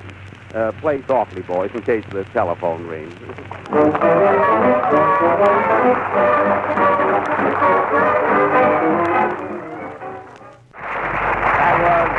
That was Johnny Green and his orchestra playing I Can't Understand, written by Ginger Rogers. Very good, Ginger. You listening? Ah, it was very good, Johnny. That was great. Was it soft enough, Jack? Oh, sure. And Paramount didn't call you? Well, maybe they did, and the wire was busy. Anyway, they're bluffing, so if it's a game of bluff, I can play it too. Say, after all, who can they get? William Powell is working. Montgomery is tied up with wars. Say, Gary Cooper can't play a violin. Neither can you. Anyway, Johnny, they're just waiting to hear from me. If Mr. Genza thinks I'm going to play the part of a butler, he's crazy. Did he call me yet, Mary? No, he's not that crazy. Stubborn, isn't he? Well, let's go ahead with the program. And tonight, folks, I want to introduce as our guest stars of the evening the two fellows who wrote Love and Blue. Well, that was last week's program, Jack. Pull yourself together. I think Paramount's got you a little bit worried. Me worried? Don't make me laugh. I don't worry about anything. Hello, Jack. I'm sorry I'm late. Where have you been, Kenny? Shopping. I got some smoke glasses, a swimming pool, and a beret. Must have been dollar day. And you know I got a yacht, too. Oh, a yacht. Let's see it. It's in the swimming pool. When it comes out, let's see it. Oh, sure. Say, Jack, did Paramount call yet? No, Kenny, they know it's useless. I mean, I'm not going to take a small part like that. Me, a butler. I don't blame you, Jack. You're not worried, are you? No, Don. I mean, Johnny. I mean, Kenny. You left me out. Pardon me, Gracie. Say, Jack, are you really going through with that idea about having your own company? Why, certainly, Johnny. The Benny Mount Film. You're bluffing. I am, eh? Well, you wouldn't think so if you saw that envelope I got from the Bank of America this morning. What was in it? A blotter. It was not. Oh, look, Jack, look here. Here's the notice in the theatrical paper Variety. It says, Phil Baker leaves New York for Hollywood to make a picture. Oh, him, huh? Well, he's a nice fellow. He deserves it. Wait a minute. Let me see that. Phil Baker coming to Hollywood to play the star in film. Oh, yeah? Say, Mary, that couldn't be at Paramount, could it? I don't think so, Jack. Stop worrying. Who's worrying? Hey, I wonder if, say, they couldn't, Mary, get Paramount on the phone, quick. All right, Jack. Stop shaking. Shaking. Operator, get me Gensler 2411. I mean Hollywood 2411. And I'm shaking. Mary, look. Find out in a roundabout way if Phil Baker is taking my place. Don't tell him who you are. Leave it to me. Hello, Paramount? Yeah. Well, this is, who I kind of calling, Jack? Oh, anybody. Tell him you're Mae West. All right. Hello. I want some information, please. This is Mae West. Mitty? Say, have you signed up a fellow by the name of... Oh, ask in a roundabout way. I know, Jack. Quiet. Hello. Have you signed up Phil Baker in a roundabout way to take Jack Benny's place? Oh, Mary. You did? Well, then Jack quit. If you think you can treat him like that, you've got another... Give me that phone, Mary. Hello, Mr. Lyson? This is Lawrence Tibbet speaking. Yes. On the road to Mandalay, where the flying fishes play. Say, Mr. Lyson. Mr. Lyson, is Phil Butler going to play the part of a baker? I mean, is Phil Baker going to play the part of a butler in the big broadcast? What's that? You think he may? Oh, well, that's fine. Have you seen him lately since he went off his diet? Yes, I think he's very clever, that is, if you care for that type of work. Well, goodbye, Mr. Lyson. Yes, thank you. Yes, I will. Goodbye. He sent his regards to you, Mary. He did. He's more nervous than I am. He thought I was Jack Benny. So Baker's really coming out here, huh, Jack? I think so. Say, there's room for all of us, you know. Well, don't worry about it, Lawrence. Say, who's worrying? Let's go ahead with the program. Gee. And now, ladies and gentlemen, Burns and Kenny Baker will sing, what are you going to sing, Kenny? I'm going to sing a brand new number that Johnny Green and I wrote just called, Gee, It's a Thrill. Is that it's called Gee, It's a Thrill. Gee, It's a Thrill. Oh, a little song you and Johnny wrote, huh? Yeah. This must be opportunity night.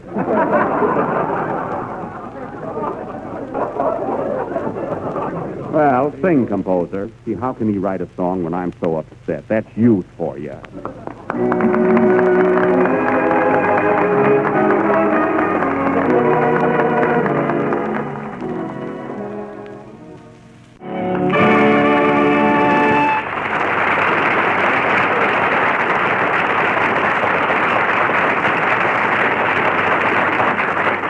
We just heard Johnny Green and his orchestra playing Robins and Roses with Johnny at the piano.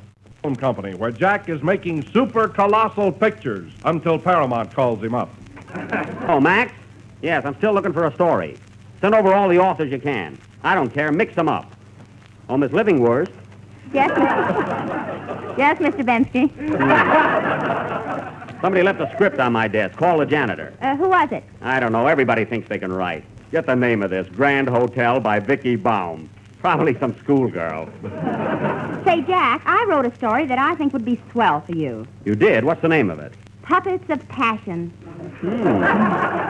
Puppets of Passion. Yeah. What are puppets, Jack? Small dogs, and don't bother me. We're not making any animal pictures. Come in. Mr. Benny? Yes. I came to see you about a story I've written. My name is Kenneth G. Baker. Oh, what's the G for? It's a thrill. Well, have a chair. So you've written a story, eh? Yes, it's called A Message to Garcia. A message to Garcia. He'd rather have a message from Gensler. Quiet. A message to Garcia. What part would I play in that? A telegraph blank. Well, that's better than a butler.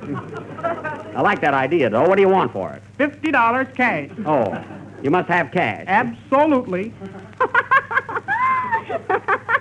What are you laughing at, Mary? The message to Garcia is collect.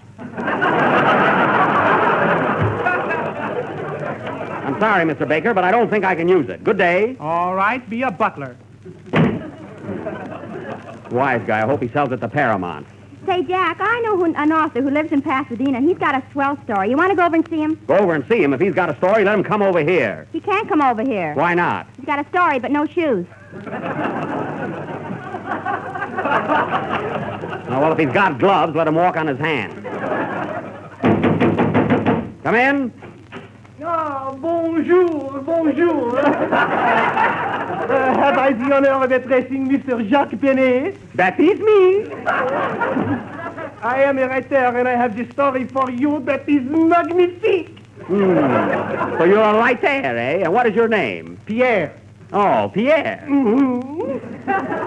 He looks like an alligator. Maybe he's an alligator, Pierre.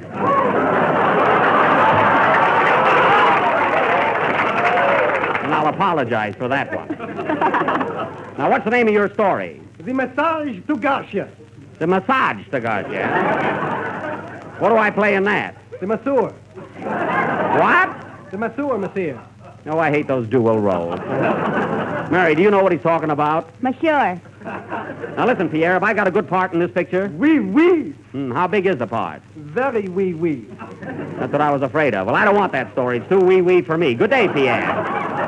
All right. Au revoir. Get out of here.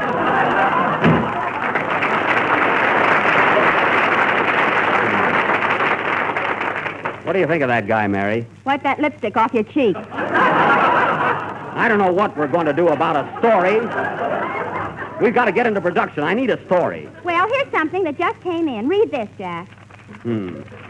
Let's see. Store burns down. Needs money desperately. Everything gone. Why, this is the silliest thing I've ever read. What is this? A letter from your father.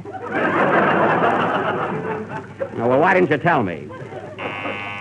Hello? Mr. Benny's office? Yes, I'll tell him.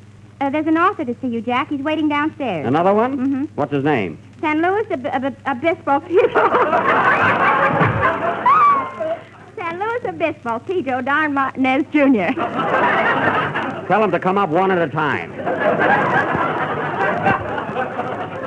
He said you can call him San Luis Obispo Pedro for short. If I can get that far, I'll go the whole way. Come in. In a little French canvas.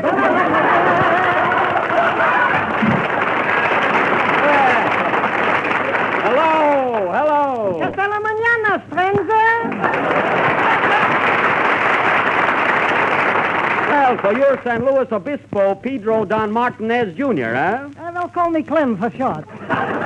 Como está, Clem? La fuya, partner. San Bernardino, Toots. The feeling is mutual, Valencia.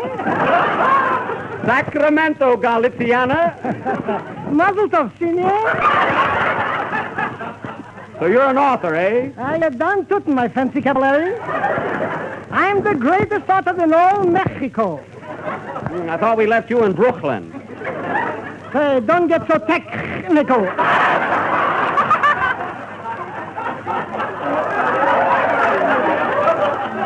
Well, that one nearly threw you. Hey, what kind of a story have you got for me, Schleppo? Aye, Jackie boy, have I got a story for you. It's gigantic with a capital zoo.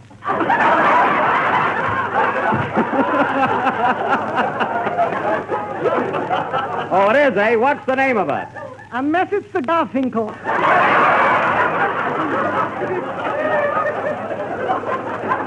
Well, I suppose I play a butler again. If not, go ahead and sue me. Now, wait a minute, Slepperman. I've gone through this before. I need a story with a sock in it. Fine authors. No socks, no shoes. Well, I can't wait any longer. I've got to get started. I'll give you $10 for it. All right. But believe me, that's the lowest price I ever took for that story. Here you are. Adiosi, signore. Say, listen, if you need any cleaning and pressing, call me out. La cucaracha!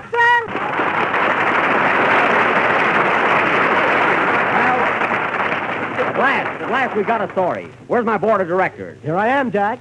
Now, listen, fellas, we're going through with this. At first, I was only bluffing, but now it's different. Will you stick with me? You bet. Do we need Paramount? You bet. Now, let's take off our coats and get to work. Come on, you cameramen, get rolling.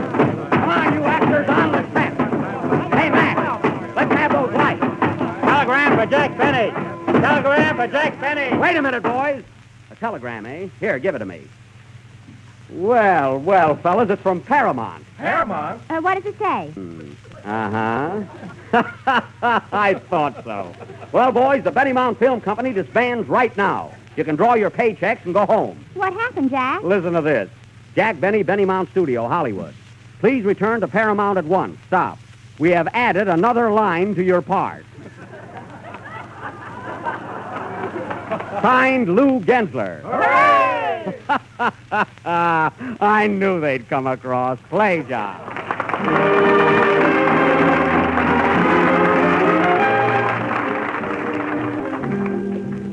It's a cinch to make homemade ice cream nowadays. Just listen. There's really no simpler or more economical way of making extra good ice cream than with Jell-O ice cream powder.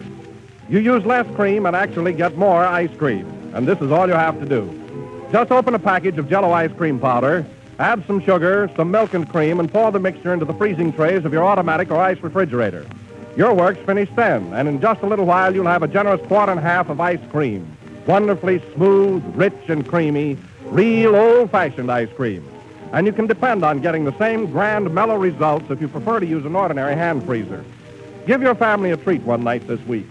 Give them vanilla or chocolate ice cream made with Jell-O ice cream powder. If your grocer hasn't put Jell-O ice cream powder in stock yet, be sure he orders it for you. Remember the name, Jell-O ice cream powder.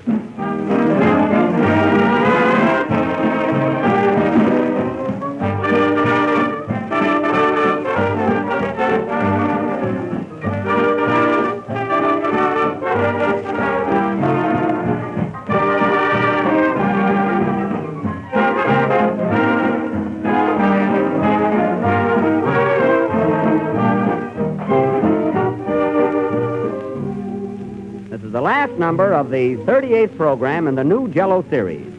And we'll be back again next Sunday night for our last broadcast of this season.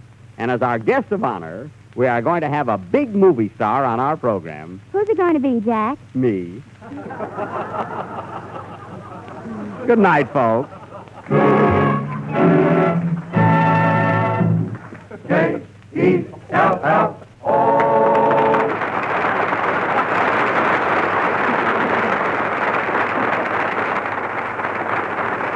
The melody All My Life is from the picture Laughing Irish Eyes. This program originates in the NBC studios in Hollywood. This is the National Broadcasting Company.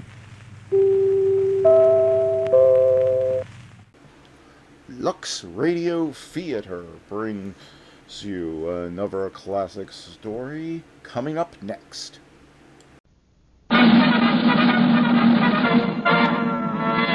From Hollywood, California, the Lux Radio Theater presents Edward Arnold and Anne Shirley in Come and Get It with Walter Brennan, Lou Ayres, Mary Nash, and Matey Christians.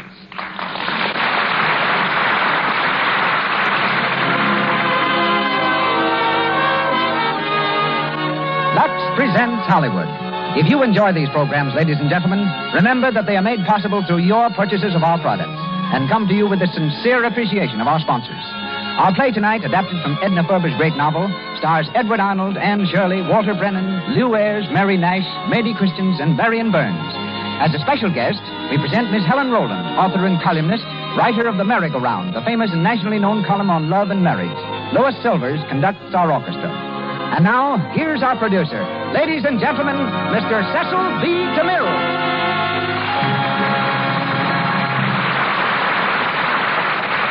Greetings from Hollywood, ladies and gentlemen. Many young men sincerely believe that they cannot succeed without a lucky break. And perhaps they're right. But I should like to point out to them the case of Edward Arnold. His break was usually a heartbreak. Arnold was born deep in the New York slums. When he was 8, his father went blind. And his mother died when he was 10. His was the great good fortune to climb out of bed at daybreak to deliver papers and to work for a butcher who paid his weekly salary, not in cash, but in scraps of meat. At the age of 12, he worked 18 hours a day for $14 a week until the bones of his feet gave way and he had to spend 21 weeks in plaster casts. He went to Columbia University, not to attend classes, but to work in the boiler room of the powerhouse. A welfare organization called the East Side Settlement House started him as an actor. Once in a while, the Settlement House made brave attempts to stage Shakespeare. On those occasions, young Mr. Arnold walked off with the honors. He later acted with Robert Mantell, became stage manager for Ethel Barrymore, and played in films made by the old Esnay Company. When he returned to the theater, he was so good as a cowboy that no one would cast him as anything else. So he virtually starved, till the New York Theater Guild took him up. He came to Hollywood in a road company, and, as is so often the case, was persuaded to remain. One of our greatest character actors, he hasn't forgotten his lean days. And today is one of our finest citizens. It's a privilege to present him as Barney Glasgow in Come and Get It, the same role he played in Samuel Goldwyn's screen production. Our stage tonight is aglow with stars. As Lotta, there's Anne Shirley, who delivered such a splendid performance for us recently in Stella Dallas. From the original cast are Walter Brennan, Mary Nash, and Magee Christians. Mr. Brennan, who has just completed a role for me in The Buccaneer, is heard as Swan. Miss Nash is Emmy, Miss Christian's Carrie, and Lou Ayres, one of the favorite young men who filmed him, plays Bernie. And now the Lux Radio Theater presents Edward Arnold in Come and Get It, with Anne Shirley, Walter Brennan, Lou Ayres, Magee Christians, and Mary Nash.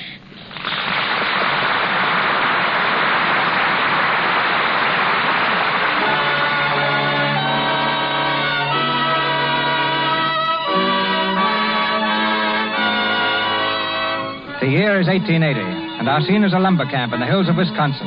Near the cookhouse, a small boy beats lustily on an iron triangle, calling the lumberjacks to their 5 o'clock breakfast. Come and get it! Come and get it! Set up or we'll fall out! From the road comes Barney Glasgow. He's dressed in city clothes, but his walk is that of a woodsman. He mounts the cookhouse steps and stands beside the chore boy, gazing at him with frank amusement. Come and get it! Come and get it! Set up or we'll throw it out! Hey, son! Give me that rod and let me show you how to do that. Huh? You got to put some zing into your mitt. Now watch this.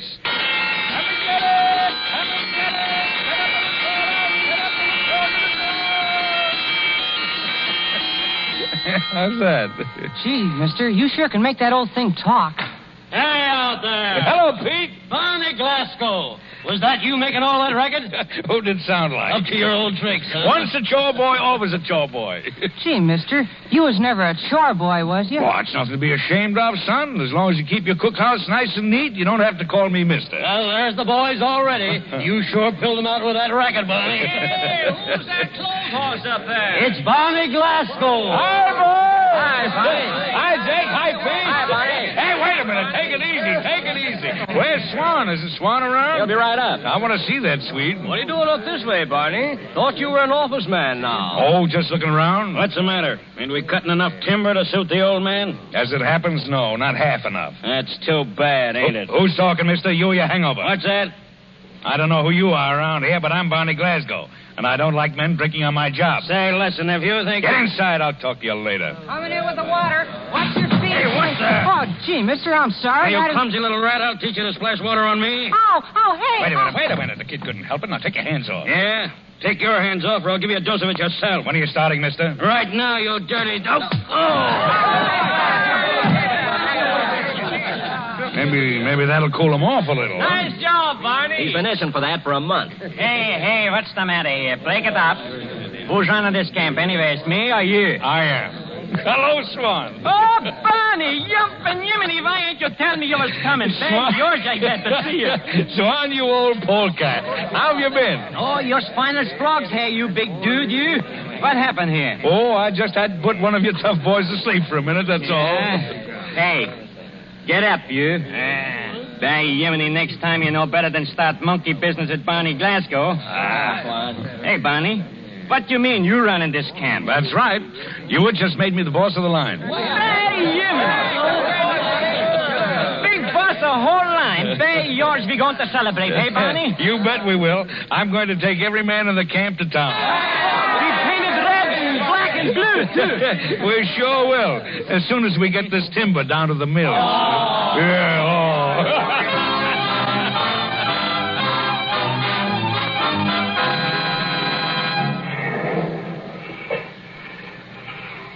She thawing, Barney. Thermometer, she go up 3 points since noon. Yeah, that's the south wind.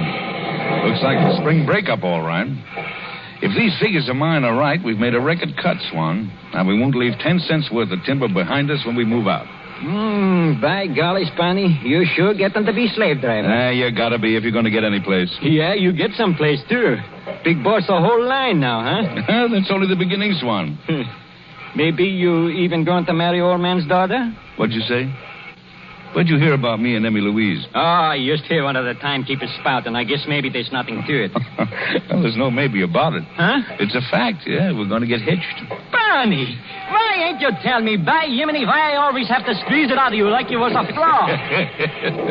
She pretty? Well, she's got a good head on her, I'll say that for her. When you getting married, bud? Oh, as soon as I get back, maybe. Only before I go, I got to see that the boys get that little jamboree I promised them. Yeah, we take care of that, all right.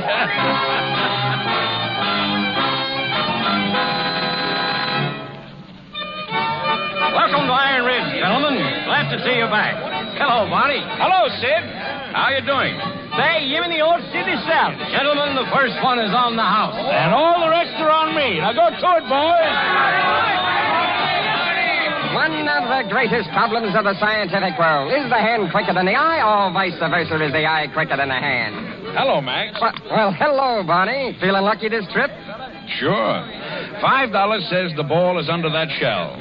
Right you are. Step right up, ladies and gentlemen. Now, there are 3 shells in the little round ball. Pick the shell that covers the ball, and you win your bet. Try it again, Barney? Well, why not?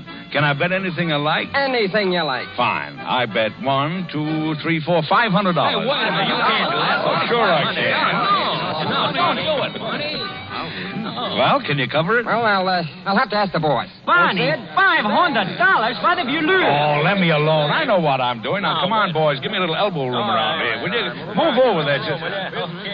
Oh, excuse me. Oh, that's all right. I didn't see you standing there. You going to bring me luck? If I do, it'll be the first time. Oh, so you're not lucky, huh? You think I'd be here if I was? Sid says it's okay, Barney. Yours okay. Go ahead. Fine. Are you ready, Barney? Let her roll. Barney, you're crazy. Now watch me closely, gentlemen. Kindly observe that I wear no mustache to deceive you. There you are. Now, which shell is it under? Well, she's under this one. Oh, is she? Well, pick up the shell and let's see. And that on your life, mister. You pick up the other 2 shells. Hey! Good boy, Barney. You got him by the short hairs. Now you hang on. Look here, Barney. That ain't no way to play this game, and you know it. Well, it's the way I'm going to play it. You pick up those other 2 shells, girlie, and let's see if the ball is under them. Sure. Nothing under here. Looks like you win, mister. Yeah, well, thanks, Sid, and thank you, girlie. Come on over and sit down. Thanks. Are you always so lucky? Not in a long time. Nothing so good looking. I wasn't thinking of myself. I was. Come on over. I'll be there in a minute. I gotta sing another number yet. All right, but don't keep us waiting. Come on, boys. The rest of the night is on me. with you, Barney. Sid. What you want? Want me to get your money back, Sid? I'll give you $100 if you do. All right, give me something to knock him out with. Sure, here. There's a powder on this cigarette. Wait a little while, then slip it in your drink and switch glasses on him. Okay, and I'll see you later for that $100. Yeah, wait till this crowd leaves before you slip it to him. I don't want no trouble. I got it. The yellow field on it. Go ahead.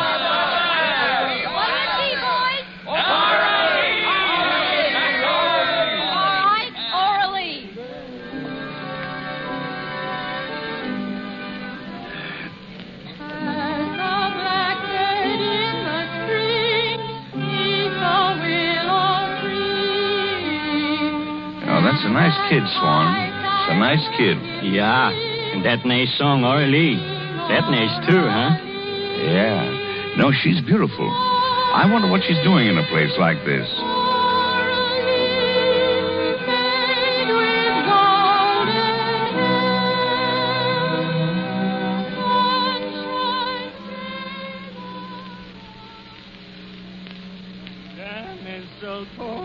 Oh, wait a minute. Cut it out. What's the matter? It's getting late. Sid'll be ready to close up soon. Yeah.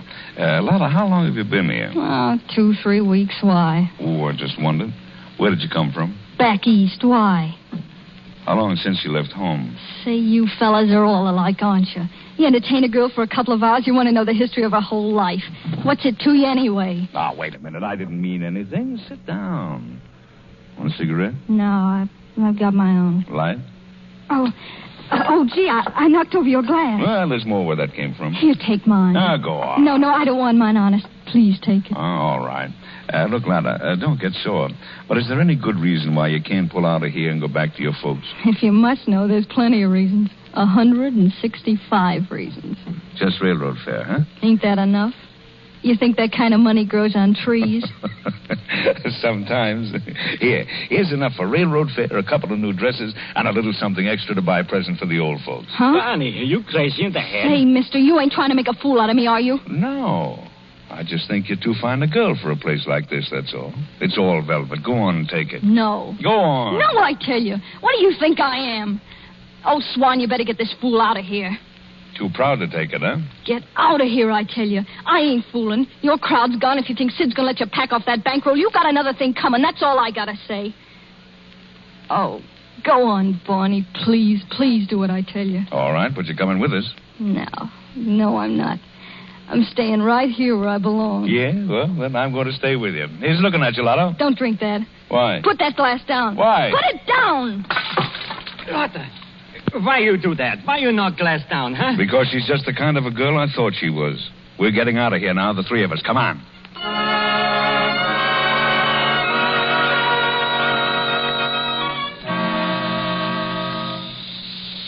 Hey, boy. Hey, turn the steam down a little. You want to boil us? Excuse me. Fix it now. Finished steamboat. That Yemeni ain't nothing like finished steamboat, Barney. Lotta ain't noticed tonight. That's what I'm afraid of. Say, isn't she grand? Did you ever see anybody like her, Swan? By yours, it's funny thing, Barney. I never see you get so crazy about girl before. All in 1 week, too. When did I ever meet a girl like her before? You like her, huh? Like her? It's more than that, Swan. It's a lot more. You know, she's everything I've always looked for in a woman. I never found. She's every woman I've ever met. All in one. You got to be nice to her, Sonny. She crazy about you, too. Nice to her? Say, haven't I treated her like she was my own sister? Mr. Glassgower. Yeah, what? Man here to see you. Say his name is Hewitt. The old man. Get me out of here, quick. Tell him to meet us in the dressing room. Yeah. Sit down, Mr. Hewitt. We'll be with you in a minute. I'll speak to you now. I got to get right back to Chicago. Oh, yeah? Barney, who's that woman you've been running around with up here? Now, you didn't come all the way up here to ask me that, did you? Never mind about that. I heard all about your goings-on, and I'm surprised at you, Barney. I really am. Well, I don't blame you. I'm a little surprised myself. Well, as long as you realize it yourself, I won't say any more. I've got some good news for you, Barney. Congress has passed that bill. They're giving railroads every other section of land along any new right-of-way. They are, eh? Yes, and if we work fast, we can put your scheme into operation. What scheme? We're going to build a railroad, Swan. 100 miles of useless tracks right through the Pine Belt. The government will sell us the best pine territory in the state for $1,000 a mile. But that ain't honest. Come on, Barney, get into your clothes. We've got to travel. Yeah, that's right, but there's someone I've got to look after first. Now, look here, Barney. I thought you were going to be sensible about this woman. But if you're not, that's all I want to know. Now, wait a minute, Mr. York. That's no way to talk. Oh, I'm not going to put any pressure on you, Barney. But if you don't drop this whole sickening affair right here and now and come along with me, you're not going to be any son-in-law of mine, much less a partner. Partner? You heard me, I believe. I said partner. Now, listen, Barney, you keep out of this, Swan. How soon does that train leave? 20 minutes. I'll meet you at the station. Good. I'll be waiting. Well, go ahead. Why don't you say something? You tell me not to. You think I'm going to throw away a partnership in a thing like this? It's stealing, Barney. You ask anybody. I bet your pa would say same thing. I bet he'd say, Barney, You stay in woods with Swan. You be better off. You can't do nothing with money, only spend it. Yeah, sure. And where did it get him? A camp foreman all his life, dodging the big trucks as they came down until one day he slipped. It's a nice finish, isn't it? We all take chances, Barney. That's our life. And what about Lotta? You should think about her, too. She going to feel pretty bad. Oh, she'll be all right. She'll get over it. Ain't no. Women is funny sometime. Well, tell her if she ever needs anything, I'll... tell her just to let me know. Me tell her? You mean you're not going to see her before you go? I haven't got time, Swan. Well, so long. I'll see you next summer. But, Barney, what I tell her? Tell her the truth. I can't do that. I can't. You want me to kill her? Barney!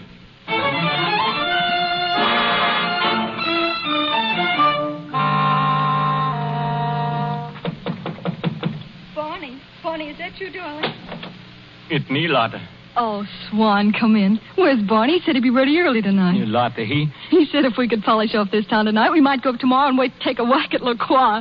Oh, crazy Barney. Listen, Lotta, I got to tell you something about Barney you ain't know. Sure, I know. He's just on a big spree, and I better not take him too seriously. That's what I'm trying to tell you. Oh, Swan, I know women have spoiled Barney, but, this ain't anything like that. I knew it the minute I seen him. It was like getting a bang on the nose. For a while, I didn't know what was the matter with me. Oh, he ain't said anything, Swan. He's not the kind. And so far, he's treated me like I was his own sister. But if he don't feel the same way I do... Lotta, wait, please. What's the matter?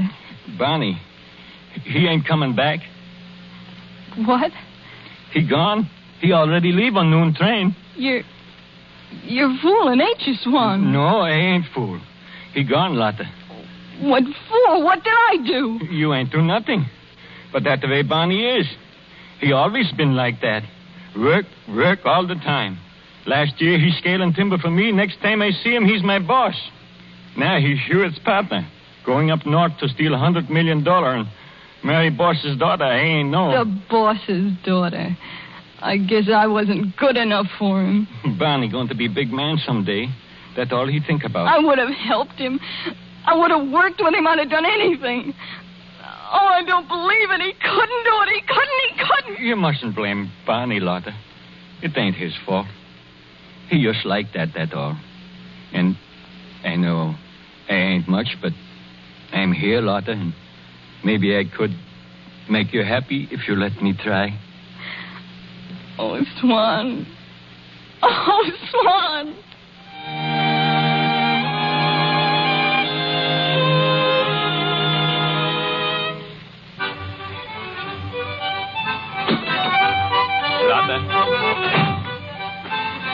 You ready, Lotta? Yes. They're waiting for us. I know, Swan. You're a fool to marry me. No, Lotta. I don't love you. Yeah, I know. You love Barney. But you like me little bit. You're willing to marry me after I tell you a thing like that? Yeah, sure. I love you, Lotta. I got to look after you. And now maybe you give me a little kiss just for luck. A man as good as you are will always have luck, Swan. And if you want me as bad as that. They're waiting for us, Lotta. All right. I'm ready.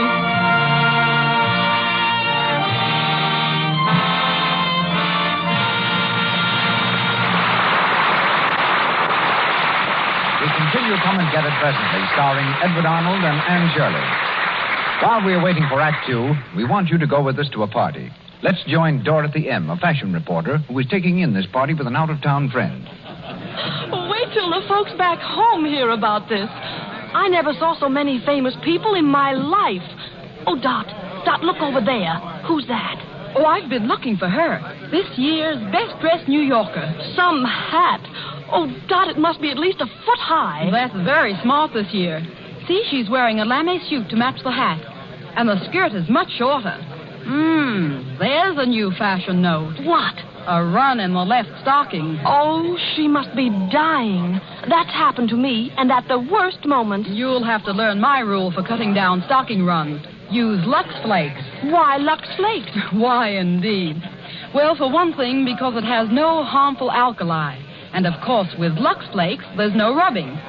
You know, rubbing stockings with cake soap weakens the threads. I hadn't thought of that, but I suppose it does. But just sousing them up and down in Lux Suds saves the elasticity of the threads. And then they stretch without snapping so often. Oh, I've saved an awful lot on stockings by luxing them. You better tell the best-dressed lady about Lux. She'd probably be grateful. I might put it in the column tomorrow. Note to a dubiously well-dressed woman. Get a large package of Lux Flakes and start luxing your stockings. It helps cut down those embarrassing runs, which can ruin even the best-dressed woman's appearance. Our producer, Mr. DeMille.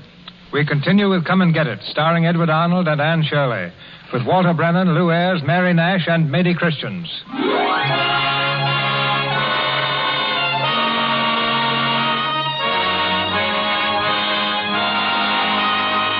25 years have passed. Married to old Hewitt's daughter, Barney Glasgow's success was certain, his advancement rapid. He's at the head of the firm now, the perfect type of middle-aged business executive, quick in his decisions and sure of his judgment. In the bedroom of his handsomely furnished townhouse, he stands before the mirror, carefully adjusting his tie. Evie, his daughter, enters with a letter in her hand. Morning, Dad. Well, the Gibson girl. Aren't you getting old enough to have your breakfast in bed? None of your guff, please. I like my breakfast hot and plenty of it, just like you do. Here's a letter from Swan. Oh, yeah? Well, open it up and read it. I did already. He says, Dear Barney, may back is better, so I go back to work next month, if that's all right with you. Maybe you think I'm too old, but I ain't. You come up here, I show you. Make you look sick cutting tree down. Just like I always did, babe. Is that true? Well, I never liked to hurt his feelings. Go on. Anyway, there's a lot of deer and quail, and I saw some new bear tracks yesterday by the creek, but don't come up on my account. Thanks for nice stone you send for Lotta's grave. Must cost you lots of money. My sister Carrie and young Lotta send their love. Lotta, she's a big girl now. You wouldn't know her. Say hello to your wife and the young ones. They must be getting pretty big now, too. Your friend, Swan Bostrom. Good old Swan. Dad, why don't you take a run up there? Oh, gosh, I'd like to, you know. I haven't seen Swan for 3 or 4 years, the old polecat. What's that he said about a stone for Lotta's grave? Well, I sent it up when you went back east for the convention that time. Oh, you did? What for? Well, seeing that you've always let me read Swan's letters to you, it wasn't hard to put 2 and 2 together. Especially after the look on your face when you got word that Lotta was dead. Well, that was very nice of you, but it's none of your business or anybody else's. Look, Dad, why don't you go up in the woods and kill a couple of grizzly bears instead of going around here acting like one? What? Honest, you've gotten awful prissy lately. You could leave today. Do you good. Well, so aren't you having a party tonight? You know I am. And the very thought of it makes you want to cuss. Well, how did you know? Oh, because it makes me feel a little that way, too. Dad, take me with you when you go up to the ridge sometime, will you? Sure I will. We'll take a trip all by ourselves. Oh, that'll be wonderful. Let's do it before I'm married. Yeah, sure. Look here, Evie. Are you sure you want to marry Orville Bremer? Shut up. You think I'd do it if I didn't want to? Well, it has been done. But not you, my dear. Come on. Mother will say our breakfast is ruined. All right, I'll be down right away. More coffee, Bernie? Oh, thanks, Mother. Morning, Mother. Morning, Benny. Bernie, you better be careful how you mess up that paper. You know how upset your father gets when it's not fresh. I've told you a dozen times you might just as well use his toothbrush. Well, frankly, I don't see the slightest connection. It doesn't seem to occur to the richest man in Wisconsin that we might have 2 morning papers. Well, that would be silly extravagance. And the reason Mr. Glasgow's the richest man in Wisconsin is because he and my father before him knew how to take care of their money.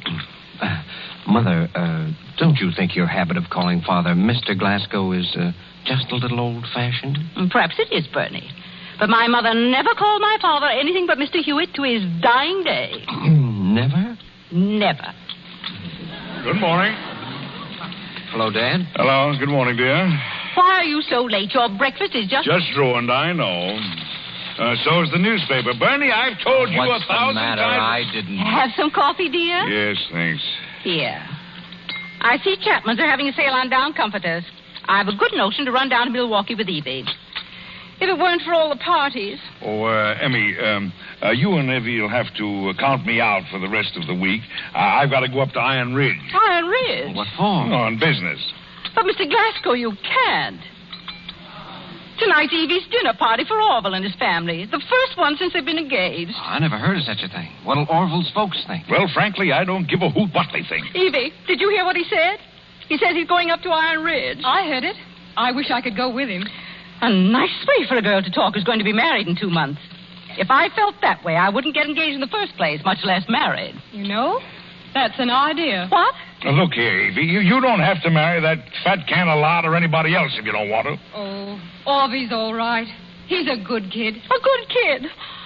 Well, I never. Well, I've got to be off. Got a lot to do before train time. How long will you be gone, Dad? Back in a week, sure. Well, goodbye, Emmy. Goodbye. Goodbye, Evie. So long, Dad. Bring me back a bear. What? I mean, come back quick. Did you say bear? Goodbye, Emmy. Bye-bye, Evie. Goodbye. Goodbye.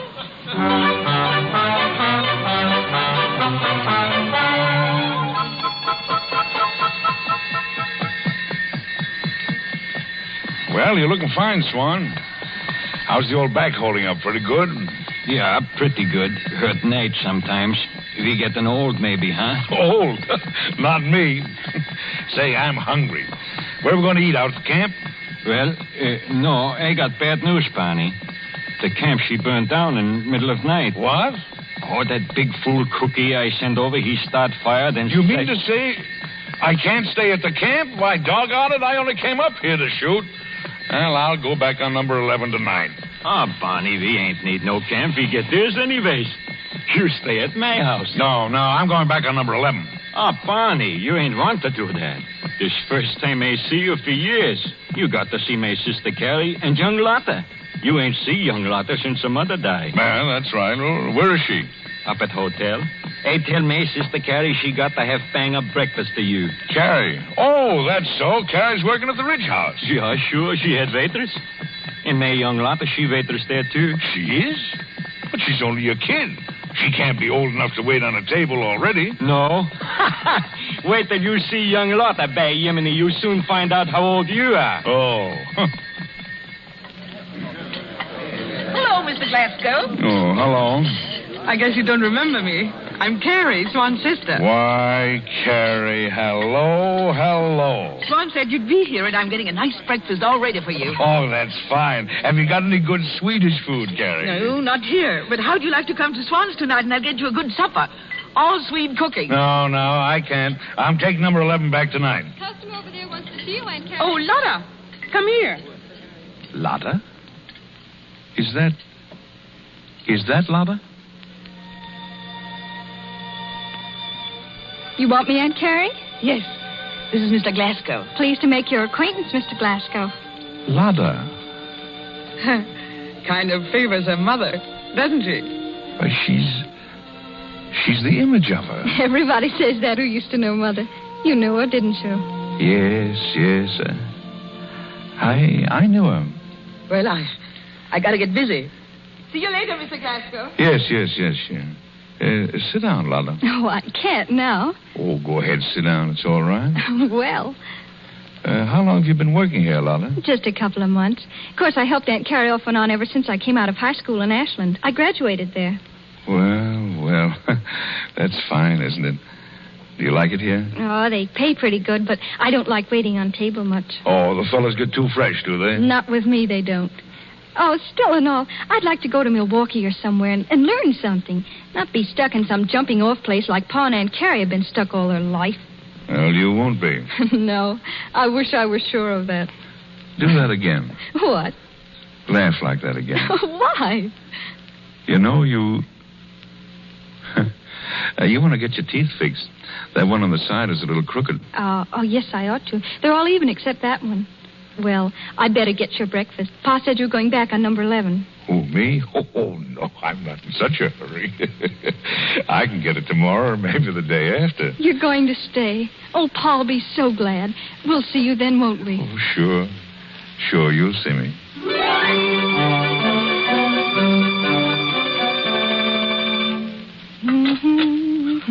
Well, what's got into you? Ironing this time of day. I've got to have a clean dress for Mr. Glasgow's supper tonight. You put that one on this morning. 2 clean dresses a day? Well, why not? Look, Lotta, soon as dinner is over this noon, I'm going to beat it right home and get things going. You get off and be up there. Time Mr. Glasgow and your pa get there. No, I'll come later. Well, why, for Pete's sake? Your pa'll like it you there, and Mr. Glasgow, too. Mr. Glasgow'd like it better if I'm not there when he comes. And then he waits a while and thinks maybe I'm not coming, and then I come. What are you driving at anyway? He likes me. What are you up to, young lady? Nothing, Aunt Carrie. Only if I have to work hard and can't get anywhere until late, Mr. Glasgow would feel sorry for a person, wouldn't he? What of it, dummy? What if he is? You and Pa have been dumb all your whole lives. Well, thank you, Miss Smarty. And where does Mr. Glasgow come in? Well, he's rich and can do a lot for me if I can just make him think I'm worth helping. You know, he don't think of me just like anyone. I'm Swan Bostrom's girl, and I got looks. I can amount to something, and he'll help me. You just wait and see. Oh, no, I won't. You're not going to begin any of your shenanigans with Mr. Glasgow. He's only being nice to us on account of Swan, and you know it. I know lots of things, Aunt Carrie. You know how Ma kept after me, always saying she didn't want me to be like other girls. Well, I'm just beginning to see what she meant.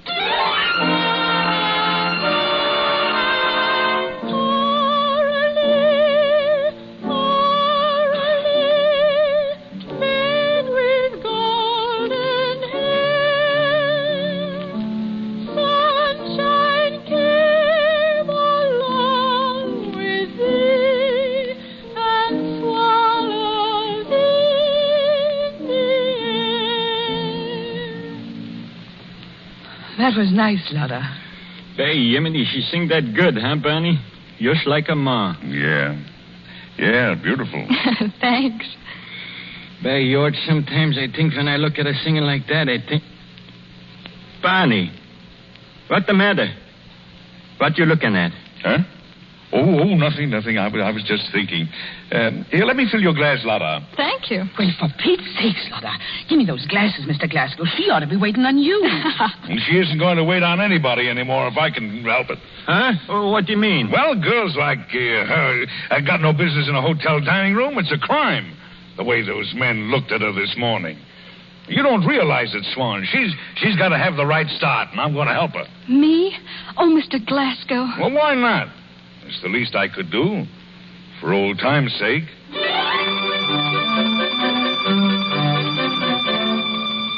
Telegram, Mother. From Father, I guess. What does it say? Here, give it to me. Dear Emmy, Swan's back much worse. I'm bringing him down for treatment. Tell Bernie to look for house. Carrie and young Lotta are with us. Love.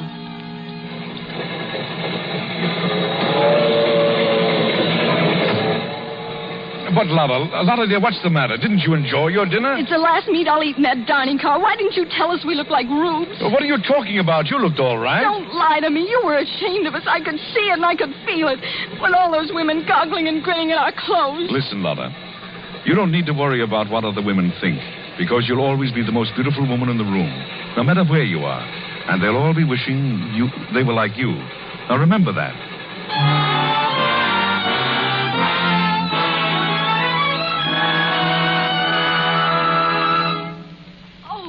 Carrie, just look at it. It's the most beautiful house I've ever seen. It's heaven, that's what it is. It's almost too good for us. I don't know... Oh, Aunt Carrie, I didn't know anybody could be so happy. Was there ever such a man as Mr. Glasgow? All he's doing for us, for Pa. Yeah? He's sending me down into town again tomorrow. Wants me to pick out whatever I want. What do you mean? Clothes, silly. Well, you've got enough now, Lotta. Not to suit him, I haven't. He wants me to be as well-dressed as anybody in this town. Better even. And I will. You can bet on that. Lotta, wait. You mustn't do this. Why not? Because you mustn't. There's more to this man than just doing things for Pa. He's known Pa for years. He never did anything for him before. How is it all going to end, Lotta? How do I know? Lotta, Mr. Glasgow is a married man. More than twice your age. What if he is? Nobody in the world has ever been so good to me as he has. Why, all I have to do is think of what he took us all out of, and I'm not going to give it up for you or anyone else. I don't care how it ends. Do you understand that? I don't care.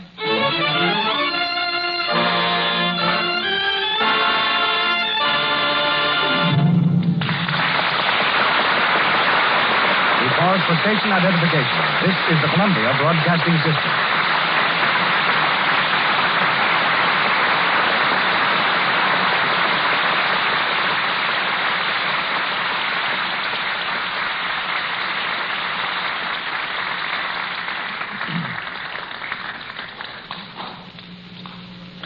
We will continue in a moment with Act 3 of the Lux Radio Theater presentation, Come and Get It.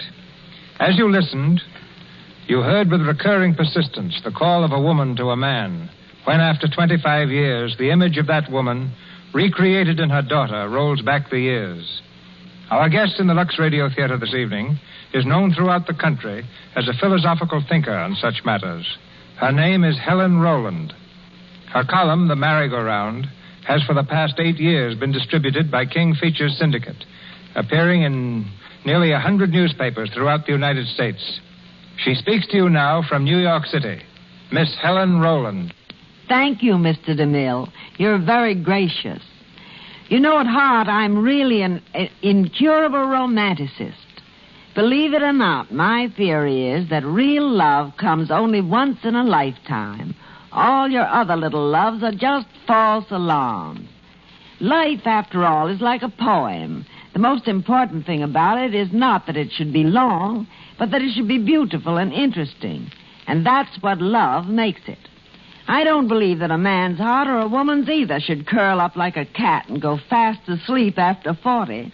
There's no reason why you should not have love, companionship, and romance as long as you live. But seek it with somebody of your own generation. Someone who speaks your own language and sings your own songs and doesn't expect you to dance the Big Apple when you're only gated to a waltz. You know, the real problem nowadays is not how to get a husband, but how to hold on to him after you've got him. To find your mate, that is luck. To know him when you find him, that's inspiration. To win him when you know him, that is art. To hold him when you've won him, that is a life work. I've just been asked if I believe that it's the hand that rocks the cradle which rules the world. Well, that may be true, but it's the hand that keeps itself soft and white and kissable that gets the man. That's one reason why we women owe a vote of thanks to such a marvelous product as Lux. For the loveliest white hands sometimes have to get down to such things as dishwashing. And Lux Flakes keeps your hands soft and smooth and make dishwashing almost like a beauty treatment. You know, it's far easier to keep a dozen men guessing than to keep one man after he's stopped guessing. And a man always stops guessing about you when you've ceased to be a parlor ornament and have become a kitchen utensil. But all your life long, you can have love and romance. It may come in the springtime of life, all fresh and glowing and tender, or it may come in life's Indian summer. But if it's the real thing, it never dies, because love is not a fleeting infatuation. It is understanding, flavored with sentiment, tenderness, colored with romance, comradeship, sprinkled with stardust. And that combination is immortal. From Hollywood, we send our thanks, Miss Rowland. And return now to Edward Arnold and Anne Shirley in Come and Get It with Walter Brennan, Lou Ayres, Mary Nash, and Mady Christians.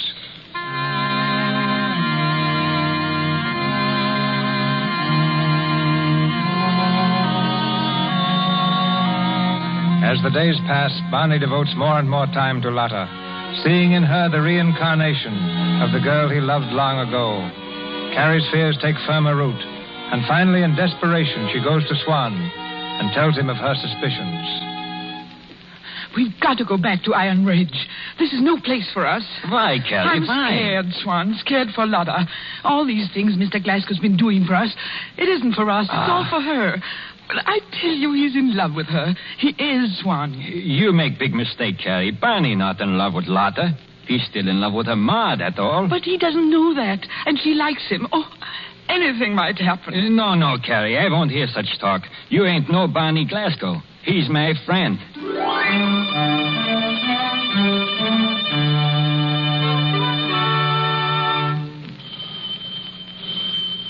Just a minute. Oh, hello. How do you do? Are you, Lotta Bostrom? Yes.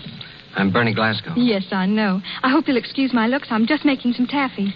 Won't you come in? No, thanks. Is your father home? Why, no, he isn't. He's gone for a walk with Aunt Carrie. Then I'll tell you what I came to say. The Glasgow family won't stand for you or any other yellow-haired vampire making a fool out of my father. What? I don't pretend to know how far things have gone, but I stand ready to pay you any reasonable sum to leave town. I'm assuming, of course, that it's money you want. Why, I'll kill you. Now, just a minute. I'll kill you if you don't take that back. Are you crazy? Stop it. Let go of me, you big brute, you. Oh.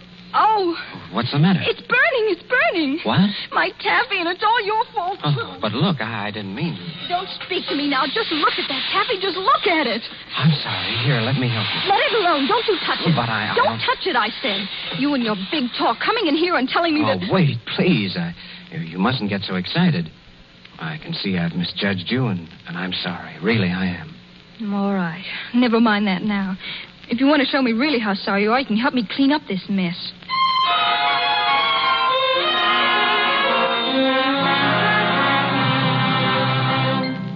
Keep putting your hands in the flour, then the taffy won't stick to them. Oh, I get the idea. Go on, Mr. Glasgow. What were you saying about paper? Oh, yes. Well, the art of paper making was first used by the Chinese, the ancient Chinese. To them is generally conceded the discovery of the art of paper making of the sort familiar to us, from fibrous matter reduced to pulp. Really? I never knew that. Oh, yes. And there's a Chinese saying, time and patience will change the mulberry leaf into satin. Oh, isn't that beautiful? Most beautiful thing I ever saw. Huh? I mean, heard. Go on. Tell me some more about paper. You talk so beautifully. I never knew history was so interesting, Mr. Glasgow. It never seemed so darned interesting before. And please don't call me Mister. Well, you keep calling me Miss Bostrom. All right. Is that a sign you've forgiven me? No, I'll never do that. I'm an awful ass, but honest, I thought you were... A vampire? Yeah. I didn't realize you were so young and kind of innocent and sweet. You'd forgive me if you knew how sorry I am. I forgive you, Bernie. You do? Thanks, Lotta.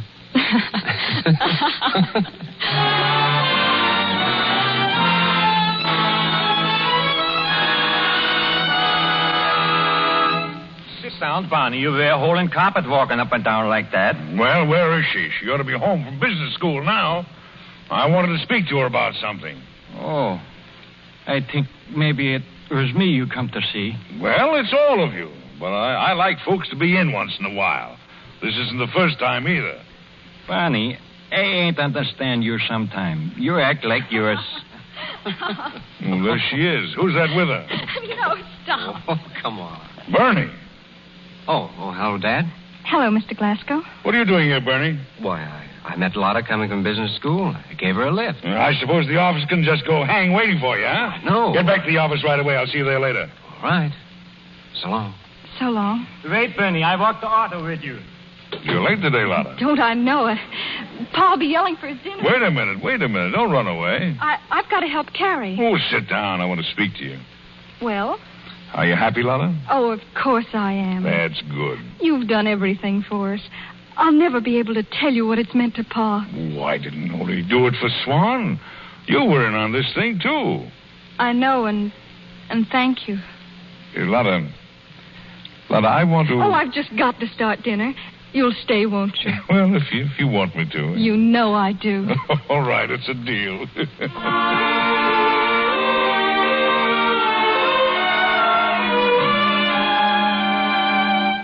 Hey, Swan, what do you think of that? Paper drinking cups, brand new idea.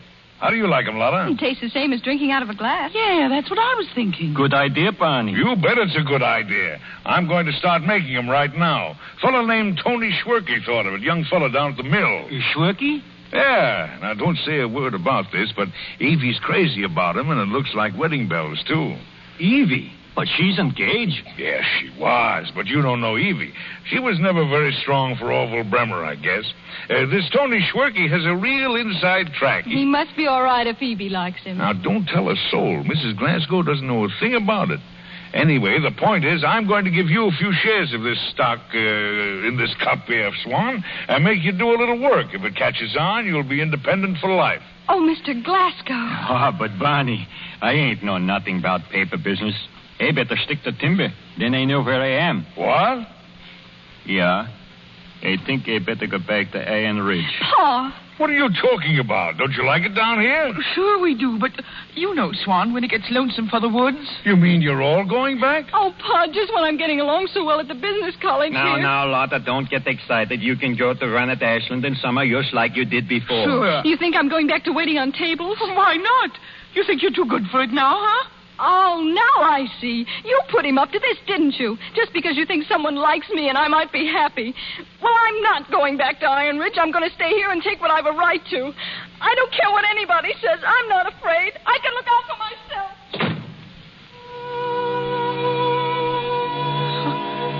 Oh, Swan, you heard what she said. Barney, you mustn't think, Barney. Oh, she's right, Swan. You mustn't stand in her way. She's right.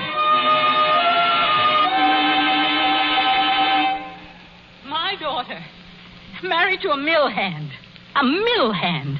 And you say you're glad about it. Why not, Emmy? He's just as good as we are. Besides, he's invented a paper cup that may make him a rich man one of these days. And if she marries him... She won't. Not if I can help it. You let her alone. She's not going to make the same mistake you and I did. Mistake? Emmy, I came home tonight intending to have a talk with you. We should have had it a long time ago. I don't know what you're talking about. Well, I'm talking about a divorce. I want you to get a divorce, Emmy. You're crazy. Why should I give you a divorce? No. You get one. I won't. You're crazy. Are you in love with someone? Is it that girl of Swan's? Or are you trying to trade an old wife for a new one? Now, listen, Emmy Louise, you're not happy with me. You married me, and a fortune with me. And I've paid for it for 25 years. And so have you. You never cared for me, did you? Answer me. I did you a great wrong marrying you. I never really... No, don't say it. Don't say it. I know it's true. I've always known how you felt. But I loved you. From the very first time I set eyes on you. I'm like that yet. Emmy, please don't. You're all I've got. All I've ever had in the world. I don't care who Evie marries. If you'll only stay with me. I'll act like I'm the happiest thing in the world. Anything you say. Only don't leave me. Emmy. Don't. Emmy, please, don't cry. Please don't cry, Emmy. It's late, dear, and you'd better go to bed. We won't talk about this now. We'll wait. We'll wait until after Evie is married. Huh?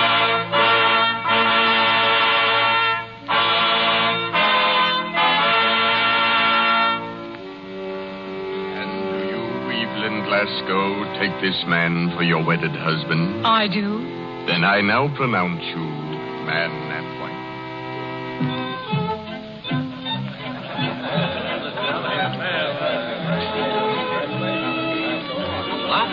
Lotta, where are you? Here, Bernie. Hello, darling. You all alone? Waiting for you. It's a great party, isn't it?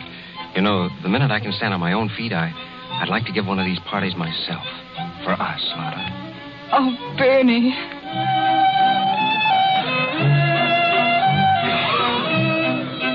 All ready, Evie? All ready, Dad. Where are the grips? They've gone, dear. I took care of them. Can I bring you anything from Chicago, Mother? Yes. If there's a sale of down comforters, you might. Oh, never mind. I may not be here. You may not. What? I can't tell you now. I'll see you outside. Come on, Amy. Oh, wait, Dad.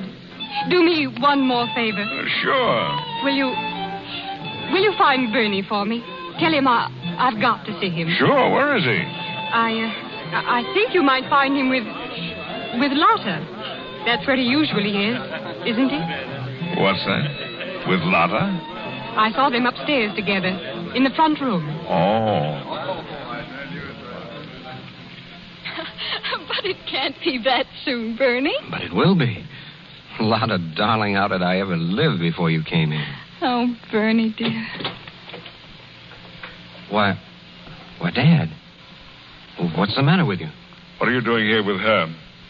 Lotta and I are going to be married. Why, you fool. She's my girl. She's my girl. Don't you believe him, Bernie? It's a lie. It's a lie. Ask Aunt Carrie. Ask Pa. He's lying. Say you're lying. Say it's a lie, what you just said. I'll show you who's boss around here. Say it's a lie or I'll beat the daylights out of you, father or no Why, father. you little good for nothing. Bernie, let him go. Let him go. You'll hurt him. Take your hands He's off your it. father. He's an old man. Get out. Both of you. Dad, Get out. An old man. Old man. An old man.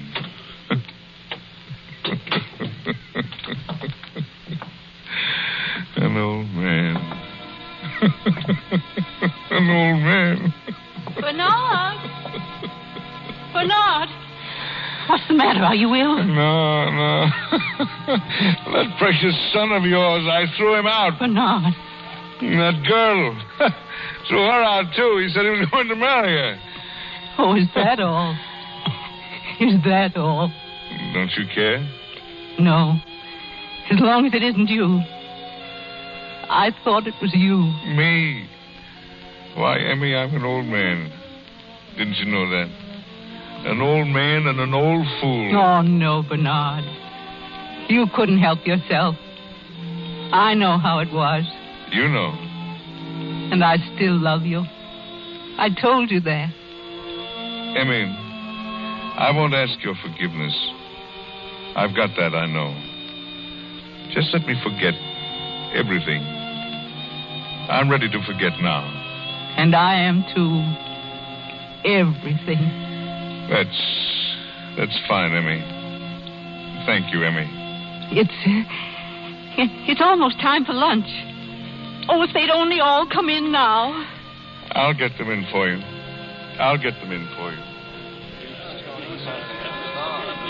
Barney. Hey, Barney, we going to... Barney, what's the matter? Oh, nothing. Why, you look like maybe you see ghost. Swan, where's that old triangle? The one I bring you? Yeah. They hang it over here on porch, but... stand by me, Swan. Stay with me. Barney, you sure something ain't wrong? Oh, no. I'm old, Swan. I'm an old man. And an old fool. Come and get it! Come and get it! Come and get it! Come and get it!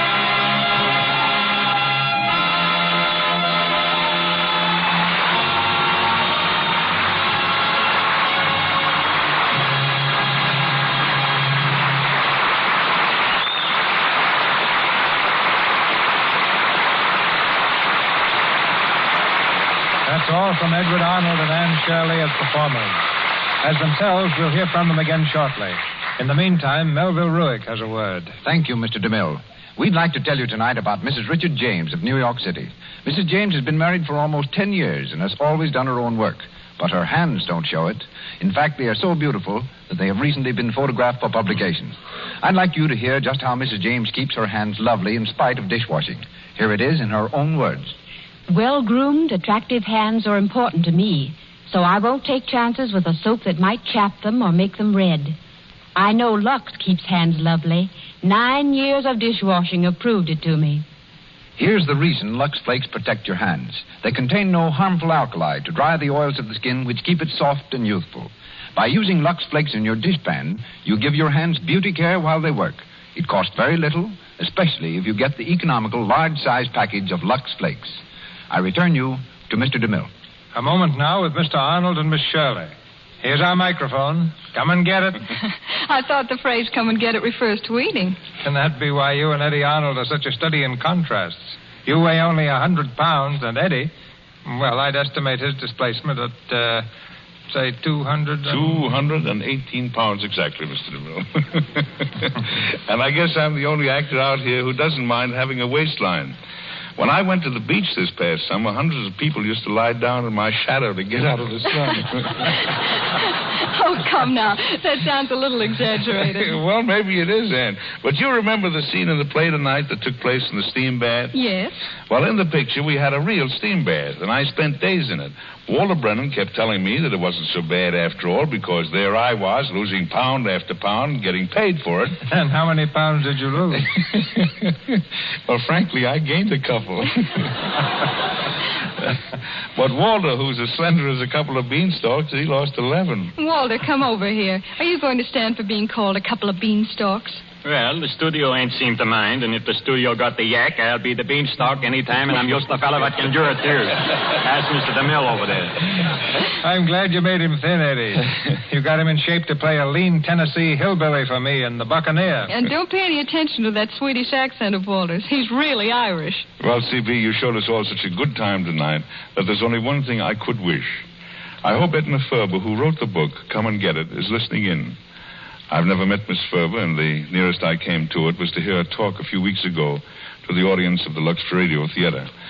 But I want to thank her for being such a darn good writer. Thank you all, too, and good night. Good night, everyone. Good night, Mr. Arnold appeared through courtesy of B.P. Schulberg, and his latest film is Blossoms on Broadway. Anne Shirley is from RKO Studios, Mr. DeMille and Lew Ayres, Paramount, where the latter just completed Hold'em Navy. Louis Silvers is from 20th Century Fox, where he directed music for Second Honeymoon.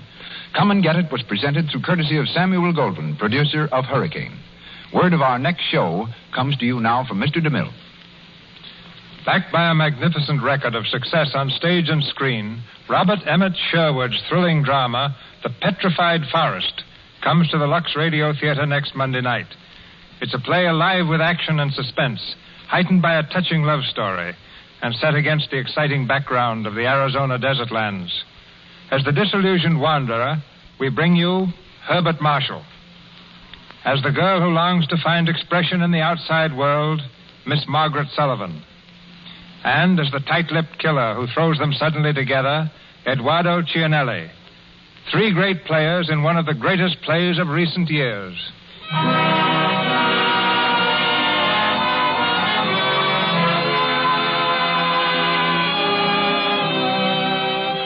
Our sponsors, the makers of Lux Flakes, join me in inviting you to be with us again next Monday night when the Lux Radio Theater presents Herbert Marshall, Margaret Sullivan, and Eduardo Cianelli in The Petrified Forest.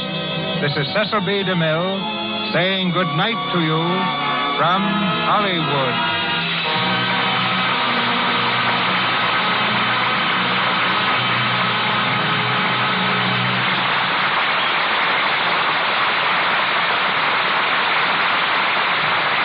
The announcer has been Melville Ruick. This is the Columbia Broadcasting System.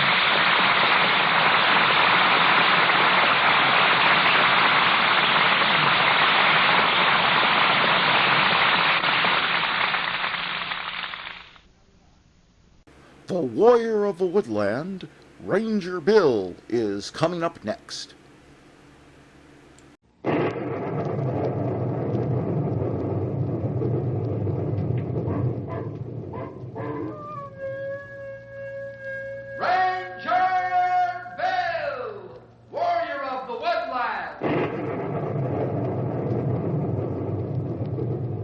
Ranger Bill, warrior of the woodland, struggling against extreme odds, traveling dangerous trails, fighting the many enemies of nature.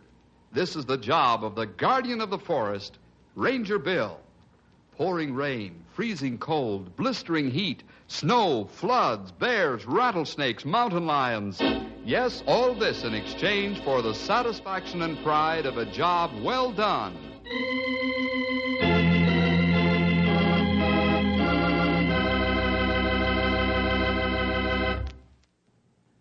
This is a lazy time of year for most of us. Spring is just around the corner, and late winter is still in there punching. So we haven't much to do because we can't get at it.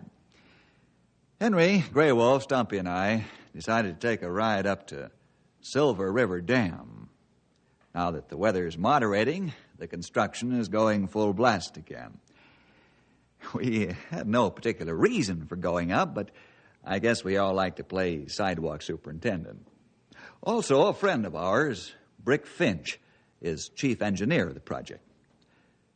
We didn't know we'd stumble into the story Penny Wise and Pound Foolish.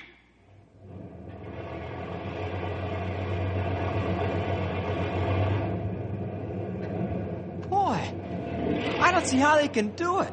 Do what, pal?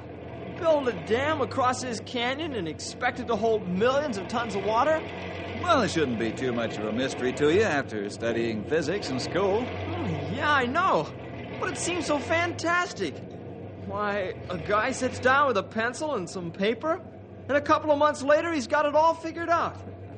A big piece of concrete and steel weighing so much and so wide at the bottom and the top will hold back a certain gigantic amount of water. And then those construction crews come out here and they start from scratch, and all they've got to go on is a blueprint. A year or so goes by and the dam is done. And it works. The way you put it makes it sound fantastic, all right, and you're right. Engineering science is amazing.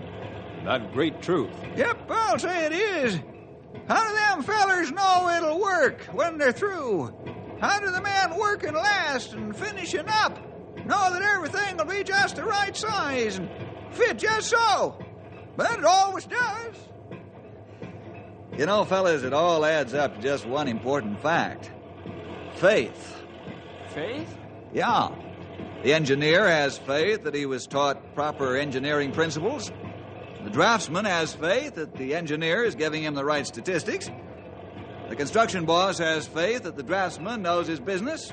Concrete men have faith that the steel men have set the reinforcing correctly, and so on down the line. To the man who throws the first switch to make the first test run. You speak great truth, Bill. It is faith. Men have faith in other men, but they not have faith in God. Right. Even though God is perfect, and he knows all knowledge and sees all things, past, present, future. May I join this philosopher's club? Hi, Rick. I see it. We were just mixing a little theology and philosophy. Yeah, I kind of thought so. I could tell by the look on your faces. And where were you that you could see the look on our faces? It's nothing but thin air from here to the bottom of the canyon. Oh, a little gadget called a field glass. Ever hear of it? He's funny. We thought maybe you had an eagle eye. Well, I saw you up here in the sidewalk superintendent's box and got nosy. When I saw it was you, I came up quick like a bunny. How are you fellas, anyhow? Oh, well and lazy, Brick. How's yourself? Oh, just fine. Working myself to death, but otherwise, I'm okay. Trying to make up for lost time? Oh, you said it.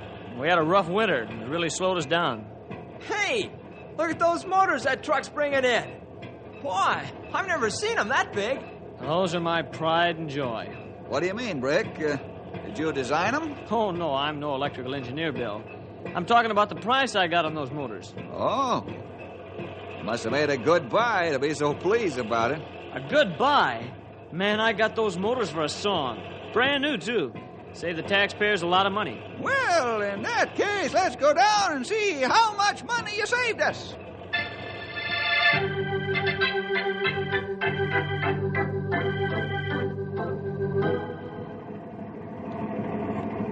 Well, there they are, Brick. Buttes, aren't they, Joe? Sure are. Got 3 more to bring in. Boy, what a load. Yeah, I can imagine. What do you think of them, fellas? Well, they look shiny and pretty, but what I know about electric motors, you can stick in your eye. Yeah, me too, as far as these big jobs are concerned. Well, they're no different than a small electric motor, Henry.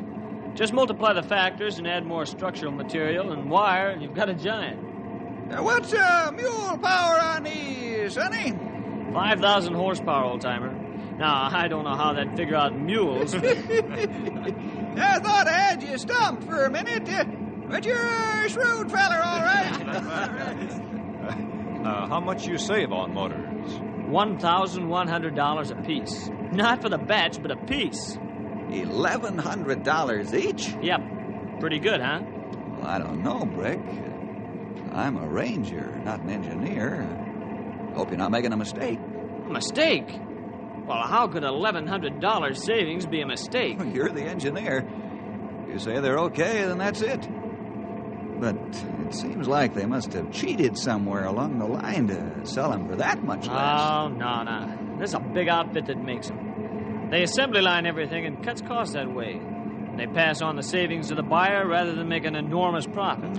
You know your business, friend. Hey, it's getting late. We got to be rolling along back home. Okay. Say, it sure was nice to see you fellas again. Drop around soon.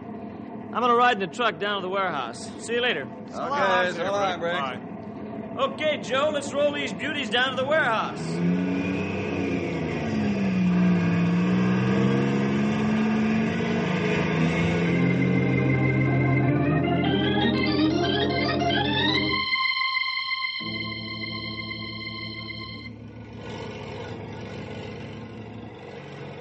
Footing's ready for the first motor, Brick. Fine. Good work, Jim. Set her in when you're ready. Okay, Matt. Easy, does it?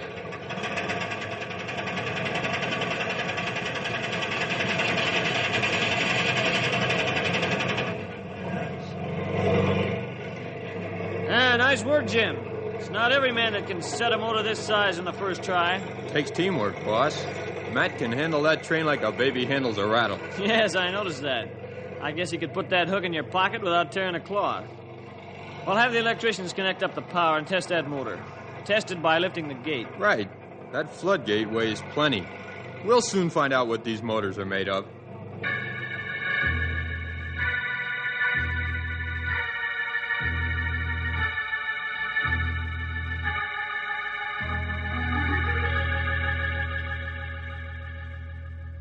Ready soon, Chet? Yep. About 2 seconds and we'll be ready to try this one. She looks good. Ought to be able to lift the gate all right. Yeah. Like taking candy out of a baby. How come you didn't throw the switch in the pit? I wanted to try the panel control. I got to make sure the whole circuit's working okay. Good idea. Here goes.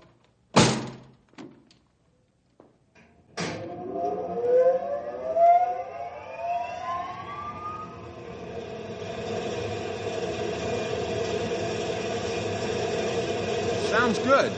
Throw the lifting device in gear.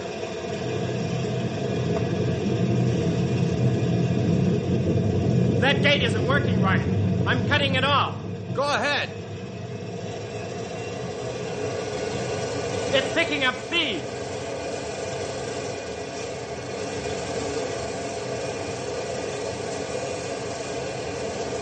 Cut the juice. I can't. The button's jammed. Where's the emergency cutout? It's not connected yet. I'll have to go down to the main box. Get going, man. That motor's running wild.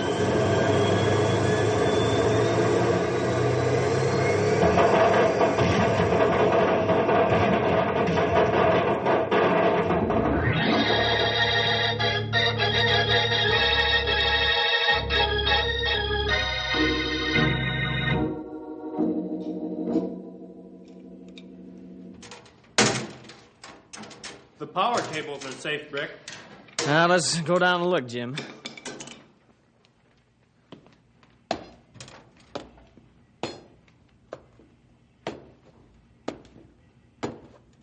She doesn't look very pretty now, Brick. What a wild one she was. That's the understatement of the year.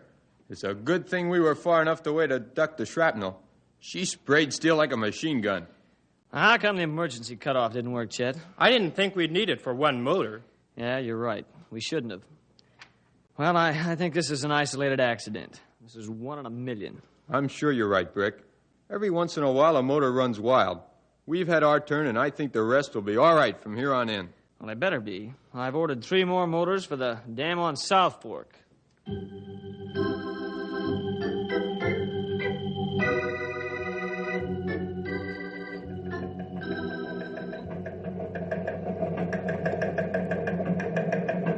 Wow!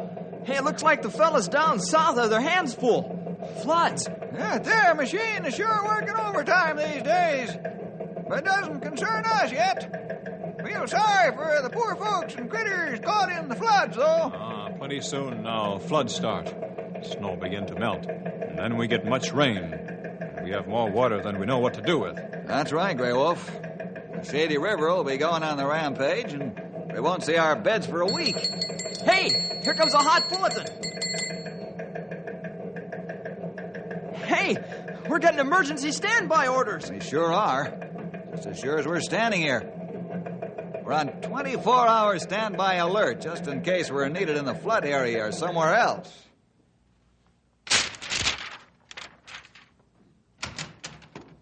Why the thunderstruck look, fellas? Hi, Rick. How come you ain't up there seeing that those fellers are putting the right pieces together? Well, I had to come downtown on business, so I thought I'd stop by and visit a few minutes. That's about all the time we can give you, friend. Henry, put the coffee pot on. We'll have a cup of mud. You don't make joke either. Not real mud.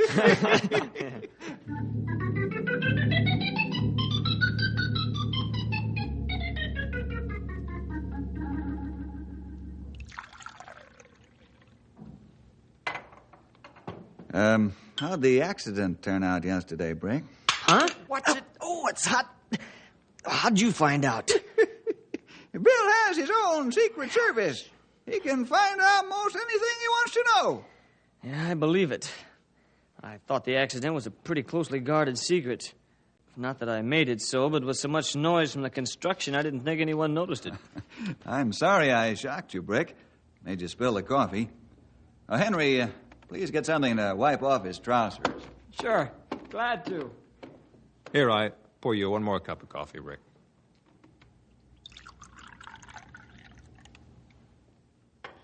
Yeah, thanks, Grey Wolf. Boy, you could have knocked me over with a feather. It's a small world. It sure is. Small and crowded at times. Here you are. Thanks. Now, I don't know what made the motor go wild and blow up. That is, I know the theory of it, but I don't know what the defect was. Or perhaps the motor was just a lemon. Sometimes that happened.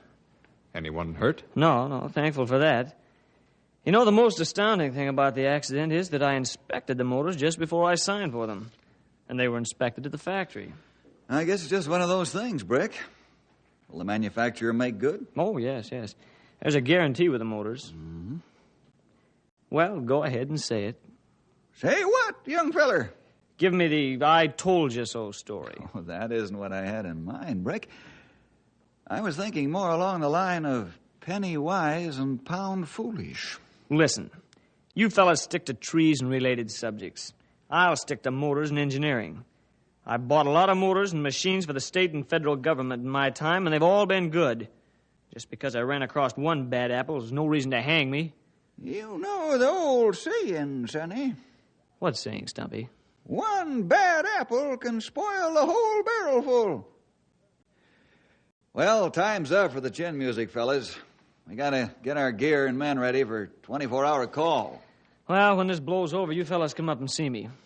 I want you to be there for the big test. Oh, what test is that, Brick? When we turn all the motors on from the master control panel and raise the floodgates.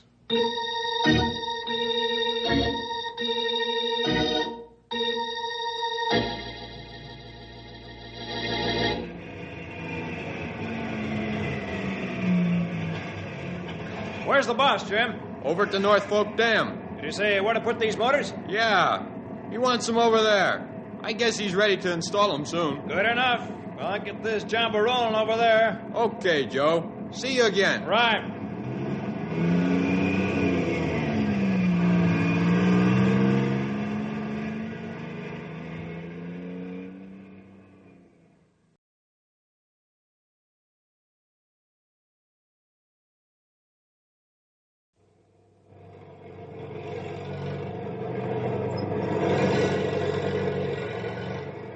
Okay, Winch. Take it up easy now.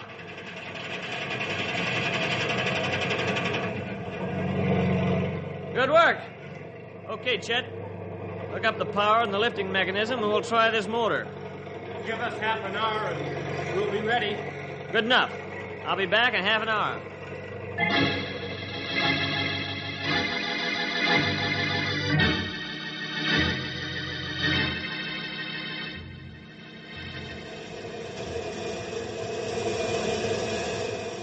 Okay, Chet, throw it in gear and raise the gate. Right.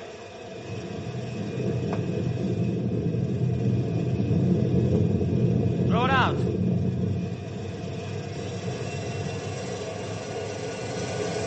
She's running wild. Put her back in gear and keep raising and lowering the gate. Okay.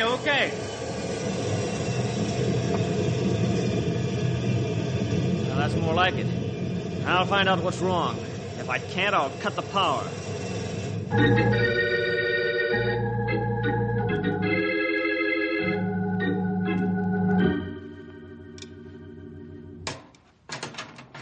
What do you think, boss?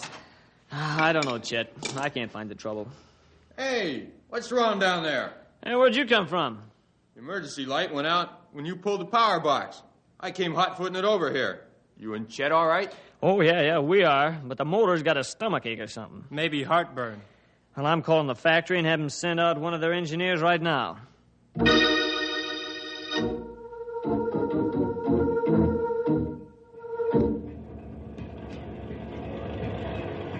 Did the factory engineer find out what's wrong with the motors? Yes, he did, Jim.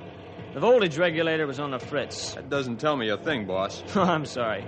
The device that adjusts the motor voltage to the load acted up. It put a higher voltage on the motor for heavier loads, but as soon as the load was taken off, it didn't reduce the voltage. So the motor started running wild. Like a jammed gas pedal on a car, huh? Exactly. He's going to put new devices on all the motors, and then we'll be in business. It's a good thing he found out what's wrong. I'm glad it's a simple problem. Yeah, so am I. Even on the best machinery and the most carefully inspected, this can happen. It might be the change in humidity or something like that, the affected part made it function abnormally. Yeah, could be. Well, I'd better get back in the job. Okay. I'm going in town for a while. I'll be back by evening.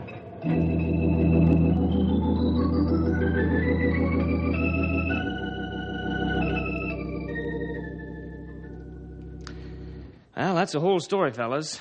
Boy, am I glad. Glad for what? That you didn't find out you made a mistake? Or that the problem was so simple? Well, both, Stumpy. I just had to tell somebody. And I didn't want the men to know I had a case of jitters for a while. Jitters over what, Brick? Well, when I was down in the pit there working on the second bad motor, I kept thinking of an old proverb. Well, go on. Penny wise and pound foolish kept going through my mind. Yeah, we're glad you found out what's wrong. The rest of the motor should be all right now, huh? Oh, yeah, sure.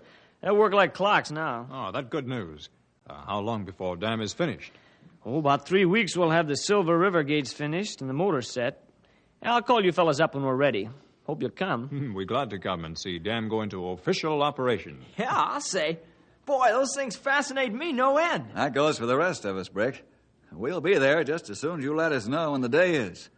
And we get off this 24-hour alert. Oh, flood's still raging down south? No, peak is past. It's subsiding. Well, that's fine. Well, I got to be running along. See you fellas in about 3 weeks. So long, See ya, Brick. Oh, maybe we were wrong, huh? Sort of looks like it, Sonny. Maybe Brick really got himself a good buy on those motors. Yeah, I think so. Don't you, Bill? If they were used motors, perhaps, but I still think $1,100 below competitive prices is a lot of money in anybody's bank. Maybe you speak great truth. And hard to say now. Why'd you cut me off before if you feel this way about Brick's tremendous buy? Because I like to see a man happy with himself, Henry. Huh? I don't follow you. Maybe if we'd let him know how we feel, it might save him some grief later on. Perhaps you're right, but in this case, I don't think so, pal. Brick plenty pleased with himself when he came here. Yeah. Why do you think he came all the way into town today? Well, you might have something there. But why did he have to tell us special? to prove to us that he was right in making the purchase. Oh, because he figured we were his critics? Yeah. Pal, we all live on an egocentric basis. Most of us handle our ego in normal portions. But it's the fuel that drives us on. We want to make good, for our own sake and to prove it to others. But mostly for our own sake, to replenish our fuel supply, especially after we've had considerable discouragement. You figured that Brick had been through enough with 2 bad motors. There wasn't any sense in us adding to his grief. Huh? Right. It would have been cruel for us to cut him down. He was riding high, and he needed that lift to give him zest to continue. You see, Brick isn't a Christian. Oh, he says he is, but he's never made a testimony to that fact. He doesn't have the reserve to go on in adversity, namely, the Lord's help. We depend on the Lord to give us strength when we're knocked down repeatedly. But Brick only has human reserve. Oh, well, I understand now why you cut me off. I'm glad you do. Took a long time to explain it, pal. But I want you to really know and understand why. And also, there's the fact that we're not engineers. We really don't know anything about those motors. Yeah, you're right. Oh, this is true, but there's an old proverb that Brick overlooked a mite. What proverb, old-timer? The proof of the pudding is in the eating.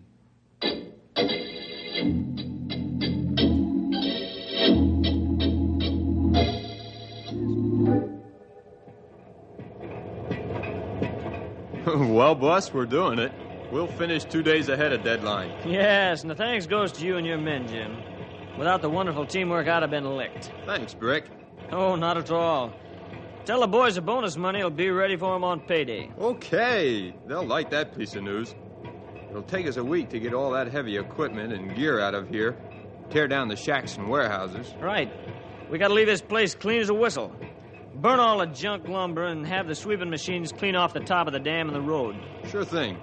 You'll be able to eat off the concrete after we get it cleaned up. Fine, fine. When are we going to officially open the dam? Well, the official ceremony will be in a month when all the VIPs come up here. However, we're going to start the floodgates and generator operation in 3 days. Sort of our own private official opening, huh, boss? Yeah, sort of. We got to get the dam in operation as quickly as we can because of spring flood problem just around the first bend in the river. Do I have to wear my Sunday suit for the private opening? Oh, no, your overalls will do. I'll make it a clean pair just for the occasion.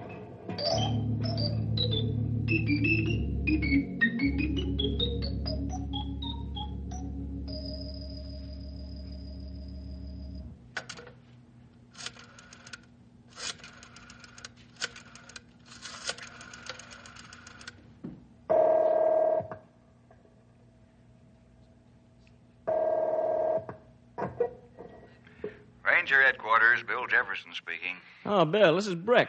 Oh, how are you, Brick? I'm fine. Say, you fellas off the 24-hour alert? Yeah, about a week now. Say, this is the time, isn't it? And how? Can you be up here on Friday? We have to walk all the way. Great. I'll expect you about noon. We'll be there. Thanks for the invitation. You're welcome. See you on Friday. So long. Goodbye.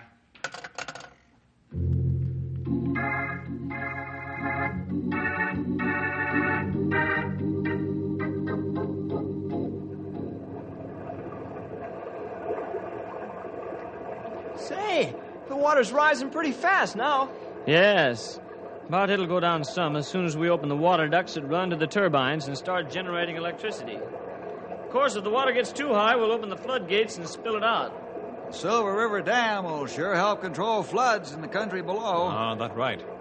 Silver River, a great flood maker in time past. Even my father, Black Wolf, knows Silver River floods. It sure is pretty, all right. Say, when are we going to see the fireworks? Right now. It's time for the boys to raise the floodgates and spill the water. Hey, there they go. I can see the water gushing out now. Hey, wait till they open all the way. You'll really see water come out. Man, you're not joking, are you? Tons and tons of water are spilling out, like coming from a giant fire hose. Hey, the gates are all the way up now. Boy, sure can see good from here. And those men run to one gate. Hey, yeah, something's wrong over there, Brick. Now they're running away from the spot as fast as they can go. Come on, it looks like I've got a wild motor in my hands.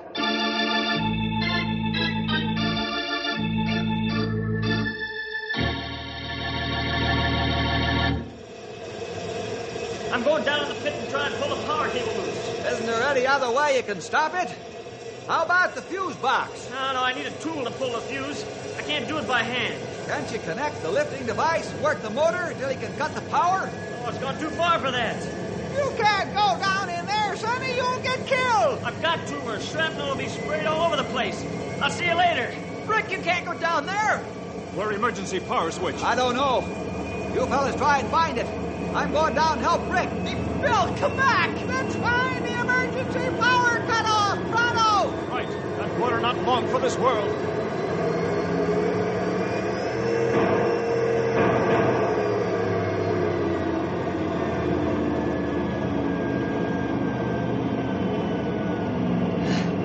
Oh, thanks, Bill. You saved my life. Forget it, Brick. Let's get out of this pit and go sit down somewhere.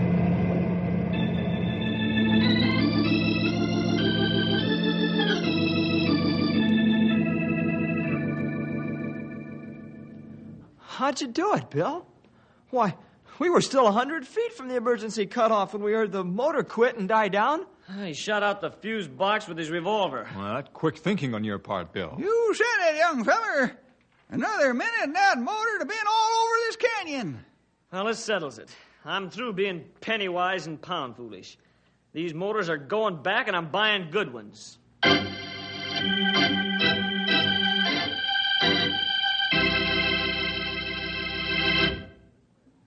And Brick did just that, too. He bought good motors, and they worked fine. It's too bad Brick had to learn the hard way. Those motors almost cost him his life. Well, see you next week for more adventure with... Ranger Bill!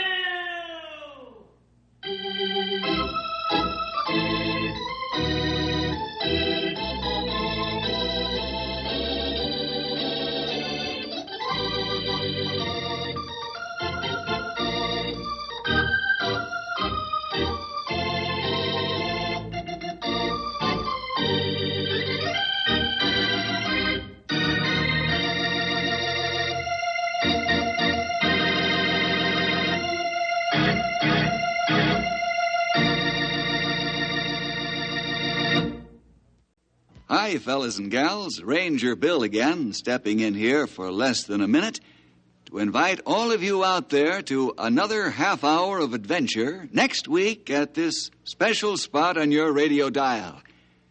We've gathered a pile of stories for you with mystery and adventure and all kinds of excitement, and we don't want you to miss a single one. So next time, call up your friends or get together with them and join all of us Rangers for a session of fighting forest fires, grappling with grizzly bears, or just plain trying to help somebody out. We're sure you'll enjoy the story, and you might just learn something that'll be of real help to you in later life. So, next week, be sure to listen. Sure to listen. Sure to listen. Sure to listen. Sure to listen. Sure to listen. Sure to listen. The first couple of radio comedy, Burns and Allen, are up next. Another cup of Maxwell House coffee, George. Sure. Pour me a cup, Gracie. You know Maxwell House is always good to the last drop. That drop's good, too. Yes, it's Maxwell House Coffee Time, starring George Burns and Gracie Allen.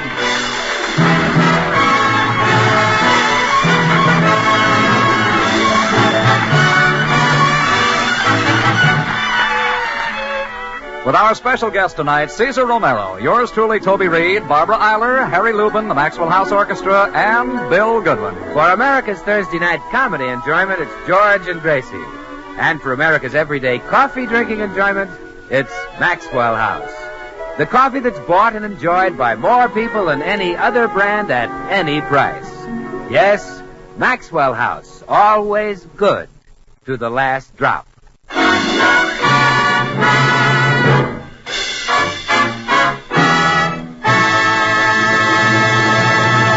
Well, breakfast is over in the Burns home, and attention is now focused on the morning newspaper. George is trying to concentrate on the sports section, while Gracie reads aloud from her favorite department, the movie gossip column. Listen to this, George. This column says that Betty Grable has put on a lot of weight, but it doesn't say where. It doesn't say where? No, it just says that in her new picture she has a very fat part.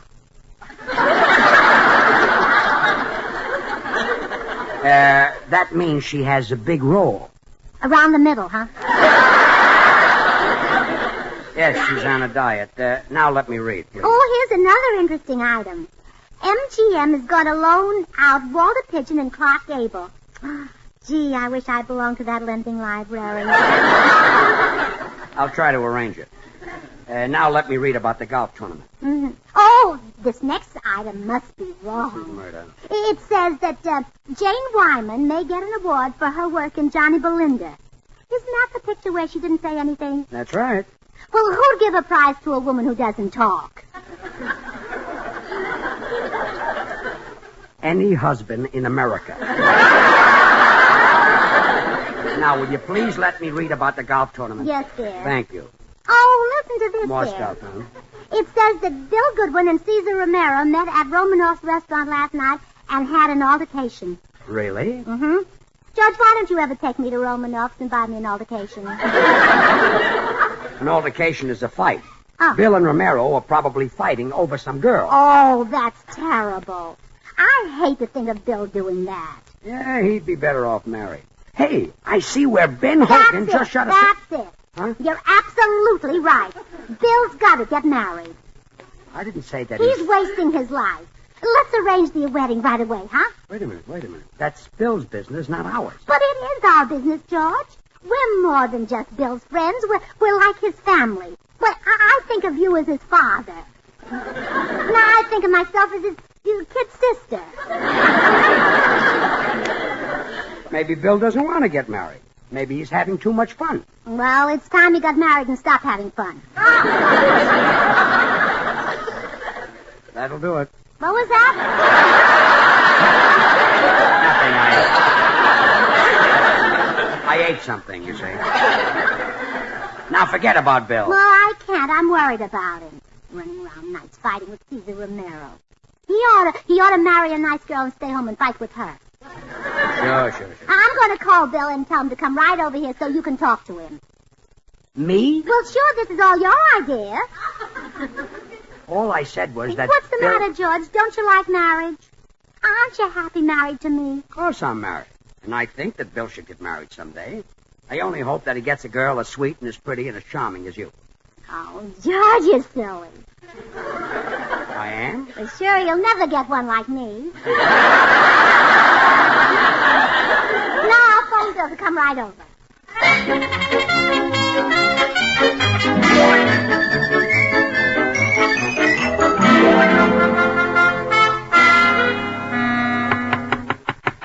That must be Bill. Now listen, Gracie, don't try to force him into marriage. Let Bill make his own decision. I will. Come in.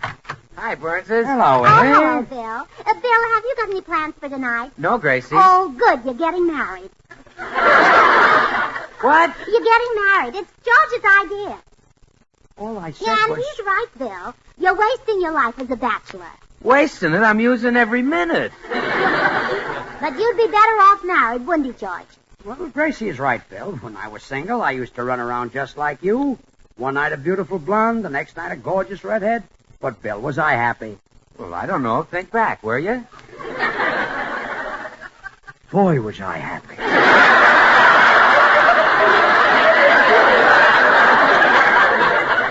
I'd forgotten how much... Hey, get married, Bill. It's nice. It's nice. Don't you know some girl you'd like to settle down with, Bill? Well, Gracie, if I ever do get married, Jean Meredith is the only girl I'd consider. She's my special honey. Jean Meredith. Oh, well, why haven't we met her? Well, I don't take her out in public. I'm hiding her from Cesar Romero, the wolf. Cesar Romero, huh? Yeah. He's the poor girl's Bill Goodwin.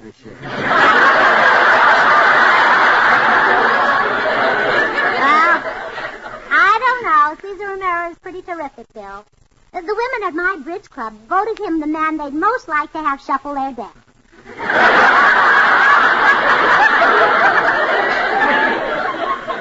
Did you vote for him? Not me, no. I voted for you. Oh, thanks. Nobody shuffles like you do.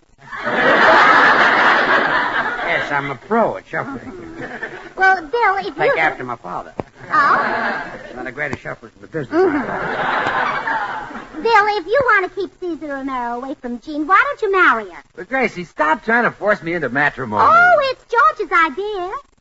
All I said... George, leave me alone. Okay, it was my idea. I'll get married just as soon as I'm tired of running around in about 50 or 60 years. But, Bill, you won't be able to get a pretty wife when you're old and feeble. Well, why not? George did.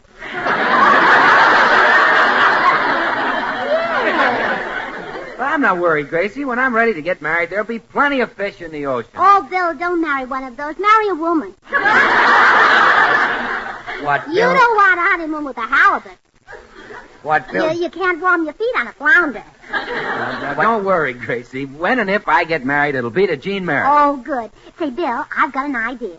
Why don't you bring Jean over to dinner tonight so we can meet her? Well, this ought to be a safe place. I know George couldn't take her away from me. Well, he could if he wanted to. My little man is a Humphrey Bogart type. You think George is the Bogart type? Well, sure. Everyone does. When we walk down the street, people say, look, here comes Gracie with her bogeyman.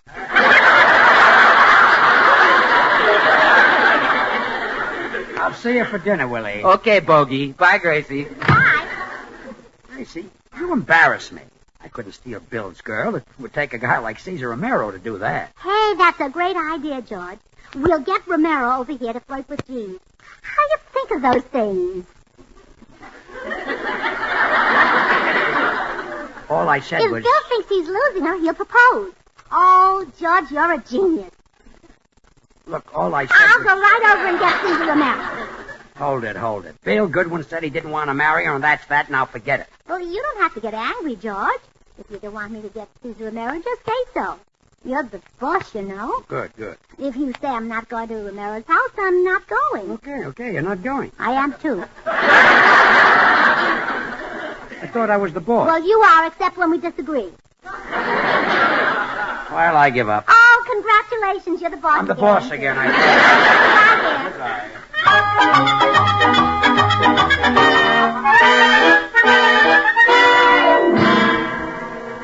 think. Gee, maybe it's dangerous for me to be here at Caesar Romero's alone. He's such a wolf. Oh, well, I'm here. I'll bet the minute he opens the door, you'll get fresh with me. Well, if he does, I'll call the police. I'll show him. How do you do? Oh, yeah,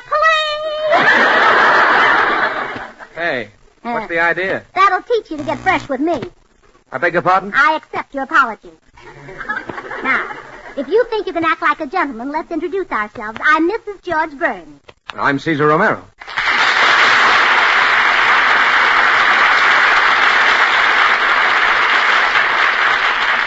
Mr. Romero, I want you to understand right now that you've got to behave yourself around me. Mrs. Burns, I swear you an oath. Police! Again? There'll be no swearing in front of me. Esta simpática señora está loca. Never mind making that romantic talk. You Frenchmen are all alike. Now behave. Mrs. Burns, would you like a chaperone? No, sir, I won't touch a drop. You might just as well make up your mind that I'm one girl who's different. Different is quite an understatement. May I ask what brought you here? There you go, getting fresh again. Talking about my legs.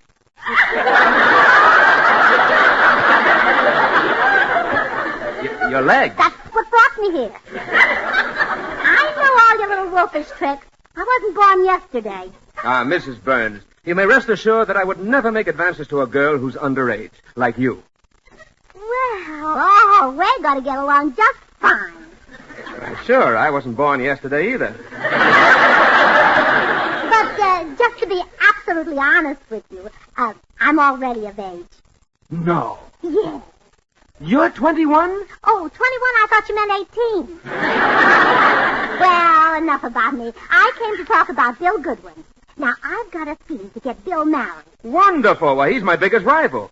What's your plan? Well, Bill has a girl he likes well enough to marry, but he won't ask her until he thinks someone else wants her. And that's where you come in.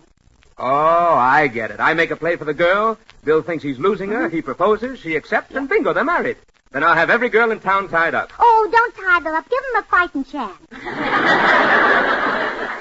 Yeah. Now, what's this girl's name? Her name is Jean Meredith. Do you know her? Jean Meredith. I must know her. Let me look in my address book. Oh, good heavens. Is that great big thing the address book of your girls? Oh, this is just the M's. Now, let's see. Here we are. Meredith. Meredith A, Meredith B, C, D, E, F, G, H, I, J.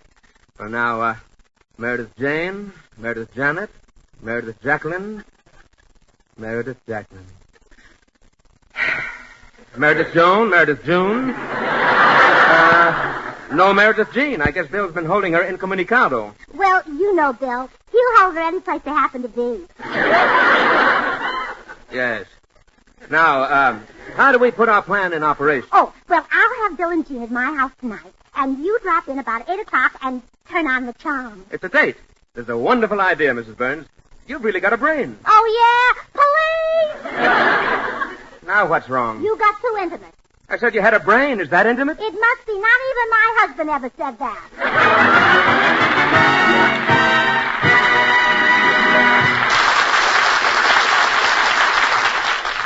Oh, George, your plan to get Bill married is working out beautifully. My plan? Gracie, I talked to Cesar Romero, and he's coming over. He'll flirt with Jean, and Bill will think he's losing her, so he'll propose, they'll get married, and have a whole house full of little ones. Well, don't count your chickens before they hatch. Oh, George, you're so innocent. They won't have chickens. They'll have babies. No. Yeah. Every year, something new. Now, when Bill and Jean are here tonight, you show them how happy married life is. Not me. I want no part of the scheme. Oh, you're not happy. I'm a failure. You're miserable, and now everyone will know. Okay. I like happy. Oh, thank you, dear. Oh, that must be Jean. Jean? Isn't she coming? Over early. I want to have a little talk with her. Come in. Hello, Mrs. Burns. I'm Jean Meredith. Oh, hello, Jean. I'd like you to meet my husband, George. Hello, Jean. How do you do, Mr. Burns? It's awfully nice of you folks to invite Bill and me over. Well, we want you to see how happy married life is. Are you and Mr. Burns happy? Oh, yes. George, be happy. we laugh all the time. Mrs. Burns, isn't it hard to keep house and have a career both? I mean, isn't it just drudgery to come home from the studio and have to cook dinner? Oh, Jean, if you were cooking for one you love, would you call it drudgery? No. No, I guess I would. Well, neither does George. He's as happy as a lark, aren't you, dear? Well, have we sold you on marriage, Jean? I don't have to be sold, Mrs. Burns. I want to get married the worst way. Well, now that's funny. I said the same thing to Mother when I brought George home to meet her. I said, Mother, I want to get married the worst way. And she said, well, this is it. My mother craves me. Come in. Hi, Burnses. Hello, Jeannie, honey. Hello, Bill. We were just showing Jean how happy married life is, weren't we, George? George. Huh? Be happy. Oh. You see, Bill? Now, show him how you felt before you got married, dear. And now? Oh, marriage is so happy, Bill. Why, George gets up 3 or 4 times during the night just to laugh and then goes back to bed again.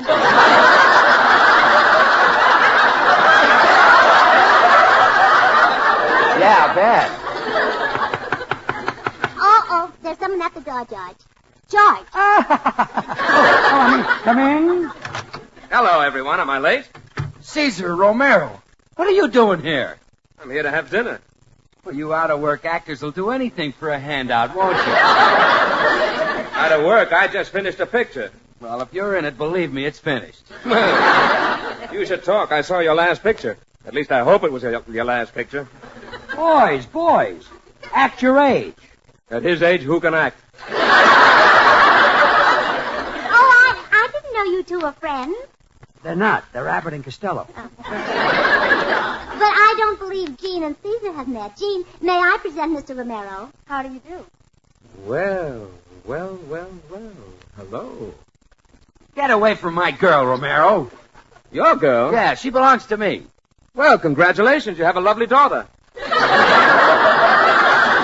Hey, listen, I'm not old enough to have a daughter her age. I just reached 30. I bet you had to lean back a long way to reach it. Take it easy, Butch. Remember, it's my income tax that pays your old age pension. Now, boys, don't just go talking to each other. Say some nice things like that to Jean, too. In the meantime, George and I will get dinner on the table. Come on, George. Are you happy?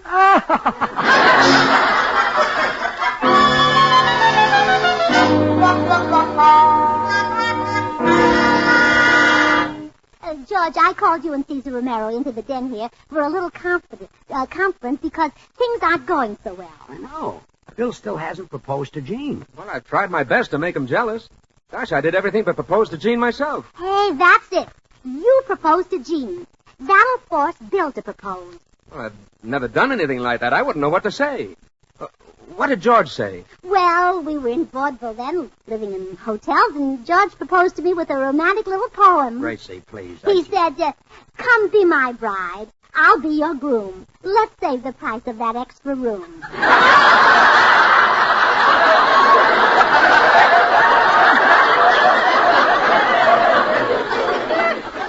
Only I put it to music. Come be my bride and I'll be a groom. George. Let's save the price of George. the extra room. George. Yes. I'll propose my own way. You folks wait here. All right. Well, you back again, bit player? Quiet, stand-in. Jean, darling, I've come to ask you to take my hand. Yeah, Jean, help the old gentleman to the door. Pay no attention to him, Jean. I'm asking you to be my wife, to marry me.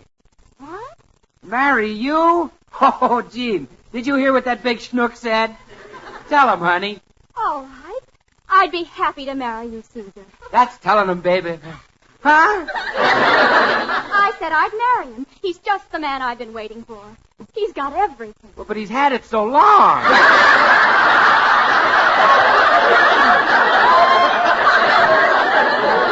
Gee, honey, reconsider. What can this guy offer you? I can offer her the greatest thrill that life holds in store for a woman.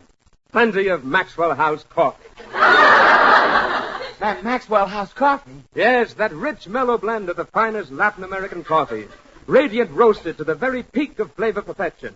Good to the last drop. Oh, no. Not my commercial, too.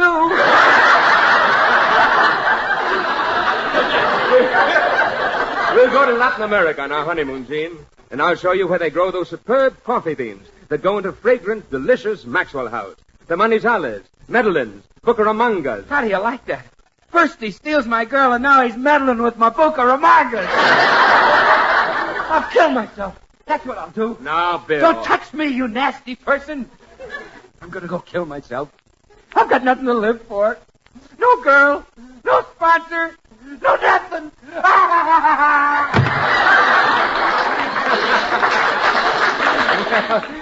We certainly fixed him, didn't we, Jean? Yes, now we can be married. You wait here while I get my hat and coat. Yes, sir. Now we can be married. Married? I don't want to get married. What happened? Mrs. Burns! Oh, Mrs. Burns! Yeah, what is it, Caesar? I proposed and Jean accepted me. She's going to marry me. Oh, you traitor. You stabbed Bill in the back right in front of his face. Well, you've got to do something. I don't want to marry Jean. All right. My husband got you into this, so I'll get you out. You go in and talk to George. I'll handle Jean. Oh, thanks a million. Oh, Mrs. Burns, did you hear the news? I'm going to marry Caesar Romero. Oh, yes, he told me, and I think it's wonderful. I know you'll be very happy. Oh, I'm sure we will. Oh, of course. Money isn't everything. Money? What if he did lose his job at the studio? You can't buy happiness. You mean he's been let out? No, his clothes still fit him. He's just lost his job. I thought he was doing so well. Oh, he was until he started drinking. Drinking? Only whiskey. He never touches soda.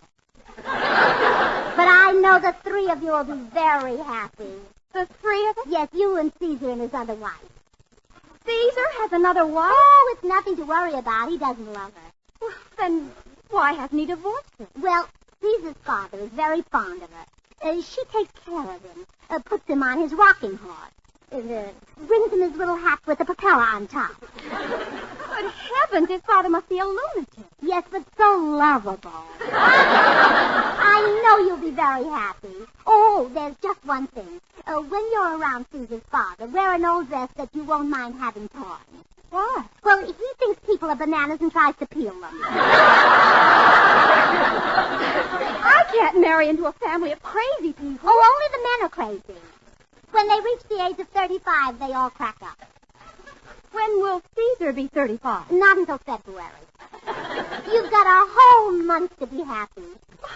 I'm getting out of here, and you can tell Mr. Romero that I never want to see him again. But, Jean, you're throwing away your happiness. Goodbye. All right, boys, you can come out now. We heard your little scene, Gracie. Yeah, Gracie, you were great. How do you think of those things? Oh, it's just a gift. Lots of people are amazed at my brain, but it's really nothing. How true. Well, you certainly saved me. You see, there's only one girl in this whole world that I could ever marry. Gertrude Mills. She's completely devoted to me. Oh, I'm glad I could help. Hi, folks. Bill, I thought you went out to kill yourself. Well, I did, but when I went to the drugstore to buy poison, the cutest little redhead waited on me. She looked at me, and I looked at her, and now we're engaged. A redhead? What drugstore was this? Schwab. And the girl's name? Gertrude Mills. Oh, no! This morning I was a happy man. Now I'm going nuts. Well, what do you know? He just turned 35.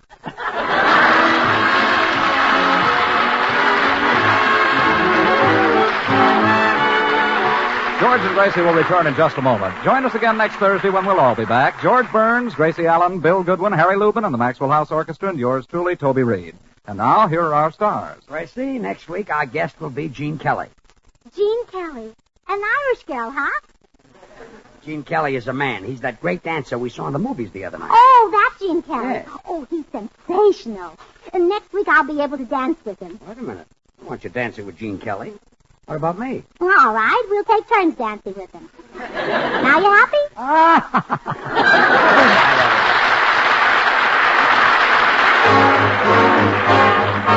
Good thing. The easy way. Do you like good things the easy way? Then get instant Maxwell House coffee. So good. So good. True coffee flavor and fragrance because Instant Maxwell House is not a so-called coffee product. It's all pure Maxwell House coffee in instant form. I'm so easy. So easy. Instant Maxwell House means great coffee instantly in your cup. No fuss, no muss, no bother. Today, try Instant Maxwell House. Instantly good to the last drop.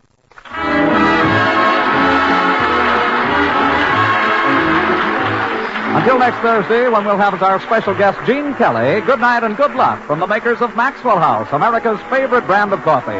Always good to the last drop.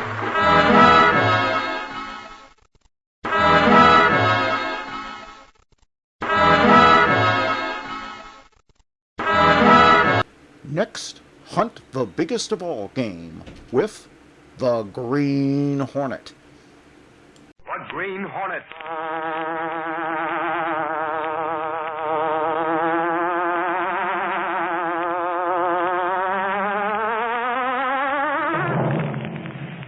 He hunts the biggest of all game, public enemies who try to destroy our America. With his faithful valet Cato, Britt Reed, daring young publisher, matches wits with the underworld, risking his life that criminals and racketeers within the law may feel its weight by the sting of the Green Hornet. Ride with Britt Reed as he races toward another thrilling adventure. The Green Hornet strikes again.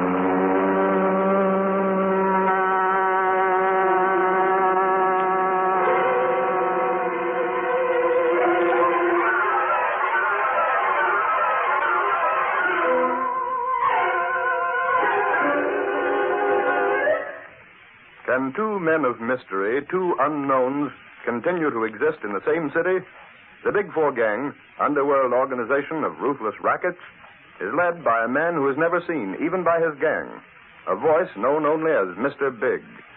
In order to force the Daily Sentinel to stop its campaign against the rackets, Mr. Big attempted to kill Britt Reed.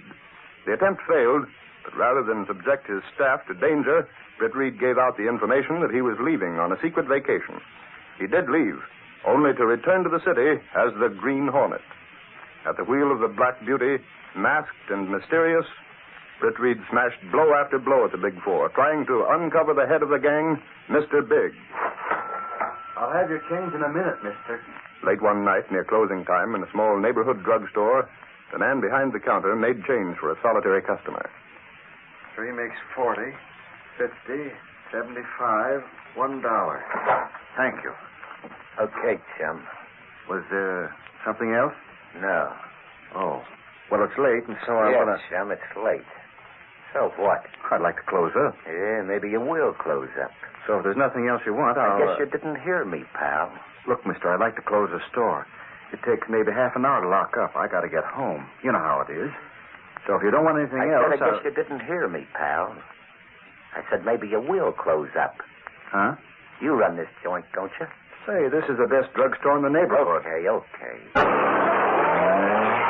Ride with Britt Reed as he races toward another thrilling adventure. The Green Hornet strikes again. You getting that? Me? I come to give you a little advice, pal. You ought to join up. Join what? I belong to the Masons and the local Rotarians. What's your name? Me? Ferris. Why? Okay, Mr. Ferris. Let me give you a little tip. If you want to do business in a drugstore, you better join the association. You mean like them downtown places? Oh, no, not me, mister. That's a racket. Okay, Ferris, stop the kidding. Huh? Take that blank look off your puss. What do you think we're playing at? A game of Pachisi? You're on the list, see? You head of the Big Four. The Big Four? You mean... Get out of here. You got a week to join the organization, Ferris. Get out. I'm not knuckling under to any racket. This is a free country, and I'm a citizen. You gangsters can't put the pressure on me. I've got my rights, and I'm going to... Come out from behind that counter. Let's go. All right, Ferris. What are you going to do with that bottle? Wise guy, huh? You see that counter over there? What's the idea? You got it through your dumb brain now, chum? Well, you smashed a whole counter. Yeah, you're lucky it ain't your head.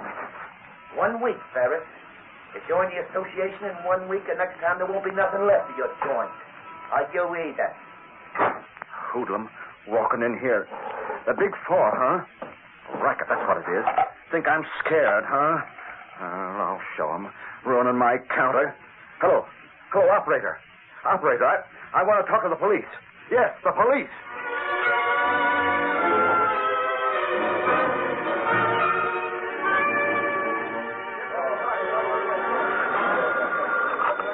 Daily Sentinel, Gunnigan talking.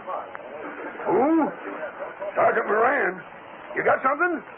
Sure, let's have it. Nothing like news for a newspaper. What's that name? Okay, got it. Thanks, Moran. We'll give you a couple of tickets to the fight. Good night. Is this anything important, Gunnigan? Huh? Oh, yeah, it might be, Blackett. Didn't see you come in. Miss Case! Casey! How is the Sentinel's campaign against the Big Four going? Could be better, Mr. Blackett. And the same goes for your campaign in the city council. Miss Case! Right with you, Gunnigan. Matter of fact, this might be a lead. That's all. Yeah, you can listen while I spread the word. You wanted me, Gunnigan? Anybody around, Casey, Lowry, Axford? Well, I can get Ashford. He's across the street having a cup of coffee. Why? Police just got a tip. Have Axford see a man named Ferris. Runs a drugstore uptown. Is it good? Don't know yet, Miss Case. It's about the Big Four. Gosh. Yeah. Dust Axford off and send him out there. Oh, but look at the time, Gunnigan. For Pete's sake, what's time got to do with it? Ferris got a threat from the Big Four, and I want to see him as soon as he can get there.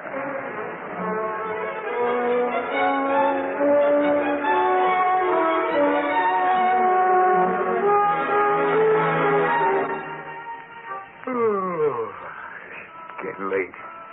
Almost time for some shut-eye. That you, Crandall? What does Mr. Big have to say? Plenty, Skip.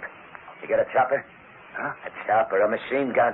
Sure, for what? That monkey Ferris talked to the cops. You're nuts. Nuts me, I just got it upstairs from Mr. Big. We just left the big guy. Now, don't ask me where Mr. Big gets his dope, but if he says Ferris talked to the cops, why, Ferris talked to the cops. What do you know, and how do you know it was Mr. Big? You didn't see him? Nobody sees Mr. Big, never. Just his voice coming out of no place. Why? You want to disobey orders? Not me. Well, then start this car. We stop off at Ferris's place, see? With a machine gun.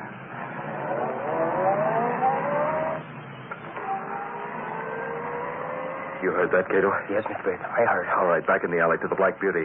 And hurry. There isn't much time.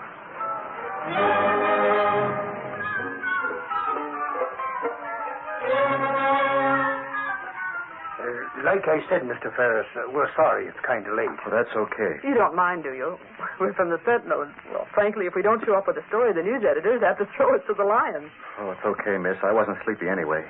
I'm still burning up about that big four gorilla. You told the cops? No hoodlum's going to scare me. I told you, Axford. You didn't want to come. You said it was another of Gunnigan's pipe dreams. Suffering thanks, Casey. Will you skip it? We're here, ain't we? Yes, but... Then what? That's all that matters. Go ahead. It's about the big four. Gosh. Yeah. Dust Axford off and send him out there. But look at the time, Gunnigan. For Pete's sake, what's time got to do? It was Crandall. What's that? Crandall? That's right. Is he important? But holy crow, he's one of the big four top men. He runs the Drugstore Association. The police have a call out for him now. Golly, we got a real story. Did you hear that, Casey? It was Crandall that... Casey. Quiet, Axford. Huh? What's that, Ferris? Well, that's a hot air register in the furnace. Axford, I heard a noise. Huh? Just now. It came from that register. There's no one in the basement. You certain? Of course. Ah, for Pete's sake, Casey. We're getting a story. Will you stop fussing around? No, where was we, Ferris? Oh, yeah. I was asking you about, was you going to swear out the warrant for Crandall's arrest?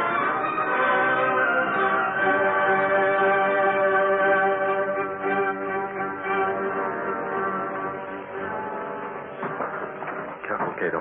Dark, Mr. Baird. You know what to do, Cato? Yes, sir. This furnace pipe leads to the room where Ferris is talking to Axford in this case. If I shout into it, they'll hear me plainly. Yes? But they won't recognize my voice, and neither will those gangsters. That is true. I'll stay here. You get back to the car. Very well. They'll give those rats the scare of their lives. Signal me when you see them coming near the house. And don't forget.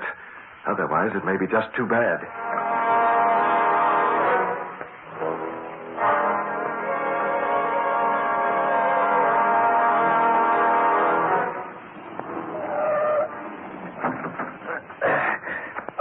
Skip. You got the machine gun? Yeah. There's a light on. So what? So we've got company.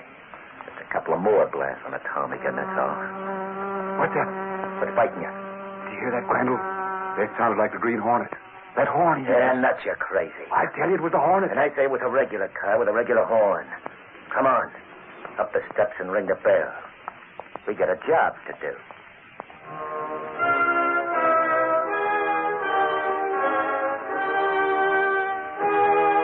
What's time got to do? It was Crandall. What's that? Crandall? That's right. Is he important? But holy crow, he's one of the big four top men. No, outside of us, there's just the wife and the kid. They're upstairs asleep. And that horn. You heard it, Axford. Golly, Casey, will you stop? That wasn't the Green Hornet. I heard something, but I No, know... there ain't nothing at all. Crazy ideas, that's all. The Green Hornet doesn't fool Axford. You see what I mean, Ferris? It don't make sense. Besides, Casey, the Hornet ain't no pal of the big four. He's out to get him. Now forget about it, will you? You'll have us all jumping like rabbits every time there's a... What's that? It's the doorbell. Oh, there. You see what I mean, Casey? Now quit it. I wonder who it can be. All right with you, Ferris. Mr. Ferris. Yes? It might be reporters from some other paper. Maybe the Clarion. We'd like to keep this private for the Sentinel. Okay, if you say so. Yeah, we want a scoop. I understand. But I'll have to answer at least. Well, sure, that's all right. Just a moment. Yeah, what do you want? Inside, Ferris. Holy crow, slam it down, you don't. Too bad you got company, Ferris.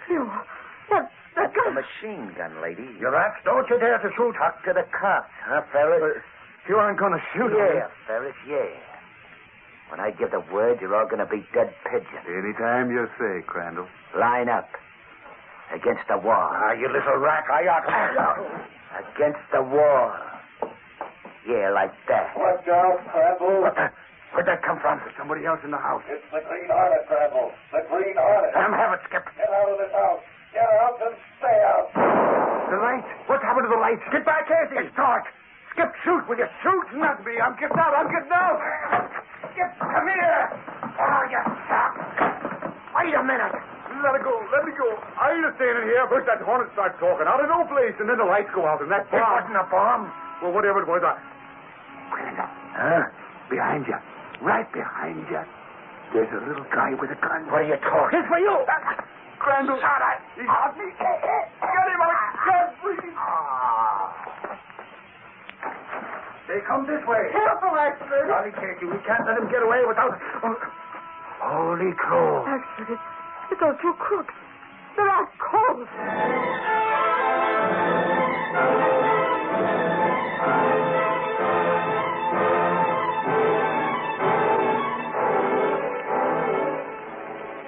Yeah, Gunnigan. Yeah.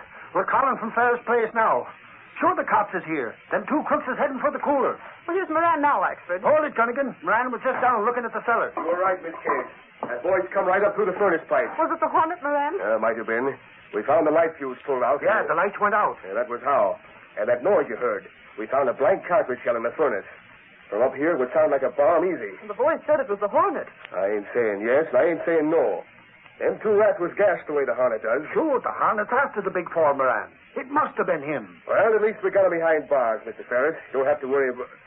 Hey, Ferris, well, where is he? That's strange. He went out that door a minute ago. He did, huh? Ferris! Ferris! Not out here. Golly, he must be. Ferris! He's not here. But I saw him just a... Moran. Sergeant Moran. Huh? What is it, Miss Case? Look, on the door. On the door. Holy crow. It's the mark of the Green Hornet. Moran, that's what happened. Ferris was taken away by the Green Hornet.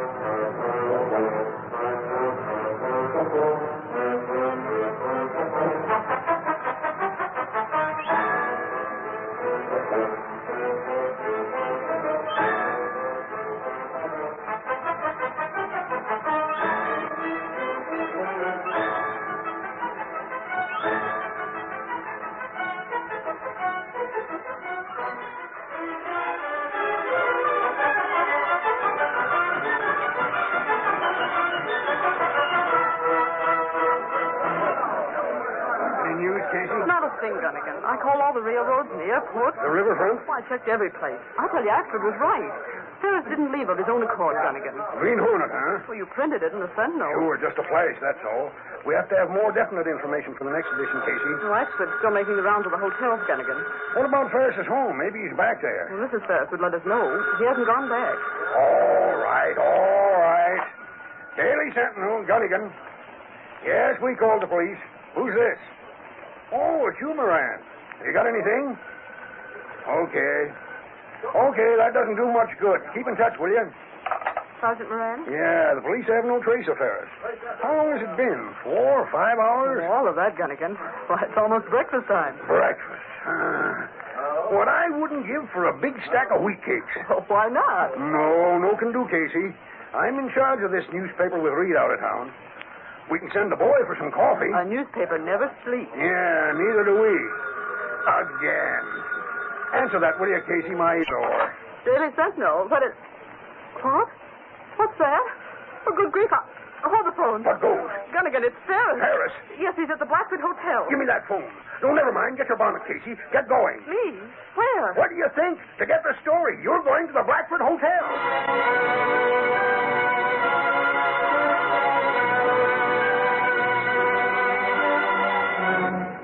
Yes, Miss Case. Yes, I called the Sentinel as soon as I recovered. The Green Hornet gassed you? When I stepped out that door last night. You remember in my house? What made you leave in the first place? Well, I thought I heard a noise out there. You were all so busy, I didn't want to disturb you. The Hornet was out there waiting. He must have been. The next thing I remember, I woke up in my car. The Hornet was driving. Your car? Well, what about the Hornet car? Yes, my car. Well, his car was following along behind. I don't mind telling you, I was plenty scared. Oh, good grief, who wouldn't be? I don't exactly know how I got here. The room clerk said I walked in sort of a daze. I guess he thought maybe I had a little too much to drink. It was that gas the Hornet uses, I guess.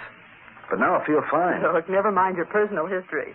Did you get a look at the Hornet? Sure, but he was wearing a mask. Oh. He said he was out to get the Big Four gang. That he was getting me out of my house for my own good. What did he mean by that? Oh, I don't know. Those two guerrillas came over to use a machine gun on Well, they're me. in jail. They couldn't harm you now. But still, the Hornet seems so positive. Have you called your home, Ferris? No, not yet. It's so early. Why, you don't think anything's wrong? I don't know. Just a feeling. Go ahead, answer that. Hello? Yes, this is Ferris. What about my house? Yes, right away. Ferris, what is it? What's wrong? I've got to go. Oh, what's the matter? You look like a sleepwalker. My house, it's been bombed.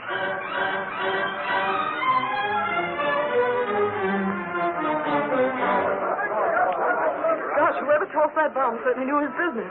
Flat as a pancake. My house.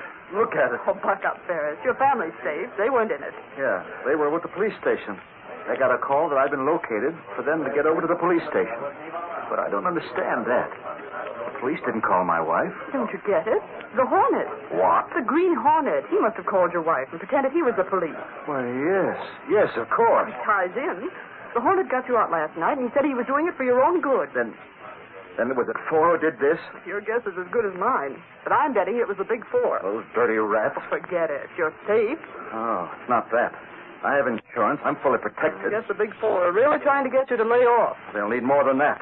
I'm going to prosecute that man Crandall, but the last thing I do. Now you're talking. Hey, Casey, Ferris. Where have you been, Axford? Trying to catch up with you, Casey.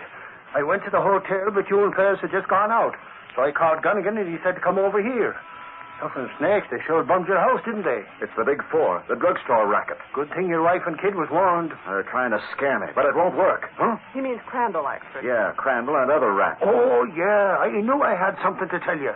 The cops want you to be extra careful, Ferris. Why? Because them two rats ain't in jail no more. They got bailed out. What? They're not in jail. Sure, Casey. Of course, they got to be back in court for the trial. But that's a long ways off. The Big Four got them out.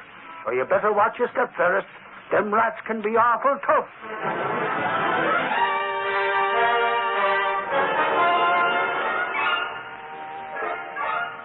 I had you released on bail, Crandall. You and Skip. It might have been much better if I'd left the two of you to rot.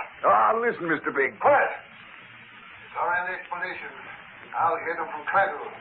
He's supposed to be in charge of the drugstore association of my business. Yeah.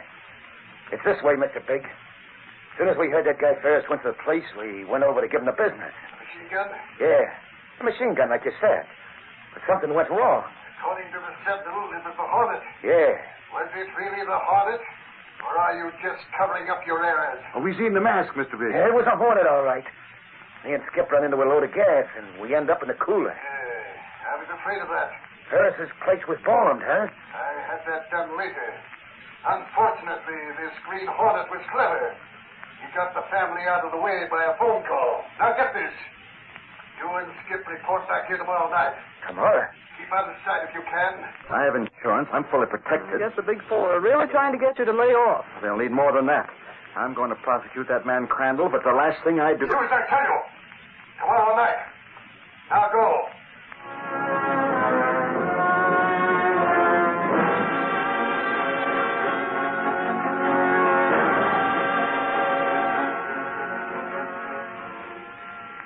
This is Skip's room, Cato? Yes, Mr. Rick. Never mind the lights. He's asleep. What you doing, Mr. Rick? He and Crandall went to the meeting place of the Big Four tonight, Cato. Do you think we can find out what they talked about? Yes, sir. Without waking him up? Yes, sir. All right, we're going to try. He's uneasy right now. Shouldn't be hard to get him to talk in his sleep. Skip. Skip. What did Mr. Big say? Mr. Big.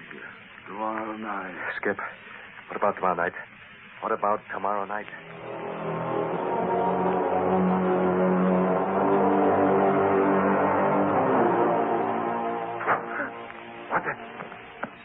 What was that? What's going on? Crandall! What's eating you, Skip? What's the matter? I thought there was someone in this room. I got a feeling I was talking to somebody. Talking all about Mr. Big and about seeing him tomorrow night. Yeah, nuts, you're dreaming. Come on back to bed. Yeah. Mr. Ben. But I could have swore there was somebody. I could have swore.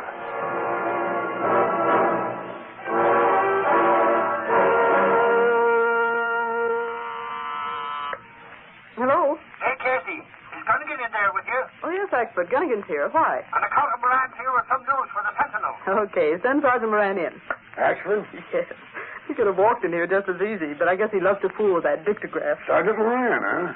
I hope it's something on the Green Hornet. Or the Big Four. Either one. Take your choice. Hello, Gunnigan. Ashford said I could find you here. I got news. Shoot. Them editorials you've been running in the Sentinel produced results.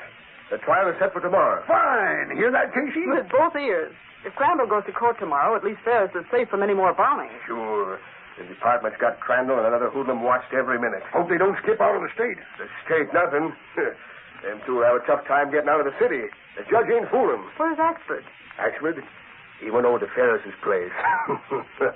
Said he was going to give Ferris a fight talk so he wouldn't get scared in court and forget to identify them hoodlums. Oh, that's nice. Hello, Daily Sentinel. Yes, just a moment. To you, Sergeant Moran. Me? Thanks, Miss Case. The police department. Yeah. Hello, Sergeant Moran speaking. Yeah? What about Crandall? You... What? Well, start looking. Something wrong, Moran? Something wrong. Plenty. That crook Crandall and his triggerman Skip. We don't know where they are. We was trailing them, but we lost the trail. How do you like that?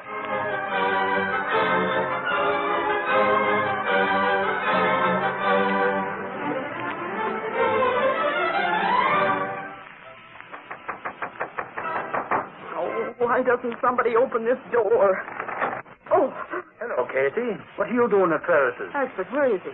Is that Moran out in the car? Yes, Crandall and Skip have disappeared. What? The police have lost track of them. Well, this time of night, they may never find them until they get to Ferris. Where is Ferris? You sure he's all right? Ferris, he's okay.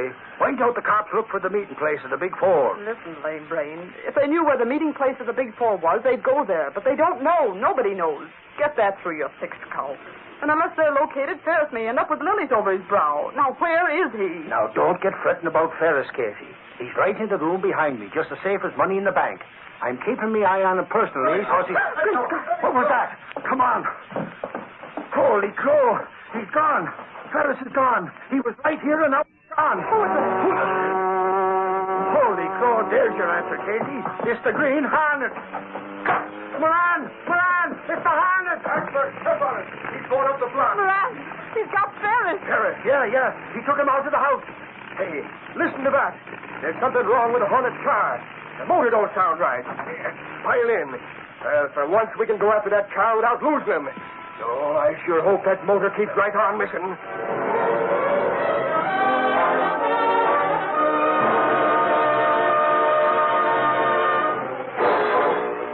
Sentinel has been able to put enough public opinion behind the demand for the trial, Crandall.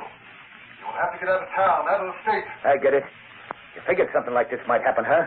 That's why you wanted me and Skip to show up tonight. Ferris can't be intimidated. You get out of town and the association can go on. There's no case. But if you're convicted... Okay, Mr. Big. We'll blow. That's the door. Yeah, I guess it's Skip. He got held up ducking the car. I'll let him in. Okay, dummy. Well, you've been keeping yourself in a merry-go-round. Come on in and... Boss! Get inside, Skip. Who's that? Boss, close that door. It's the Green Hornet. Let go my arm, you. Get him. No, you don't, Crandall. Take it. Sorry. He shot me. I can't breathe. And this for you. Crandall, Skip! What's going on? You're two gorillas, Mr. Big. A present from the Green Hornet. I get out just in time, Cato. Close the door. Up this way, Ashford. Up the stairs. The police. That's what Sergeant Moran's voice, Cato. Here. Put Ferris down. That's it. Right in front of the door. Now, come on. We're getting out. This way. There's a fire escape. Hey, Moran, you see anything? Oh, not yet, Ashford. The Hornet must have come this way. There ain't no other way to turn from the stairs than... What the... Scoffman, snakes, Moran. There's somebody lying in front of this door. Yeah. Let me take a look. Ashford. It's Ferris. He's been gassed. Hold that flash this way. The Hornet must have left him. You see anything else? Yeah, Ashford. Yeah. A Green Hornet note. It says the meeting place of the Big Four is right behind this door. Holy crow, then what are we waiting for? Not a thing. Come on, smash it down. Yeah. Again now.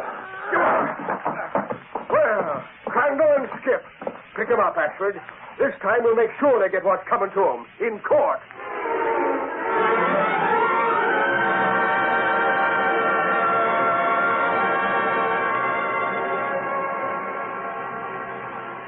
We ought to hear about the trial soon, Gunnigan. Oh, gosh, after all that excitement last night, finding the Big Four headquarters and smashing that... Easy, Casey, easy. The racket isn't smashed until the jury gives its verdict. Well, why doesn't Axford call? He's at the courthouse. You want me to get it? Yeah, go ahead, answer it. Hello? Oh, yes, Axford. What about it? Oh, that's all we wanted to know. Gunnigan, you can break out the headlines. Axford says the racket is smashed. Great. Now, if the Hornet only finds out who Mr. Big is... Gunnigan, aren't you ever satisfied?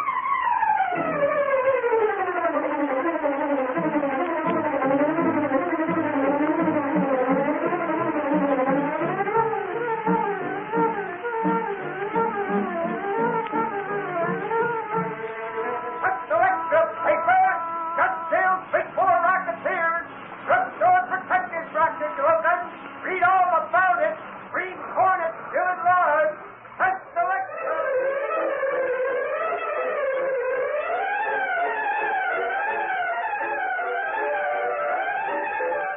These popular radio dramas, created by George W. Trendle, are a copyrighted feature of the Green Hornet, Incorporated. All characters, names, places, and incidents used are fictitious.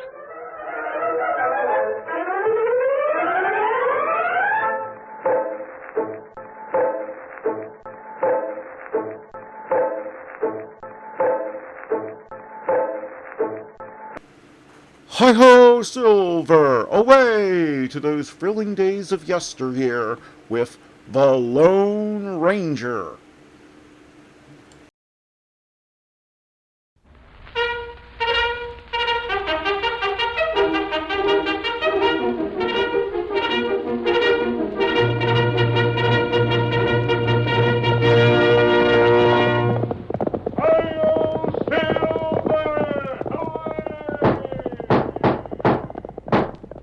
Fiery horse of the speed of light, a cloud of dust, and a hearty hi-yo Silver, the Lone Ranger.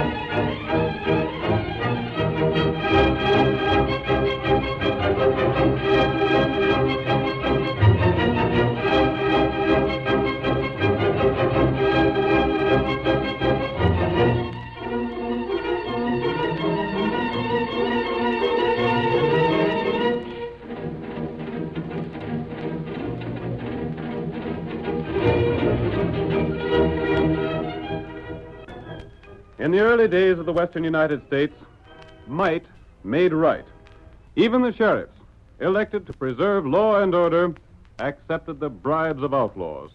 One man, however, the masked rider of the plains, gave no quarter in the fight for justice. Criminals learned to fear his name, just as the honest settlers learned to honor it. Return with us once more down the trail of adventure to those thrilling days of yesteryear. The Lone Ranger rides again.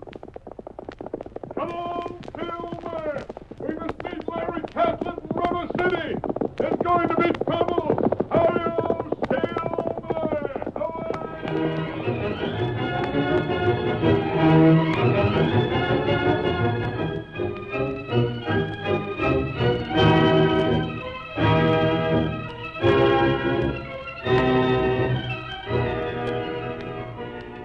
When old Lafe Catlett, owner of the Box B, died, he willed the ranch to his son Larry. But within a week, Larry was accused of murder and fled from the district. Jake Brimmer, Larry's uncle, took over the management of the ranch, and we see him now in the cafe at River City, sitting at a table with the sheriff, Walt Travis. The sheriff is speaking. Look here, Jake. You've been stoling me off long enough. Yeah? You ain't forgetting that I'm still holding the paper you signed confessing to the shooting of Bill Sweeney, are you? Blast you. I should never have signed it. I don't recollect that you had much choice. I seen you shoot Bill, but I let you get away with it because you promised me half of the Box B. You get it when you do your part. I done what I could. I told everybody I seen Larry do the killing. It weren't my fault he got away. You should have caught and hung him. And I would have, too, if he hadn't heard us scheming. Well, all I gotta say is this. When you hang my nephew, so as the ranch is mine without no question, then you'll get what I promised you. But you won't get nothing before. And what if I show folks that confession of yours? You ain't bluffing me. Yeah? You do that, you won't get nothing, no matter what happens. Maybe. Our bargain goes just as we said. When the ranch is legally mine, I turn over half to you, and you give me back that paper. I sure wish I savvied where Larry is hiding out. You don't wish it no more than I do. He's been gone for almost 3 months now. It's a funny thing we ain't heard nothing about him. He most likely cleared out for good. I don't know. Larry was a fighting fool. He weren't the kind to give up easy. Uh-huh. But if he does come around, you're the hombre that's got to deal with him. He won't get away from me another time. I'll jump at Jehoshaphat. I think I seen him just then. Seen who? Larry Catlett, your nephew. You're loco. If it weren't him, it was someone just like him. Where is he? He stuck his head inside the door, looked around quick, then backed out again. Come on, let's find out. If it's him, I'll sure jail him this time. Hurry. I don't think he's seen us. But I don't want him to get away. He can't be far off.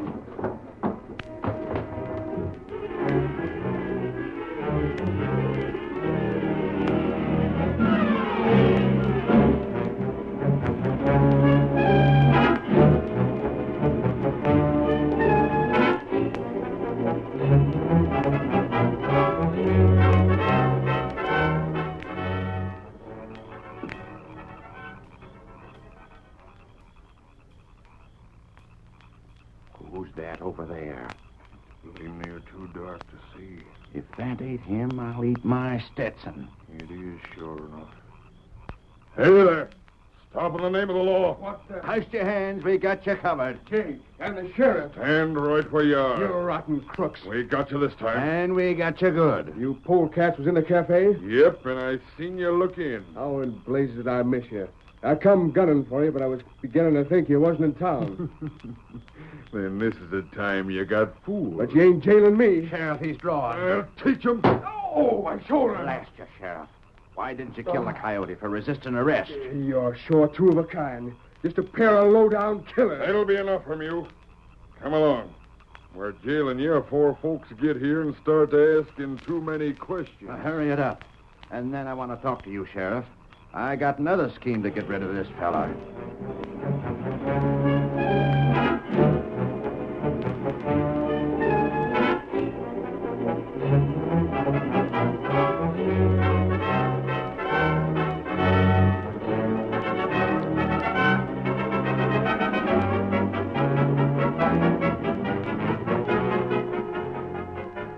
Larry Catlett was promptly thrown in jail and held there without being permitted to speak to anyone in town.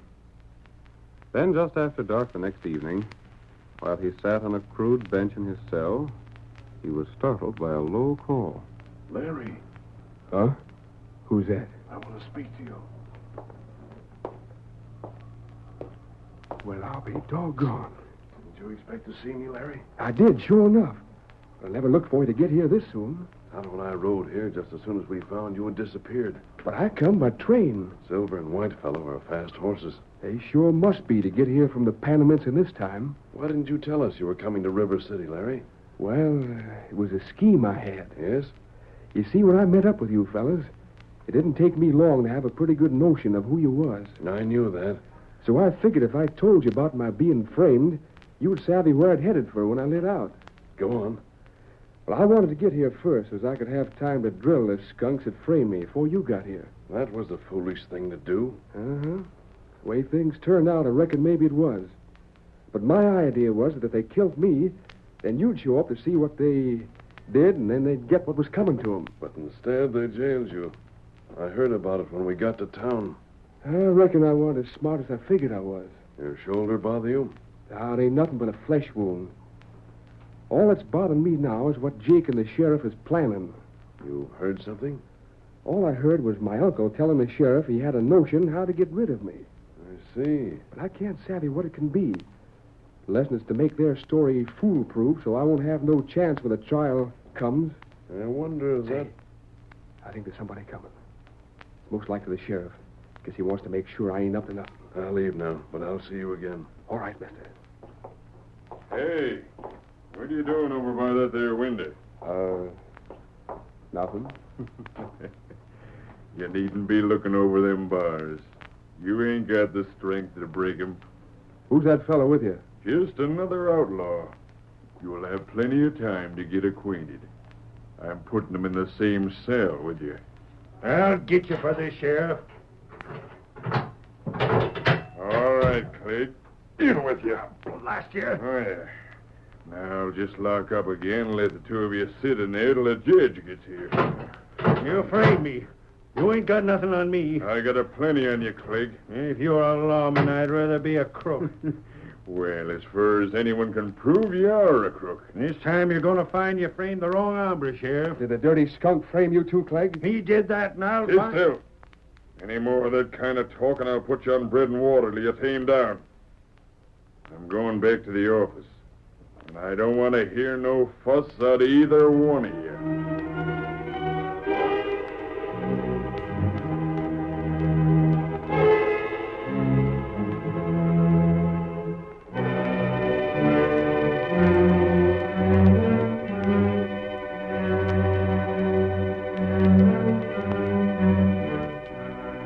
The two men were silent until the sheriff returned to his office and the door slammed behind him.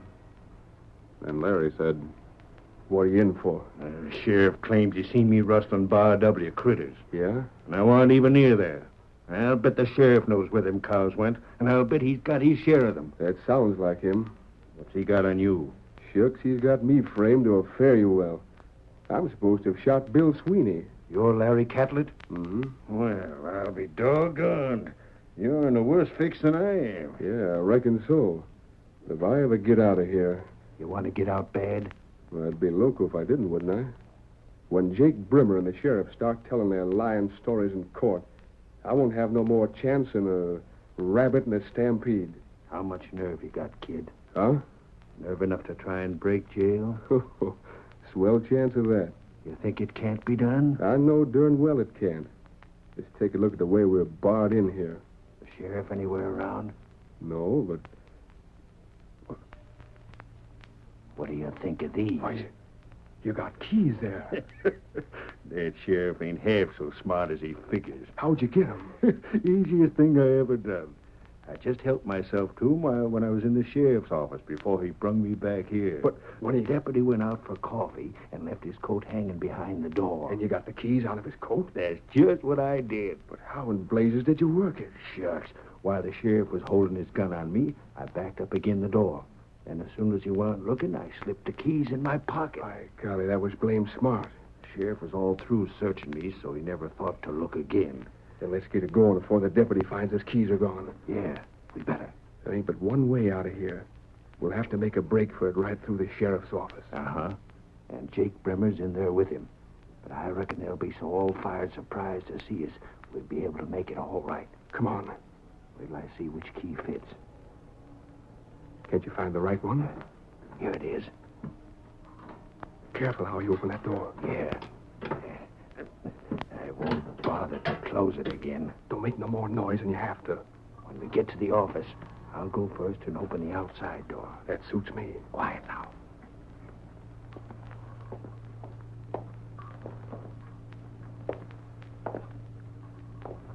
We can't go no further without being seen. You all ready? Yeah. Then let's go.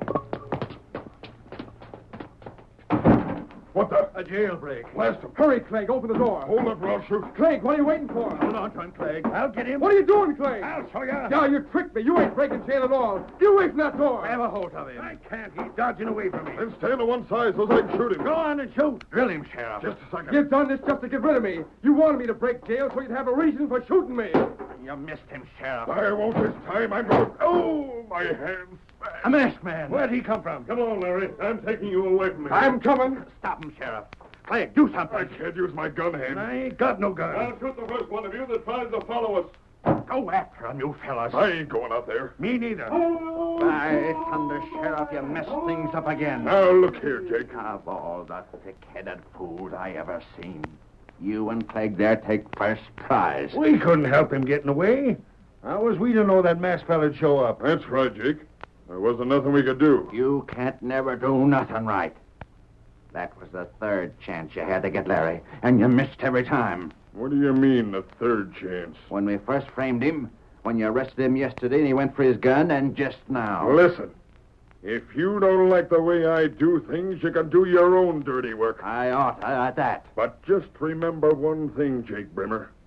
I'm still holding that paper you signed. And I ain't taking no careless talk from you. You're just a pair of no-good idiots. And from now on, I ain't depending on nobody but myself.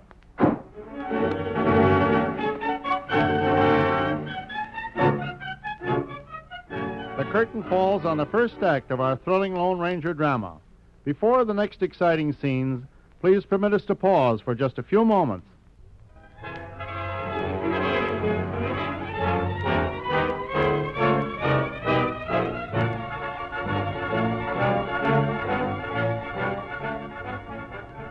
Now to continue our story. Larry Catlett was framed by his uncle Jake Brimmer and the sheriff for the murder of Bill Sweeney. Jake wished to gain possession of the ranch Larry had recently inherited. And when Larry fled the district, he took over its management. When Larry returned, he was arrested, then tricked into an attempted jailbreak. The Lone Ranger saved the young man before he could be shot down, however. As our second act opens, we see Larry and the masked man as they arrive at the small, well-concealed camp where the Lone Ranger's faithful Indian companion Tonto has been waiting. Oh, Silver. Oh, boy. Oh, there. Jump down, Larry.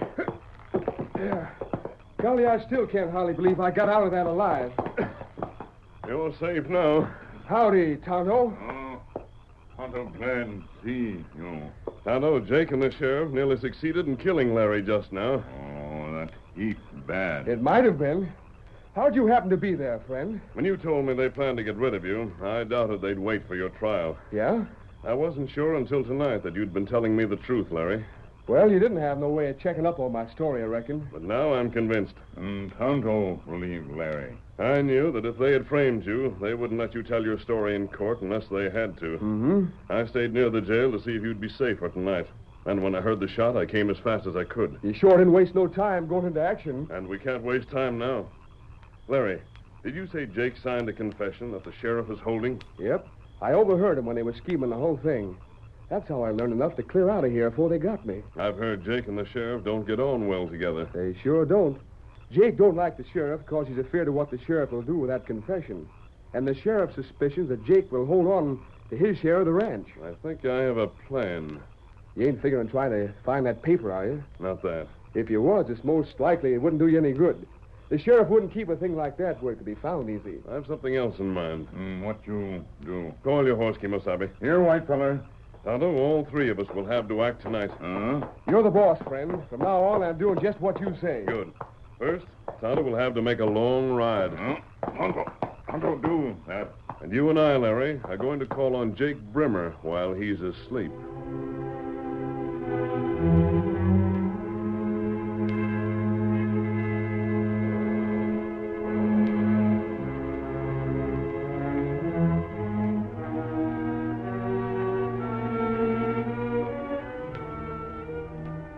Later that same night, the great horse Silver carried both Larry and the masked man to the Box B ranch.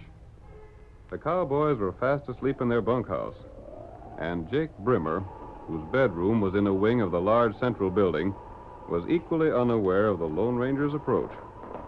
A rising wind helped to cover the sound of their arrival. Oh, Silver. It ain't likely anybody will hear us stopping this far back. No. Stay here, Silver. Come, Larry. The best way to get in the house is by the side door. You have a key? Uh-huh. The one I always had. And there ain't no bar on that door. Then that's the one we'll use. Besides, it's on the far side of the house from where the Chinese cook sleeps. Lee Toy could hear a feather drop. We don't want anyone to wake up. Here we are. Be careful of those steps. We'll be inside in a second. Blast this wind.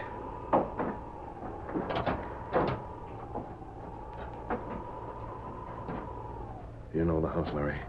Take me to Jake's room. He's most likely sleeping where Pa used to. Wait till I close this door. There. Come on. Careful. You see that open door? Yes. That's the room I mean. We'll have to go in there. Come.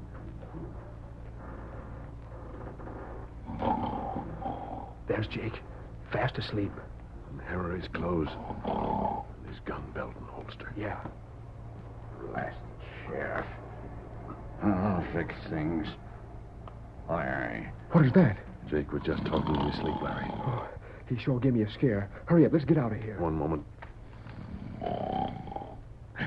Are you ready to go? I have everything I need. Now to get back to camp. We'll be back there soon, Larry.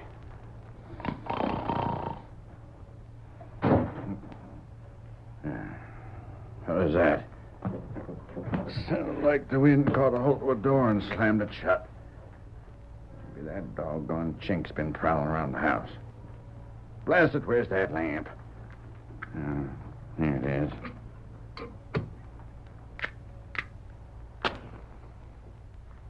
By gravy, somebody's been in this room. Somebody's been handling my clothes. And my gun's gone. Blast the sneak thief that'll steal a man's shooting iron. Hey, Lee Toy! You blame chink, come here. There's a crook somewheres around. Come on!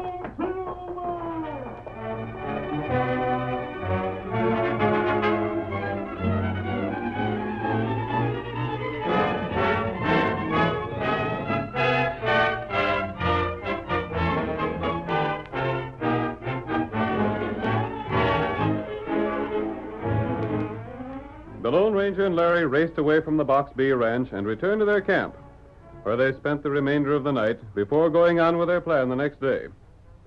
Early the following evening, we see the sheriff and his confederate Clegg as they rein in their horses in front of the sheriff's home on the edge of town. Oh, steady. Oh, boy. Oh, Steady boy. there. Oh, boy. Oh, Steady, boy. Oh, Steady, yeah. boy. Oh. Steady, boy. Oh, boy. You coming in, Clegg? Yeah. There's some things I wanted to talk over with you. Hey, look at my door. Somebody's forced it. Well, I'll be... And look inside. Come on. What in blazes? Some fella sure tore this place up. There's papers all over the floor. And the drawer's been pulled out of your table. The blasted skunk. Who in thunder would do a thing like this? Somebody must have been looking for cash. I ain't got no cash here. They was looking for something. They even pulled all the stuff off of them shelves. They didn't bother to put nothing back, neither. I can't see no reason for it. Maybe it was somebody didn't know you never keep cash here. I don't know. Let's have a look around. Maybe we can find out if anything's missing. Yeah. Golly, things are sure in a mess. What's this? Huh? It's a bandana. And it ain't mine, either. A bandana? Whoever was here dropped it. They must have. Say, ain't I seen this somewheres before? There's initials on it. J.B. By golly, I know who this belongs to. Yeah? Jake Brimmer. You're sure of that? You just bet, I'm sure. Them's his initials, ain't they? And I recollect him wearing it. But what did he... Old cat. I'll fix him for this. What'd he be doing here? I can tell you. I'll bet my saddle he was looking for that confession he signed. You think he was? You're blame right. If he could get that back, then there wouldn't be no way for me to make him pay off when he gets the Box B. Maybe you're right. There ain't no doubt about it. The sneaking coyote. You think he found it? Not by a darn sight. Him looking here proves he ain't got no notion where it's hid. Yeah? I sure wouldn't be fool enough to put a thing like that where it could be found that easy. Where's it at? That's my business. But this don't surprise me none. Ever since Larry got away again, Jake's been shooting off his mouth about the way I'm handling things. He had a plenty to say. So he must have figured if he could find that paper, he could do without me. Uh-huh. Come on. Where you going? I'm going to the Box B. See Jake? You're doggone right I am. And I'm going to tell him plenty. Steady there. If he thinks he can pull a stunt like this and get away with it, he's making a bad mistake. And when I get through telling him off, he won't be in no hurry to make another one like it. Come on, get up there. Get up. Come on. Get up there.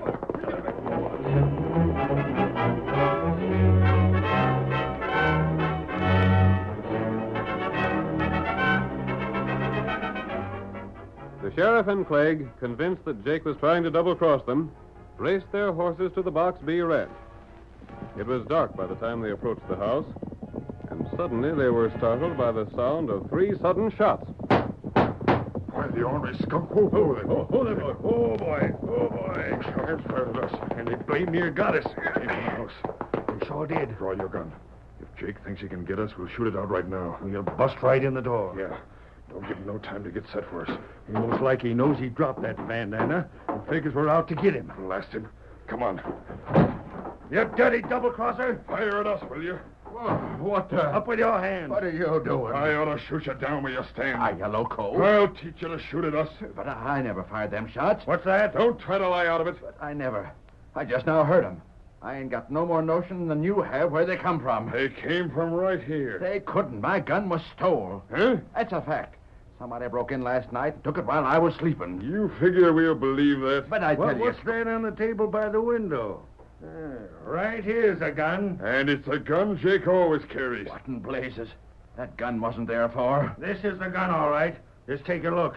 It's still hot and there's 3 bullets gone. No, it can't be. Why, you blasted rat. Take that. Don't hit me. And here's another. Let me take a punch at him, Sheriff. Get away. I've been framed. Yeah? And I suppose you'll say it wasn't you that broke in my house today. Did what? You tried to find the paper you signed confessing to the murder of Bill Sweeney. But you didn't get it, did you? It ain't so. Then how come you dropped your bandana there? I suppose you say that was stolen from him, too. But it was. Honest, it was. I ain't swallowing your lies, Jake. But I'll tell you just what happened. You remember dropping that bandana, and so you figured I'd be coming out here. Then you tried to kill me when we drove up. Honest, Sheriff, Don't talk to me. You didn't like it because we let Larry get away alive. It was your idea to get that confession back and then keep the Box B for yourself. I tell you, I never thought no such thing. I ought to turn you in for killing Sweeney. You can't do that. It's what you got coming. If you do, how are you going to explain not saying anything about it before? I can tell him you just now wrote it. Listen to me. I ain't crossed you. If it weren't that I was still figuring on collecting my half of the ranch, I'd drill you right now. You'll get it just as soon as Larry's done for. You're darn right I'll get... The masked man. And the U.S. Marshal. And Larry. Drop those guns. You're under arrest. The whole 3 of you. You ain't arresting me. Oh, my hand. Drop your gun, Sheriff. There it is. I heard everything that was said. We were just outside that window. Now, wait, listen. We was... While we were riding here, Tonto told me how you framed Larry. And you said just enough to prove it. And it was the Lone Ranger's scheme that made you talk. The Lone Ranger? Yeah, it was him that took Jake's gun and bandana. And it was his idea to make it look as though Jake had searched your place, Sheriff. Yeah. You mean Jake weren't there at all? You blame fool. A Tota wasn't. Then it was all a trick. We figured you'd ride out here for a showdown, Sheriff. When we seen you coming, the masked man fired 3 times, then slipped the gun back in through that window. Well, I'll be... You'll be jailed, that's what you'll be. You have all the evidence you need, Marshal? They said a plenty. And Larry's free to take over the ranch? He sure is. Good. Can't this be fixed up some way? I'll give you cash. The only way this can be fixed is by your hanging, Jake. No, wait. Now, I can tell you You're going to hang for the killing of Bill Sweeney. And the sheriff and Clegg are going to be jailed for helping you frame Larry. And it was the Lone Ranger that cleared everything up.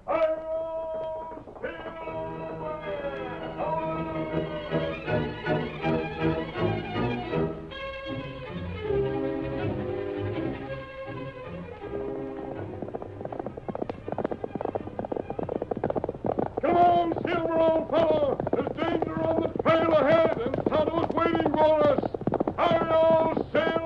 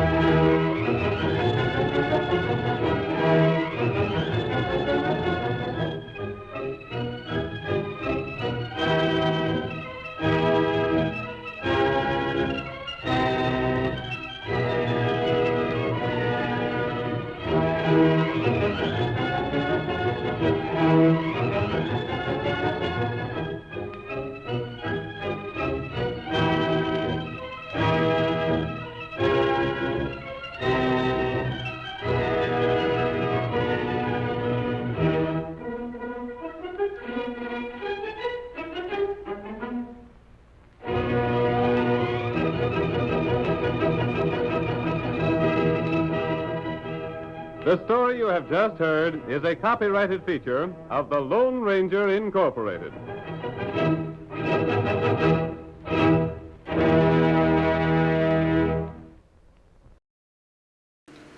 Groucho Marx meets some of the most interesting people you could ever hope to hear on radio in You Bet Your Life, coming up next. Ladies and gentlemen, the secret word tonight is foot. F-O-O-T. Really? You'll bet your life.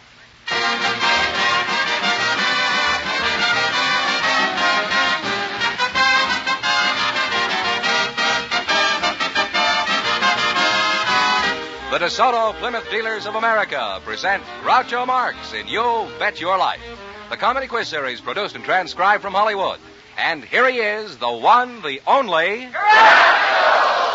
Brother, what I know about him. Oh, that's me, Groucho Marx.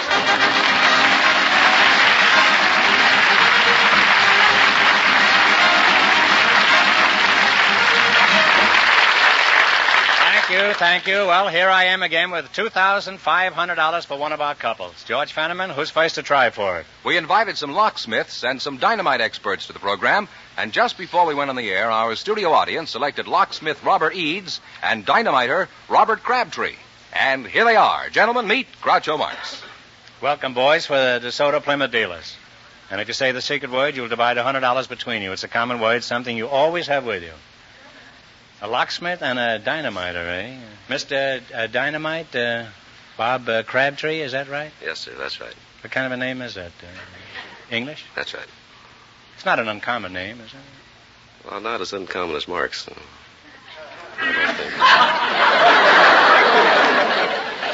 Is this what I can expect for the next few minutes?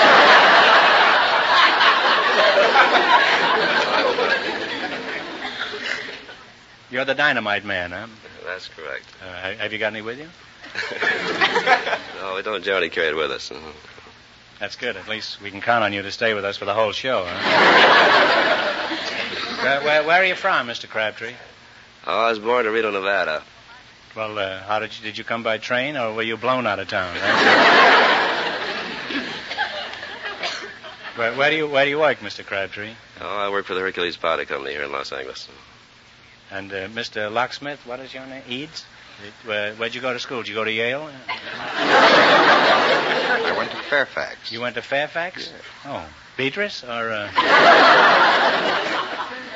where do you work, Mr. Downtown. I own my own business, Speedo Key Service. The Speedo Key Service? What does that mean?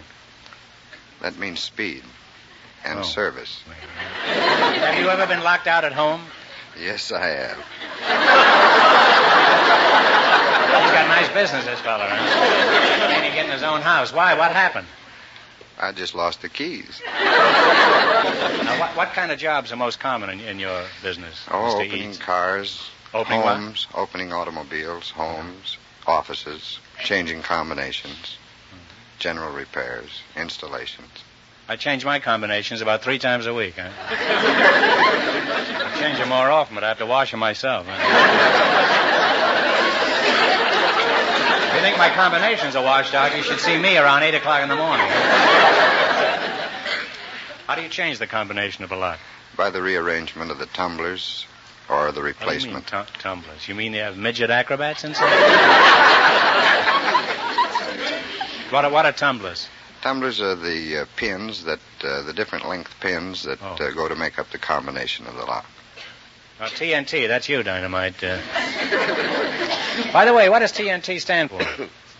No, it stands for trinitotoluene. Oh. I thought it stood for tamales, knockwurst, and tortillas. Huh? That's a pretty explosive combination, too. Do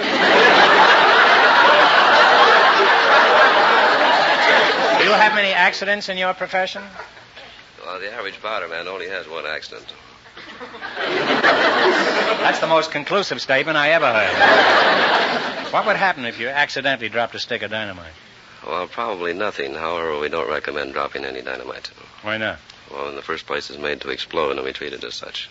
Mm-hmm. What happens if somebody drops a stick of dynamite? Would he be fired? He probably wouldn't be fired. You mean if you could find him? If we could find him. Well, I've learned a lot about locks and dynamite.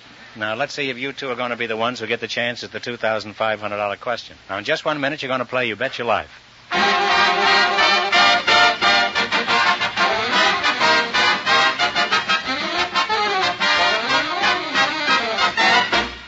And now, an important bulletin from the DeSoto Plymouth Dealers of America. Quote, here's good news for the many thousands who are waiting for a new DeSoto or a new Plymouth. The production lines at the factory are really humming, and beautiful new cars are rolling off the line. We suggest that you contact your DeSoto Plymouth dealer at your earliest convenience. End of quote. Yes, folks, that's good news to all of us. More and more people will now experience the thrill of driving a DeSoto, the car that lets you drive without shifting. So be sure to see your DeSoto Plymouth dealer.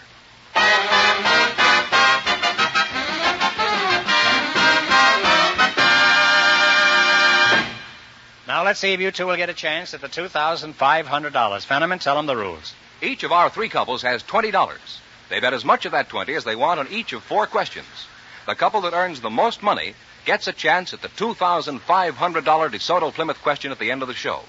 Our other 2 couples are in a waiting room off stage, so they don't know what's happening out here. Here we go. Let's see how high I can build you $20. You selected American expressions for English words as your category, right? Here's your first question. How much of the 20 will you bet? $10. $10. They call it a lift. What do we call it?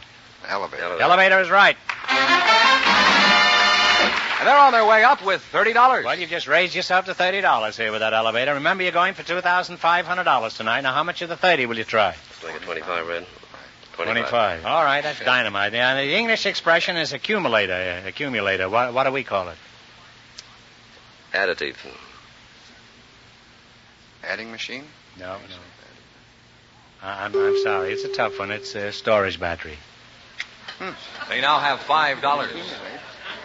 Here's your third question. How much of the $5 will you bet? $4.95. $4.95. The English expression is tram. What is our expression? Elevated Express. Streetcar is right. Well, on their way again, Groucho. They have $9.95. What? How much of the $9.95 are you going to bet? $9.95. All right. Here's your last chance to beat the other couples. In England, they call it a pub. What do we call it? A bar. A bar is we knew right. that And they wind up with $19.90.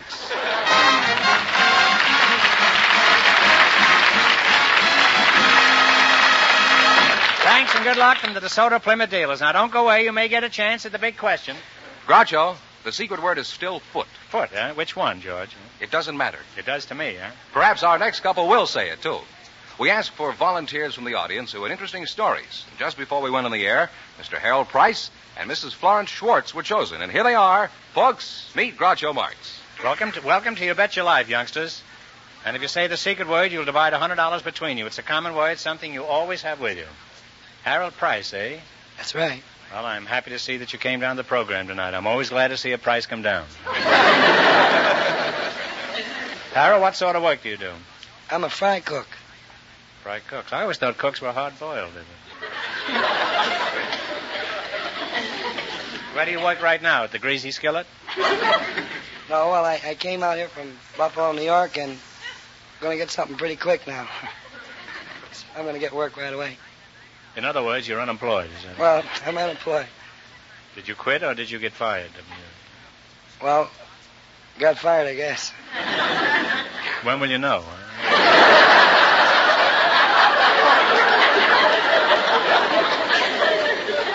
Well, I hope you land something real soon, Harold. Mrs. Schwartz? Yes. Hi. Where are you from? Are you from Florence? I'm from New York City, the Lower East Side. The Lower East Side. Mm-hmm. Fenneman says you two have had some interesting experiences. Mrs. Schwartz, what's happened to you? Well, years ago when I went to work, I met my husband. He was a bloomer cutter. He was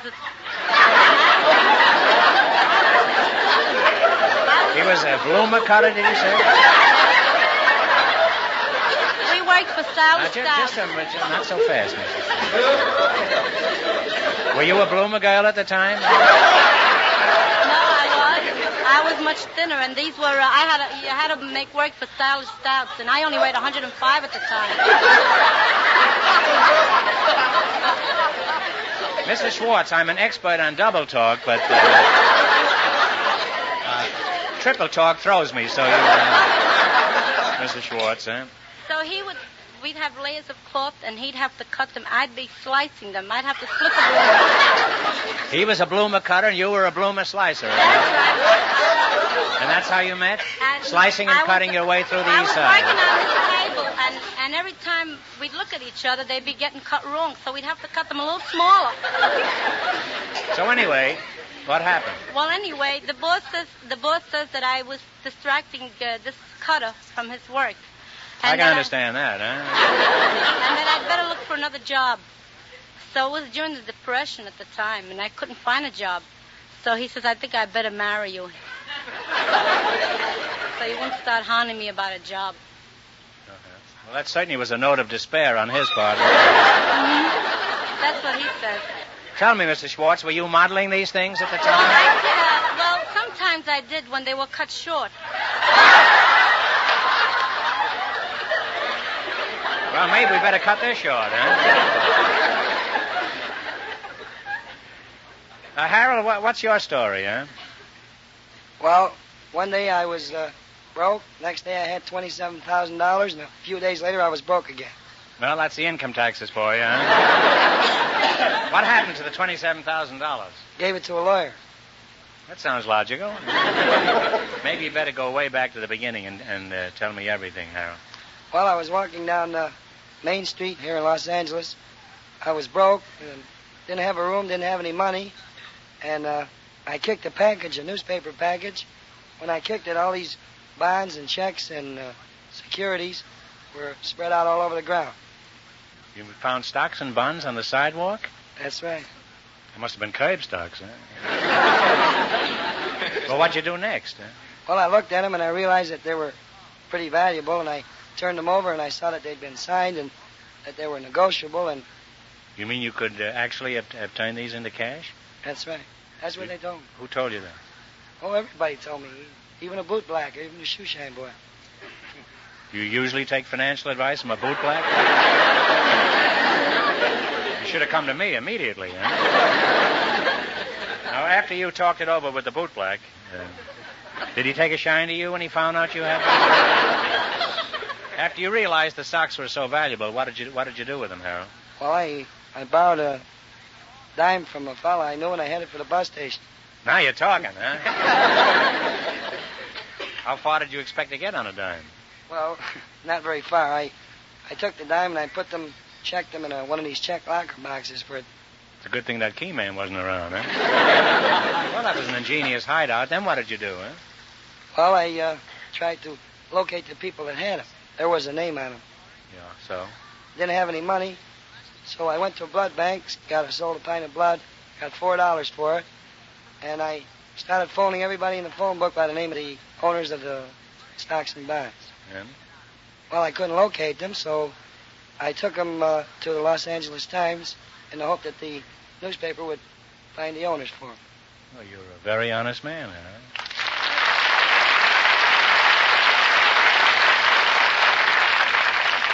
Harold, if everybody in the world was as honest as you, there probably wouldn't be very many people with $27,000.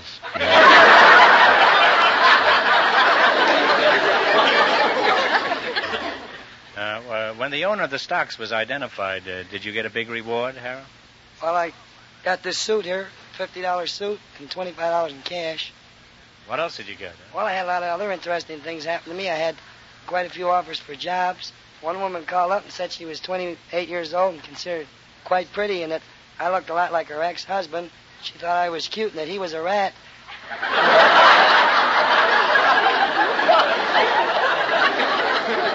She said she'd like to have an honest husband. Well, you'd have been provided with cheese anyhow. Well, what are your plans for the future? Which of the jobs are you going to take, Harold?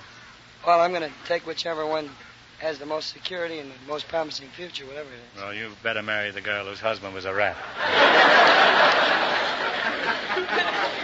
Well, it's been refreshing talking to you, talking to an honest man. I rarely encounter one. Now, let's see how well you two can make out in the battle for the $2,500. You're going to play You Bet Your Life. You run your $20 into more than the other couples, and you'll get a chance at the big question. I can't tell you how much our first couple won, but Fenneman is off stage to remind our listeners. The locksmith and the dynamiter won $19.90. Let's see how high you can build your $20. You selected stars of current movies as your category. Is that correct? That's right. Here's your first question. How much of the 20 will you risk? $10. $10. Who's the male lead in Chain Lightning? Humphrey Bogart. Humphrey Bogart. Off to a good start with $30, Groucho. Remember, you're going for $2,500 tonight. Now you have $30. How much are you going to try? 15. 15. Who is the leading man in Francis? What's his name there? Donald O'Connor. Donald O'Connor is right. They're climbing. We have $45. Fooled me. I'd have said the jackass. Huh? All right, you got $45. Now, here's your third question. How much of the 45? Bet 30. Who plays the lead in Willie Comes Marching Home? Tap dancer. What's his name? Dan Daly. Dan Daly is right. Now they have $75. Okay, now you got $75. Now, how much are you going to bet? Now, talk it over, kids. Bet 50, I'd say. Bet it all. Who plays the young man with a horn?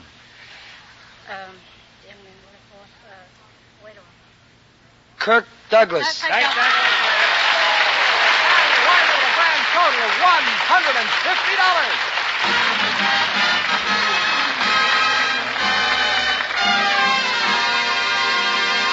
Thanks and good luck from the DeSoto Plymouth dealers. And I will soon know who gets the chance at the $2,500 question. What would you do, friends, if you were to get up some morning and find your car won't start? I'd get back in bed, Fenneman. Well, smart folks would call out their DeSoto Plymouth dealer, because he'd send a man over to fix up your car and get you back on the road. In my pajamas, huh? I'll thank him to let me alone. Well, Groucho, most folks will thank their DeSoto Plymouth dealer for the kind of fast, courteous treatment he's willing and ready to give. All right, Fenneman, I'll thank you to tell us who's leading in the battle for the $2,500 question. Well, the honest man and the housewife are ahead with $150, and the secret word is still foot. Just before we went on the air, our studio audience selected a perfume salesgirl and a county fair official. And here they are, Miss Libby Kohler and Mr. Tex Condon meet Groucho Marx. Welcome for the DeSoto Plymouth dealers, folks. And if you say the secret word, you'll split $100 between you. It's a common word, something you always have with you. Miss Libby Kohler? That's Kohler. right. Kohler. Kohler. You're the perfume salesgirl, eh? That's right. Where are you from, Cologne? No, Reading, Pennsylvania. Where? Reading, Pennsylvania. Oh, pretzel bender, eh? How long have you been selling perfume? Oh, about 10 years. Well, you add a very fragrant note to our program. Mr. Condon? Yes, sir. And where are you from? All of you, I mean. Huh? Originally from Texas. I'm now living...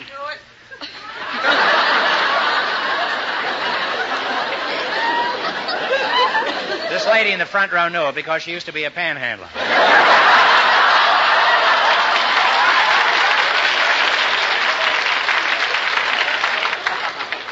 We insult anybody around here. We don't. Unfortunately, we mean it. Now, where are you? You're from Texas, huh? Originally, but I live in California now. Well, that's quite an admission for a Texan to make. I'm a displaced Texan. Are you married, Tex? Yes, sir. How many children do you have? I have 3. 3, huh? Yes, sir. Are they all as big as you? No, 2 of them. They're all girls. 2 of them are 5 feet 8 and 5 feet 9. One of them's only 5 feet 7 and a half.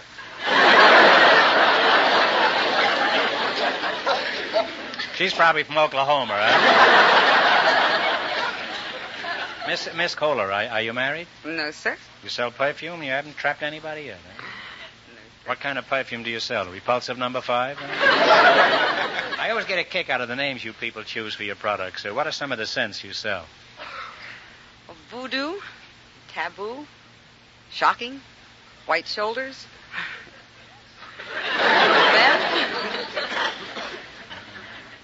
What does white shoulders do for a woman? Well, it's not so much what it does for the woman, it's what it does to the man. What do you do at county fairs, Mr. Condon? I judge livestock. Judge, I'll be big about this thing. The air is all yours, huh? Well, let's see how good you are. Let me hear you judge me. Go ahead and be sure to notice all my fine points. Well, what are you?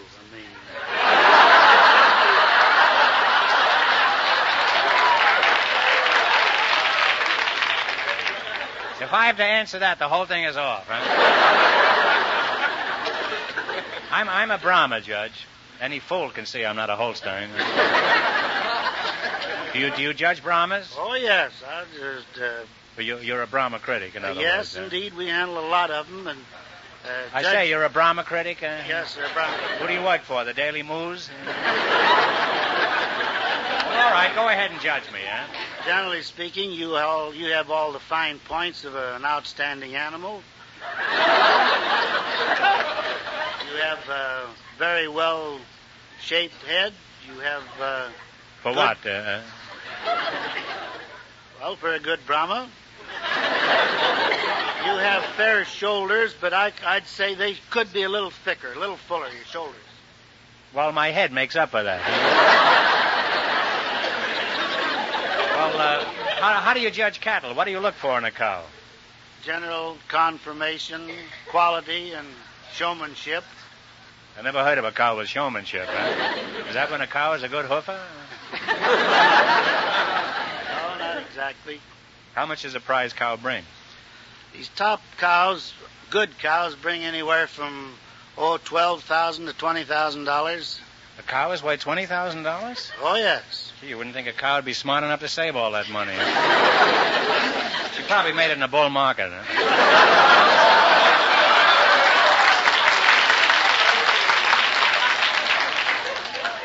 How much is a bull worth? Huh?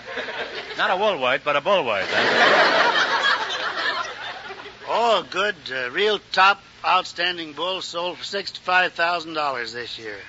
A bull is worth $45,000 more than a cow? Oh, yes. I hope you girls all listen to that out there. Well, I've always said it was a man's world. How much does a prize bull weigh, Judge? Good bull weigh from 1,600 to 1,800 pounds. And how much does that come to a pound for a $65,000 job? Well, don't figure them, but Pa, you don't eat those bulls.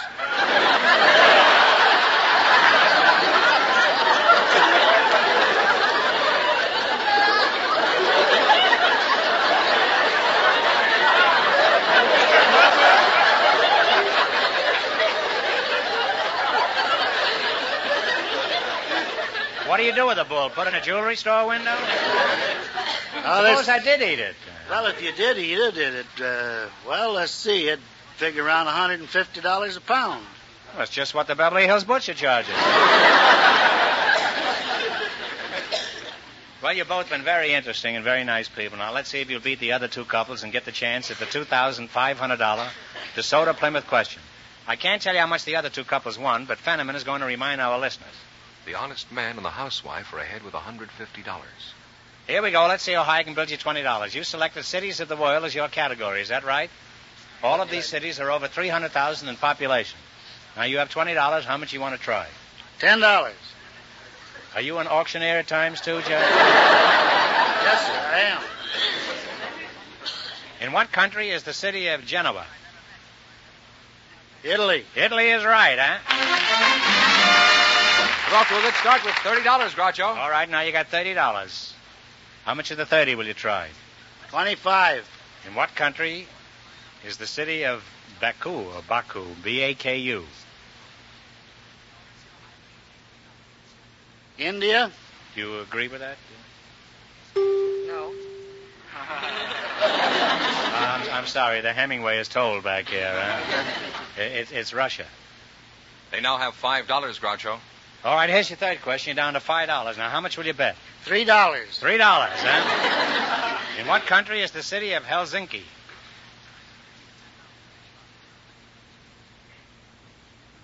Norway. No, you're close, Judge, but not close enough. It's Finland. They now have $2. Well, now you're down to $2, huh? Now, you can put it on the third race, or you can bet it here, whatever you want. Well, we bet $1. You're going to bet $1. In what country is the city of Valencia? Spain. Spain is right, huh?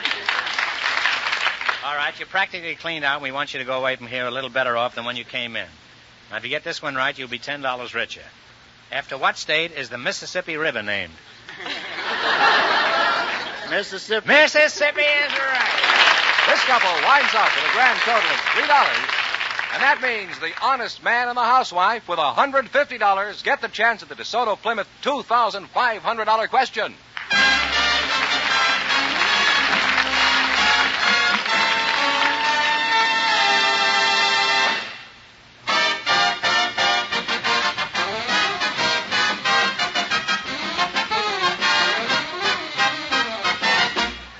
To get the most mileage from your car, you'll find it will pay you to take it for service to a DeSoto Plymouth dealers. For that's where you get the benefit of factory-designed and approved tools and equipment, and skilled factory-trained mechanics who know how to use this equipment to do an expert job on your car in shorter time. To you, this means a saving of money and a car that will give you faithful, economical service mile after mile. So next time your car needs service, no matter what make of car it is, take it to an authorized DeSoto Plymouth dealer.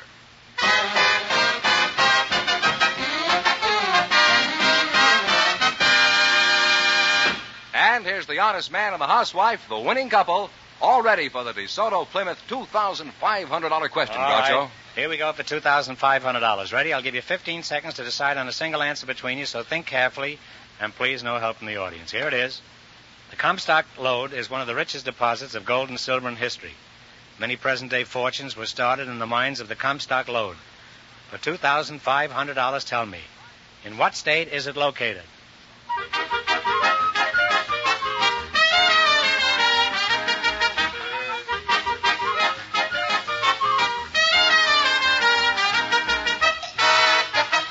All right, what's the answer you Nevada. decided upon? Nevada is right.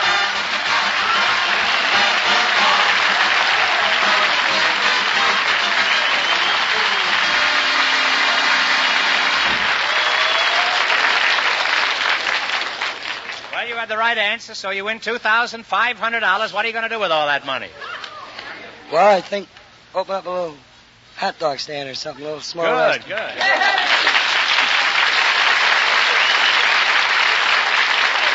And Mrs. Schwartz. what are you Gee, gonna do with the I money? don't know. I only know I thank you very much.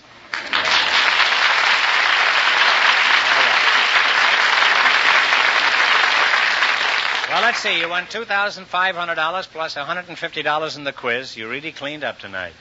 Congratulations from the more than 3,000 DeSoto Plymouth dealers from coast to coast. You bet your life. Thank you. Thank you.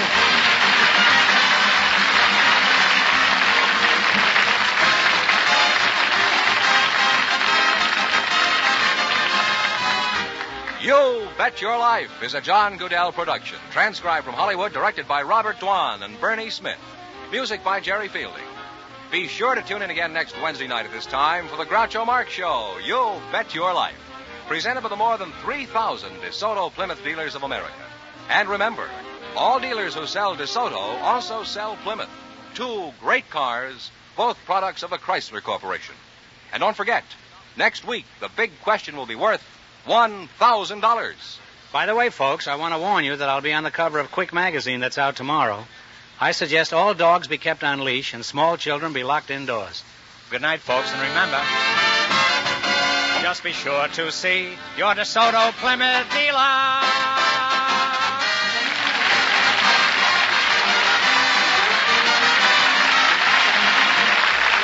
Folks, here's a tip from the National Safety Council. When driving, showing off doesn't pay. This is George Fenneman signing off for the more than 3,000 DeSoto Plymouth dealers from coast to coast.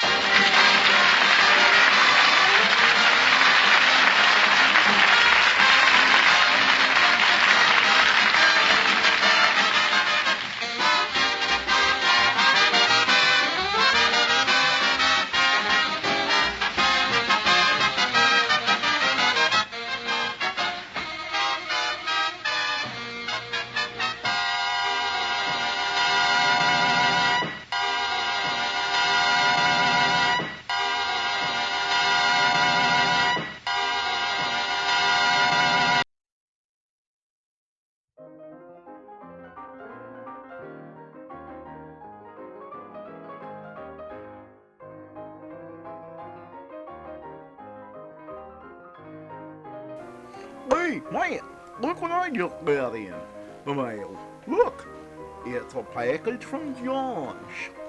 Maybe he wants to, bury the hatchet.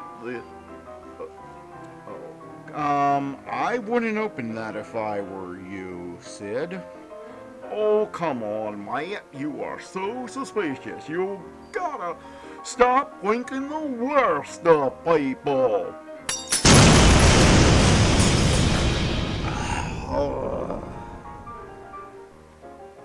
Well, now this is a mess. Tell me, Sid, your ancestors didn't happen to guard the gates of Troy back in the day, did they? Well, I do have some Greek ancestry. That is for sure. Why doesn't that surprise me? All right, we've got to fix everything up around here. And you're going to help, Sid. All right. Guess the feud's not over yet. See you next time, folks.